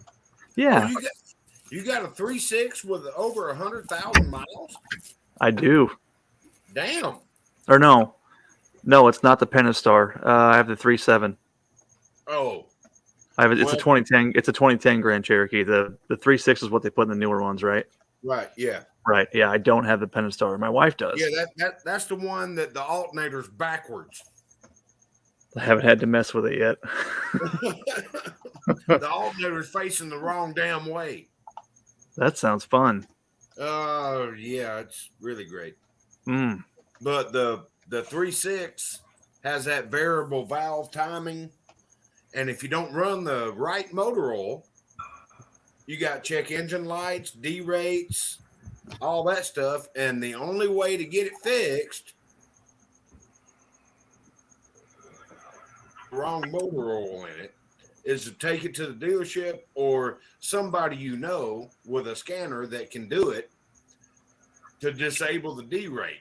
You're only going to be going 40 miles an hour. No shit. It's because you put the wrong oil in it. I mean, that's just ridiculous. Who is chirping? It's not me. I'm inside. The starter and the transmission housing. Isn't that the Tundras that did that? With the crank sensors? No, the starter. I think as a Toyota Tundra and their 5.7s or whatever engines in those. It isn't the starter internal on them. Why on earth did they stop putting dipsticks in the transmission fluid? Because they put them in the driver's seat. Yeah, right. Hmm. Well, the reason they did that is to keep people from putting the wrong stuff in the transmission. Because if you have a not VGT, CVT transmission, if you don't put that green fluid in there, you're going to ruin that transmission. No, still crickets, Matt. So it's not you. Here, let me mute. I'll do it too. Okay.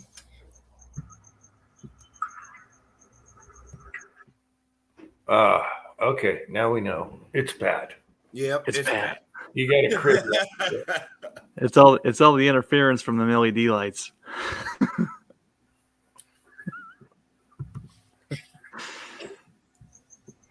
It's okay, Pat. It's not unbearable. No, Jason Boy. I mean, it's not like Kyle's frogs. Well, I was walking through the house going, where is this noise coming from? He starts ripping out cupboards and shit, looking for. Tomorrow. We'll I didn't rip out cupboards, but I did Uh, get a plate out because I'm fixing to make me some sloppy joes on some hot dog buns. You gotta play with the other ones. Mhm. Keep working back and forth. Yeah. It'll get. Somebody mentioned Subaru. I got to go work on the girlfriend's Les Baru.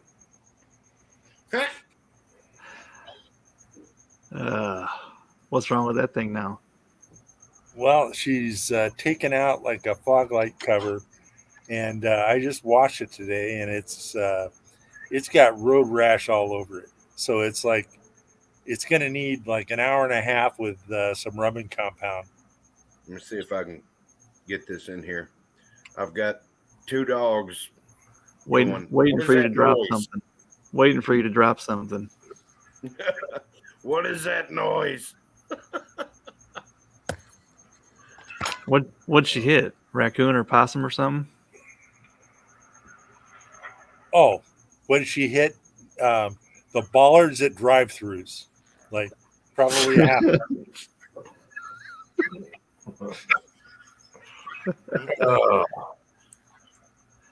You know, I did It's- that. How did that get there? How did that get there is paint from somebody else on like every corner of that car.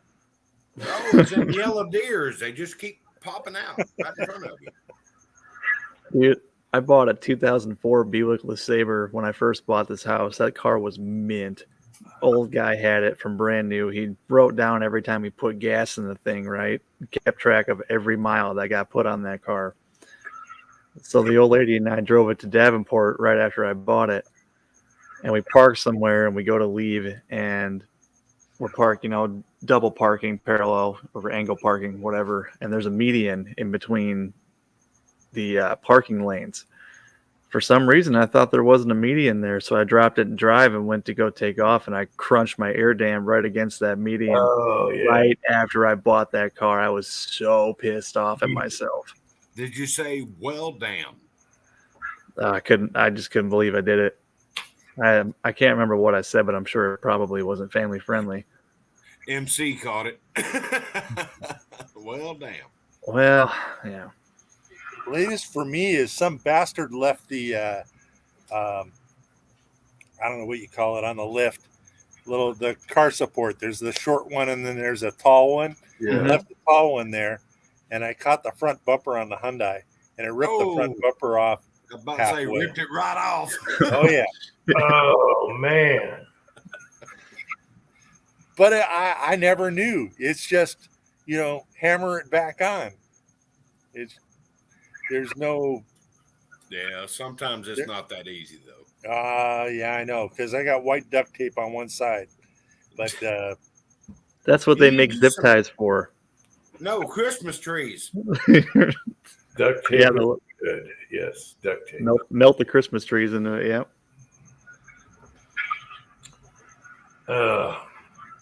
All right, guys. I got to eat something. I haven't eaten all day, believe it or not. I thought it'd be a 2-hour chat, but Well, Yeah, how I gotta long get we it. got I for gotta you? get going too. It's been nice hanging out with you guys, meeting everybody. So yeah, we'll be seeing more of you. And 10mm Bear Creek cheap firearm questions, send them my way. I've got a wall of Bear Creek hanging behind me, and we'll dissect them and get to the bottom of it. I just subbed to you today. I'm interested about that Bear Creek. I'm pissed that they didn't make them interchangeable with the 10 millimeter and the 45 uppers. Well, there's a hold open on the lower off Bear Creek's lower. So it doesn't jive up with anything on their upper. So I don't know if it's somebody else's lower and they just slapped an upper to go on it. You know, so like what Jim was asking, you know, can you buy just the upper separate, drop it onto the, you know, his other existing lower for 45, you know, and that would be almost one of those things you'd have to do a swap and figure out, you know, physically does do all the mechanics work. Yeah, you're like the first penguin to jump into the water. So I do a few of those. You know, that's actually how I started this YouTube channel. Is well, I bought that POF Revolution hanging on the wall. So that's a AR-15 size pin to pin. It's a 308, but it's an AR-15 frame. So it's kind of a really oddball duck. But you know, jumped into that. Love the gun. That is different. And then POF came out with the Revolution, which was a plastic-bodied AR-looking thing that took Ruger 1022 magazines, was a 8-inch barrel set up as a pistol stock on the end. It just had the little shock wave or the shark fin on the back, so it wasn't really like the SB tactical stock on that. MSRP at the time was $650 thereabouts. Pandemic, so they shut the whole world down. So stay home, stay safe for just 2 weeks. That turned into what, 2 years? Yes, so sir. During that 2-week stretch, and I had been following that Rebel ever since the inception. You know, following Frank DeSalma on his videos. You know, hey, this thing looks like it's slick. He's talking about it at SHOT Show. This thing will shoot subs. It'll shoot supers. They show a picture of a target with a dime with 5 shots the size of a dime. I'm assuming it's 50 feet. They said 50 yards. But hey, I'd take a dime size at 50 feet from a pistol platform made out of plastic any day. Yeah, it's twice the price of a Ruger 22 or a 1022. I've got 4 1022s hanging on the wall behind me. So I had my permission slip that I was a critical member of society and I can be out and driving around. So I drove an hour and a half to Lansing, Michigan to the nearest Sportsman's Warehouse that had one of these things, put on my non-surgical surgical mask to walk into their store, proceeded to walk to the gun counter, not realizing there was already a line. About that time, a worker asked if he could help me. I said, yeah, I'm here to pick up that gun, pointed to the one on the wall. And at that time, I noticed 3 other people that were waiting to be served. And so the guy walked over, picked the one off the wall, carried it over to me. And then we filled out the paperwork, walked me up front. I paid him cash and I went home. And that's where the nightmare began. The gun did not work as advertised. I had easily 20 different types of 22 long rifle ammunition. Different manufacturers, different velocities, 38 grains, 40 grains, hollow points, solid points, lead, copper plated, you name it. I think I had everything except for the Wolf ammunition that they did all of the factory testing with. So this gun would not run. It would not feed. It would not eject. It would not extract. It did not do what it was supposed to do. So, okay, let's figure this out. So I played with it. And, you know, the way the mechanics were wasn't quite right. The firing pin, it looked like inside of the bolt carrier group, they threaded the inside. So one of their drill bits broke while they were machining this thing. And that is the exact opposite of how they built that Revolution. The Revolution is like aerospace. This Rebel, it was like put the quarter in at the little gumball machine at the checkout of the 5 and dime store, and you get the thing in the plastic capsule. That's kind of the night and day contrast that I found with this Rebel. So I call up the factory and they're like, no problem, just mail us the gun back. I'm like, you don't need the gun. It's the bolt carrier that's jacked. You know, the bolt is bad. This is the problem. They're like, no, we ship these things back all the time. I'm like, yeah, it's considered a pistol, though. I really shouldn't, you know, just mail pistols around the world, right? Because, you know, there's laws, I thought. He's like, oh no, we'll just mail it back. We do these all the time. Just drop it in. If anybody asks at UPS, just tell them it's sporting goods. Okay, I'm sure he's the professionals. So I mail it back. Meantime, people are burning Chicago. Portland's been on fire, and I'm following the UPS tracker. I am never going to get this gun back. It's spending 2 weeks in Chicago while they're looting and vandalizing the city. Finally, I come home from work one day and it's laying on my doorstep. I'm like, perfect. I got my gun back. So that was the week of the 4th of July, I think in 2019. So the problem I had is the gun would not extract. So if you, and I've got videos on these posted, and to prove it works in a 1022, because that's what they built this gun around, I put a 1022 magazine in, loaded it, and then just dry stroked the rounds into the chamber, out of the chamber without firing. Because with a blowback, when you fire it, the pressure from firing opens the action, ejects the round just from the blowback pressure. But if you don't fire, you need the extractor to grab the rim of the cartridge to pull it out of the chamber so you can get rid of it, so you can move on with your day. Well, the extractor didn't extract. The way the firing pin was interacting with the bolt, they used an AR-15, just a mil-spec trigger, except they had a astronomically strong spring on it to get the firing pin to set off the primer.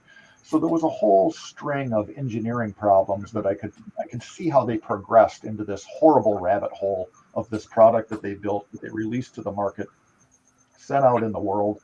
So here I spent twice as much as I could have spent on a Ruger 1022 for a piece of plastic that didn't work because I kind of wanted to have one of these things, and I bought into the hype.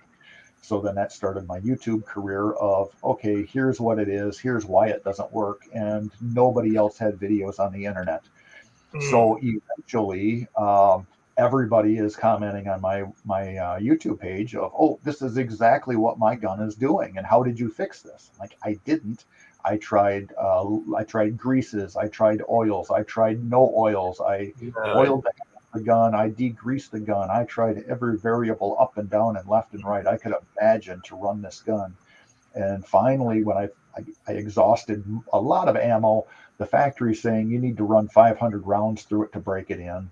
That's BS. I've got a Marlin Model 60 that I've got 2,000 rounds through, never cleaned, and that thing still runs. So yeah, they're just buying time is what they're doing.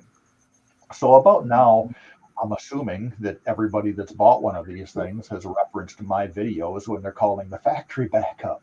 So about the time I get a hold of the factory to ship this POS back to POF, they're like, oh, just a minute, let me have you talk to the manager. So then I get a hold of the manager, and he's like, yeah, we already serviced your gun once. We put a brand new upper on it. You're running the wrong ammunition. You must use, I think he said 1,500 feet per second velocity. Otherwise, the gun won't cycle. You're using your gun. You're using the gun wrong. There's no warranty. Just live with it. Is essentially what they told me. Wow. But I'm sure they're pretty well. That is pissed. amazing. And they demanded that I remove my videos. And I'm like, why do I need to remove my video? Well, your video doesn't properly show the normal usage of our guns. I'm like, if your gun worked normally, I wouldn't have to show the gun not working, the way that it not working. And first of all, it's not your video, it's mine. Well, so they did strong arm almost everybody else on the internet from getting rid of the videos. I had them agree to let me post your response to me. I'll pin that in my comments. I will put that in the description. That way, anybody else buying one of these little rebels will use this as a public service announcement and use it as a teachable moment so the rest of society can learn how to properly use the tool in which you built. And they, as yeah, Uncle they Jim would agreed. say, for society. Yeah. Yeah. So the video's up there. They've since changed the name of the gun, so now it's the PSG. I haven't seen their new version to see if they've fixed the bolt carrier group design. But essentially, the way that they originally designed it, the firing pin was in constant contact with the hammer. So once you went in the battery and your hammer fell forward and it knocked the firing pin into the primer, once you had the blowback mechanism start coming back, the only way to recock that hammer was from the face of the hammer interacting with the firing pin. So as the bolt came back, your firing pin now is pushed forward of the bolt face. Trading. Yeah. Strong spring that they put on the hammer. Now your firing pin is acting as the ejector, knocking it off from the bolt face prematurely, dropping it into the action. There was so much volume within their action because they put the mil-spec or AR-15 trigger in it, that randomly users would get live ammunition drop down into the well where your hammer and springs are, which, you know, it's a rim fire. So how bad could that Wow. go? Yeah. So- let me just show you. go ahead and tell you this: stay the course. Do not remove those videos. Oh, they're still up I there. don't care what I they traded. say. Yeah, I traded This the gun stuff off, needs to so get that's out. gone. You know, I mean, everybody can find something wrong with something. You know, it just depends. So, Yeah. I mean, there may be something wrong with this steak knife. You know, I don't know. This is my favorite AR-22 upper or bolt. Okay, super simple, flawless, Yep. easy to take apart, and as a matter of fact, you can use a 1022 recoil spring if you need to. I put an extra power for suppressed 1022 spring on there. Doesn't have a tube to tube fit like some 22s. Doesn't have a feed ramp on the barrel. It goes straight in. And when it hits the hammer under here, it's hitting this like it should, you know. There's the part that's been inside. And it's got a little buffer here, and that's all there is to it. And Which it one? comes Which one is that? Tactical Solutions. Oh, Tactical Solutions. Yeah, 1022 mags, you know, AR 1022. AR 22, it doesn't do anything with 1022 stuff. That one's nice, but you know, the Smith & Wesson 22s for the money, hard to beat. I mean, they used to be cheap, $350 or something like that.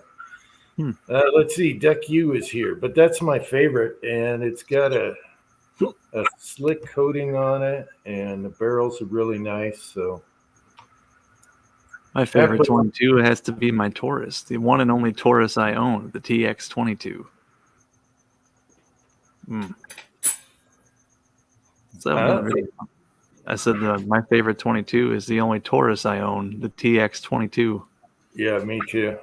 Well, it's not. It's one of my favorites because of the capacity. Yeah. I don't have cool 22s like you do. Mine are all stupid.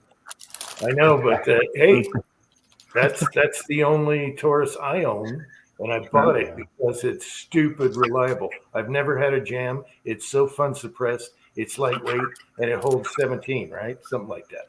Yeah. Yeah, I don't have any semi-auto Tauruses. Mine are all revolvers. It's something that I wouldn't think twice about taking out into the river, dunking in water, submersing, getting dirt, whatever in it, spraying off with a garden hose, and throw back in the box. If you want a fun, cheap 22 that holds 17 rounds, Taurus TX22. Mm-hmm. Yeah, suppressed. It already has a surprisingly good trigger on it too. The trigger on them are pretty good. The trigger's nice. They feel good, and they're stupid silly. They're so light. Yeah, they weigh nothing.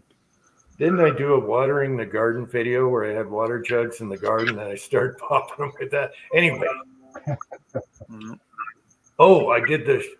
What did I do the shower pop scene with? No, that was a little Smithy. Okay. I shot a 22 out of a shower window taking a shower in a video. Just so you know. Does it have a threaded barrel on it? Yeah. Yeah, it's got an adapter you put on it. So yeah. Mine doesn't. What do you mean yours doesn't? They all come with the nut, with the threads. I don't know where the hell mine went. Mine's just a regular straight barrel. I don't know if I ever put it on there. I don't think Jim has a firearm that doesn't have a threaded barrel.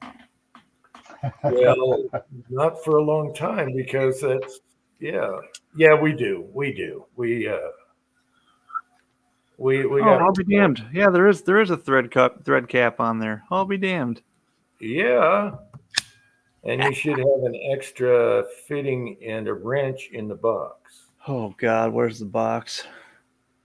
Anyway, Matt, do you have a 22? Matt, do you have a 22 can? Yes, I got the rugged Oculus. Okay.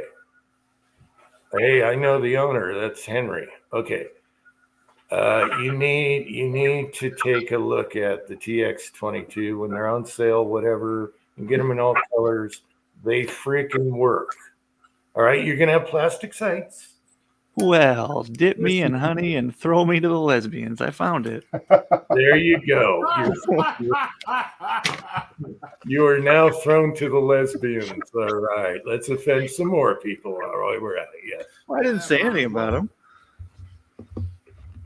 Anyway, that I couldn't So believe. when I got my 30 caliber can first, I ordered one of the OSS, the flow through designs. Yeah. Threw on the 556 adapter onto a Beretta 22A or the 21A, the little tip up barrel 22 pistol. So the suppressor's longer than the handgun, and that was fun shooting 22 suppressed through a 30 caliber can with a tiny little gun.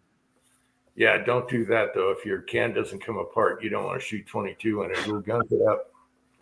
You just throw them away, wait another year for the tax stamp to clear, and buy another one. No. Hell, he knows the rules. All my cans are before modular, where you can make them short. That little Beretta 22, you want one of the new modular cans about that big. You unscrew and put that size on. Yeah, that'll make it. Yeah. Yep, and that rugged Oculus I've got does. It's a 2-part can, so I can shrink that or stretch that. Yeah, see, when I bought all my cans, modular wasn't legal yet, so you couldn't change the length, or they didn't even have end caps you could change. I think some of the old ones had wipes, but then you got a rubber thing you got to replace. That's stupid. Anyway, yeah, but take a look at the TX22. That I tell you what, it's the only Taurus I have. I think so.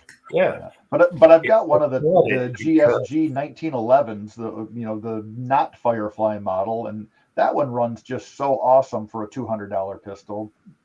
That's 10 rounds. But that's got cheap plastic sights too. Firefly? Who? Well, I've got the 1911 model, the GSG, the German sporting goods. Yeah, I have a 1911 clone. I have the upper. Yeah. I put the upper on my 1911 because Palmetto State Armory was blowing them out with 2 mags in the box and everything. All the sights, you get 3 sights, $65 for the complete upper threaded. Damn. Yeah. Yeah, that's hard to beat. I can actually show that on YouTube, can't I? Well, they'll think it looks like something that it isn't. Anyway, for some reason, PSA, this was got to be 5 years ago. And I'm like, damn, all right, I'll do that. It ship right to your house. Hell yeah.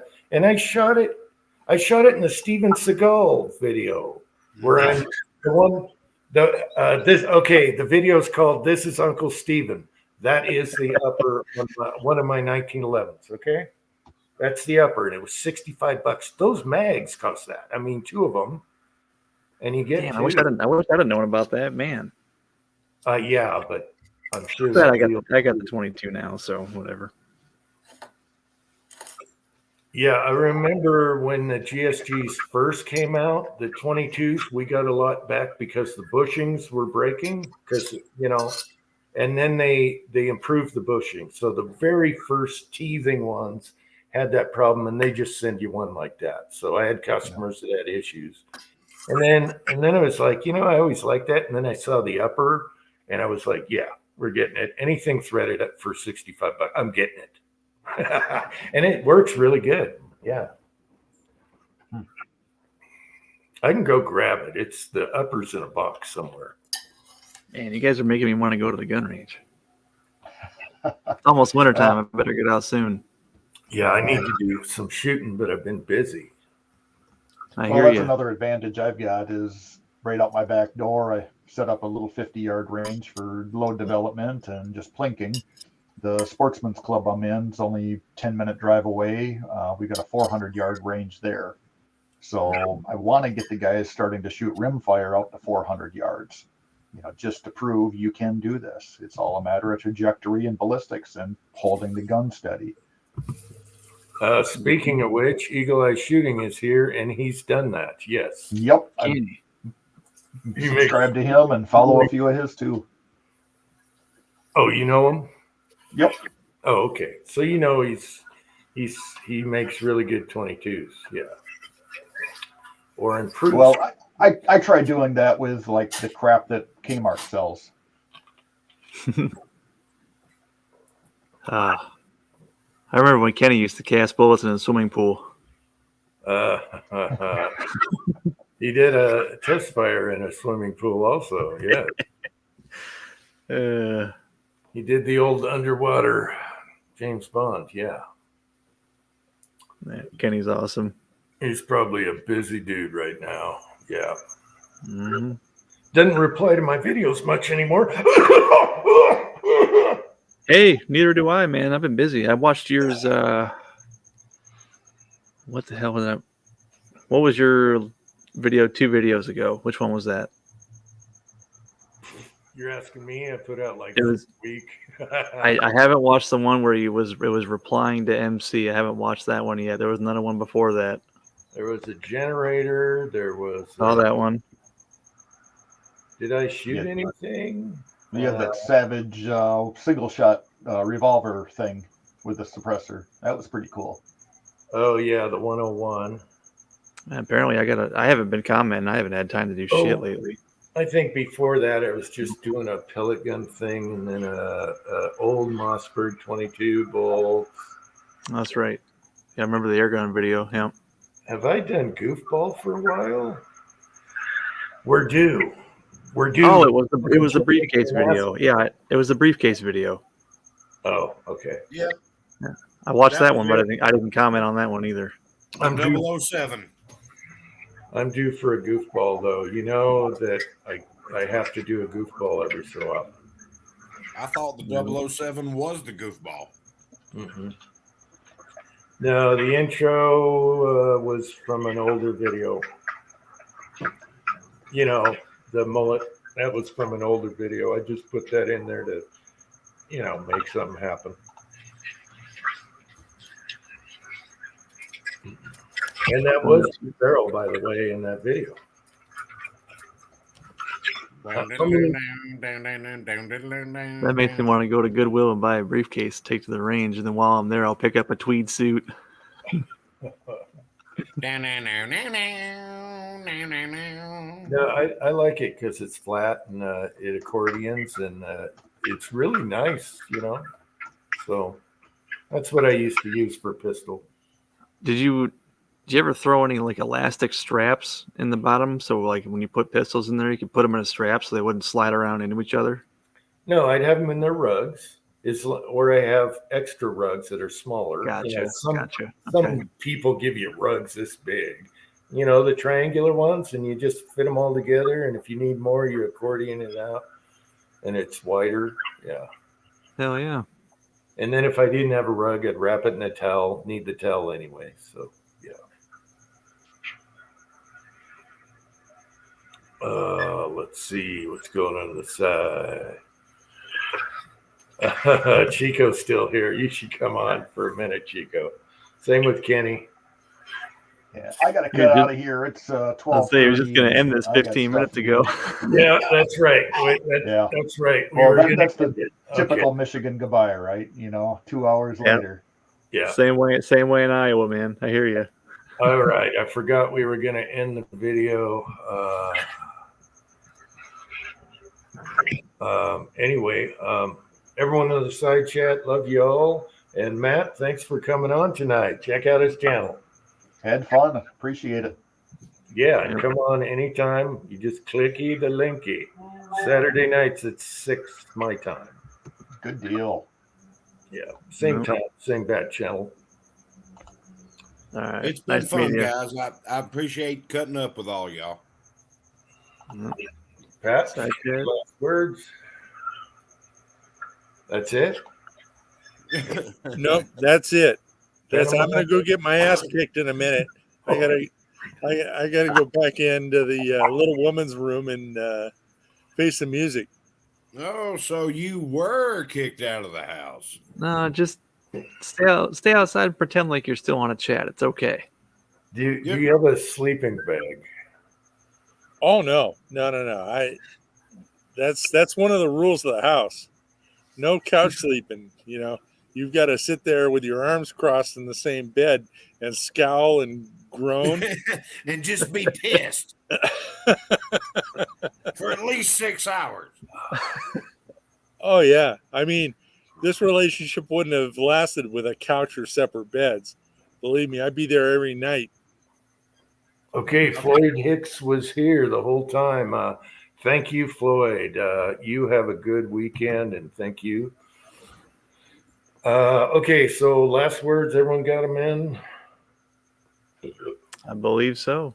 Yeah. I'm just glad to be off work tomorrow. Okay, the live chat is ending. All right, so here we go. Here it comes. Good Thanks, night, everybody. Until next time.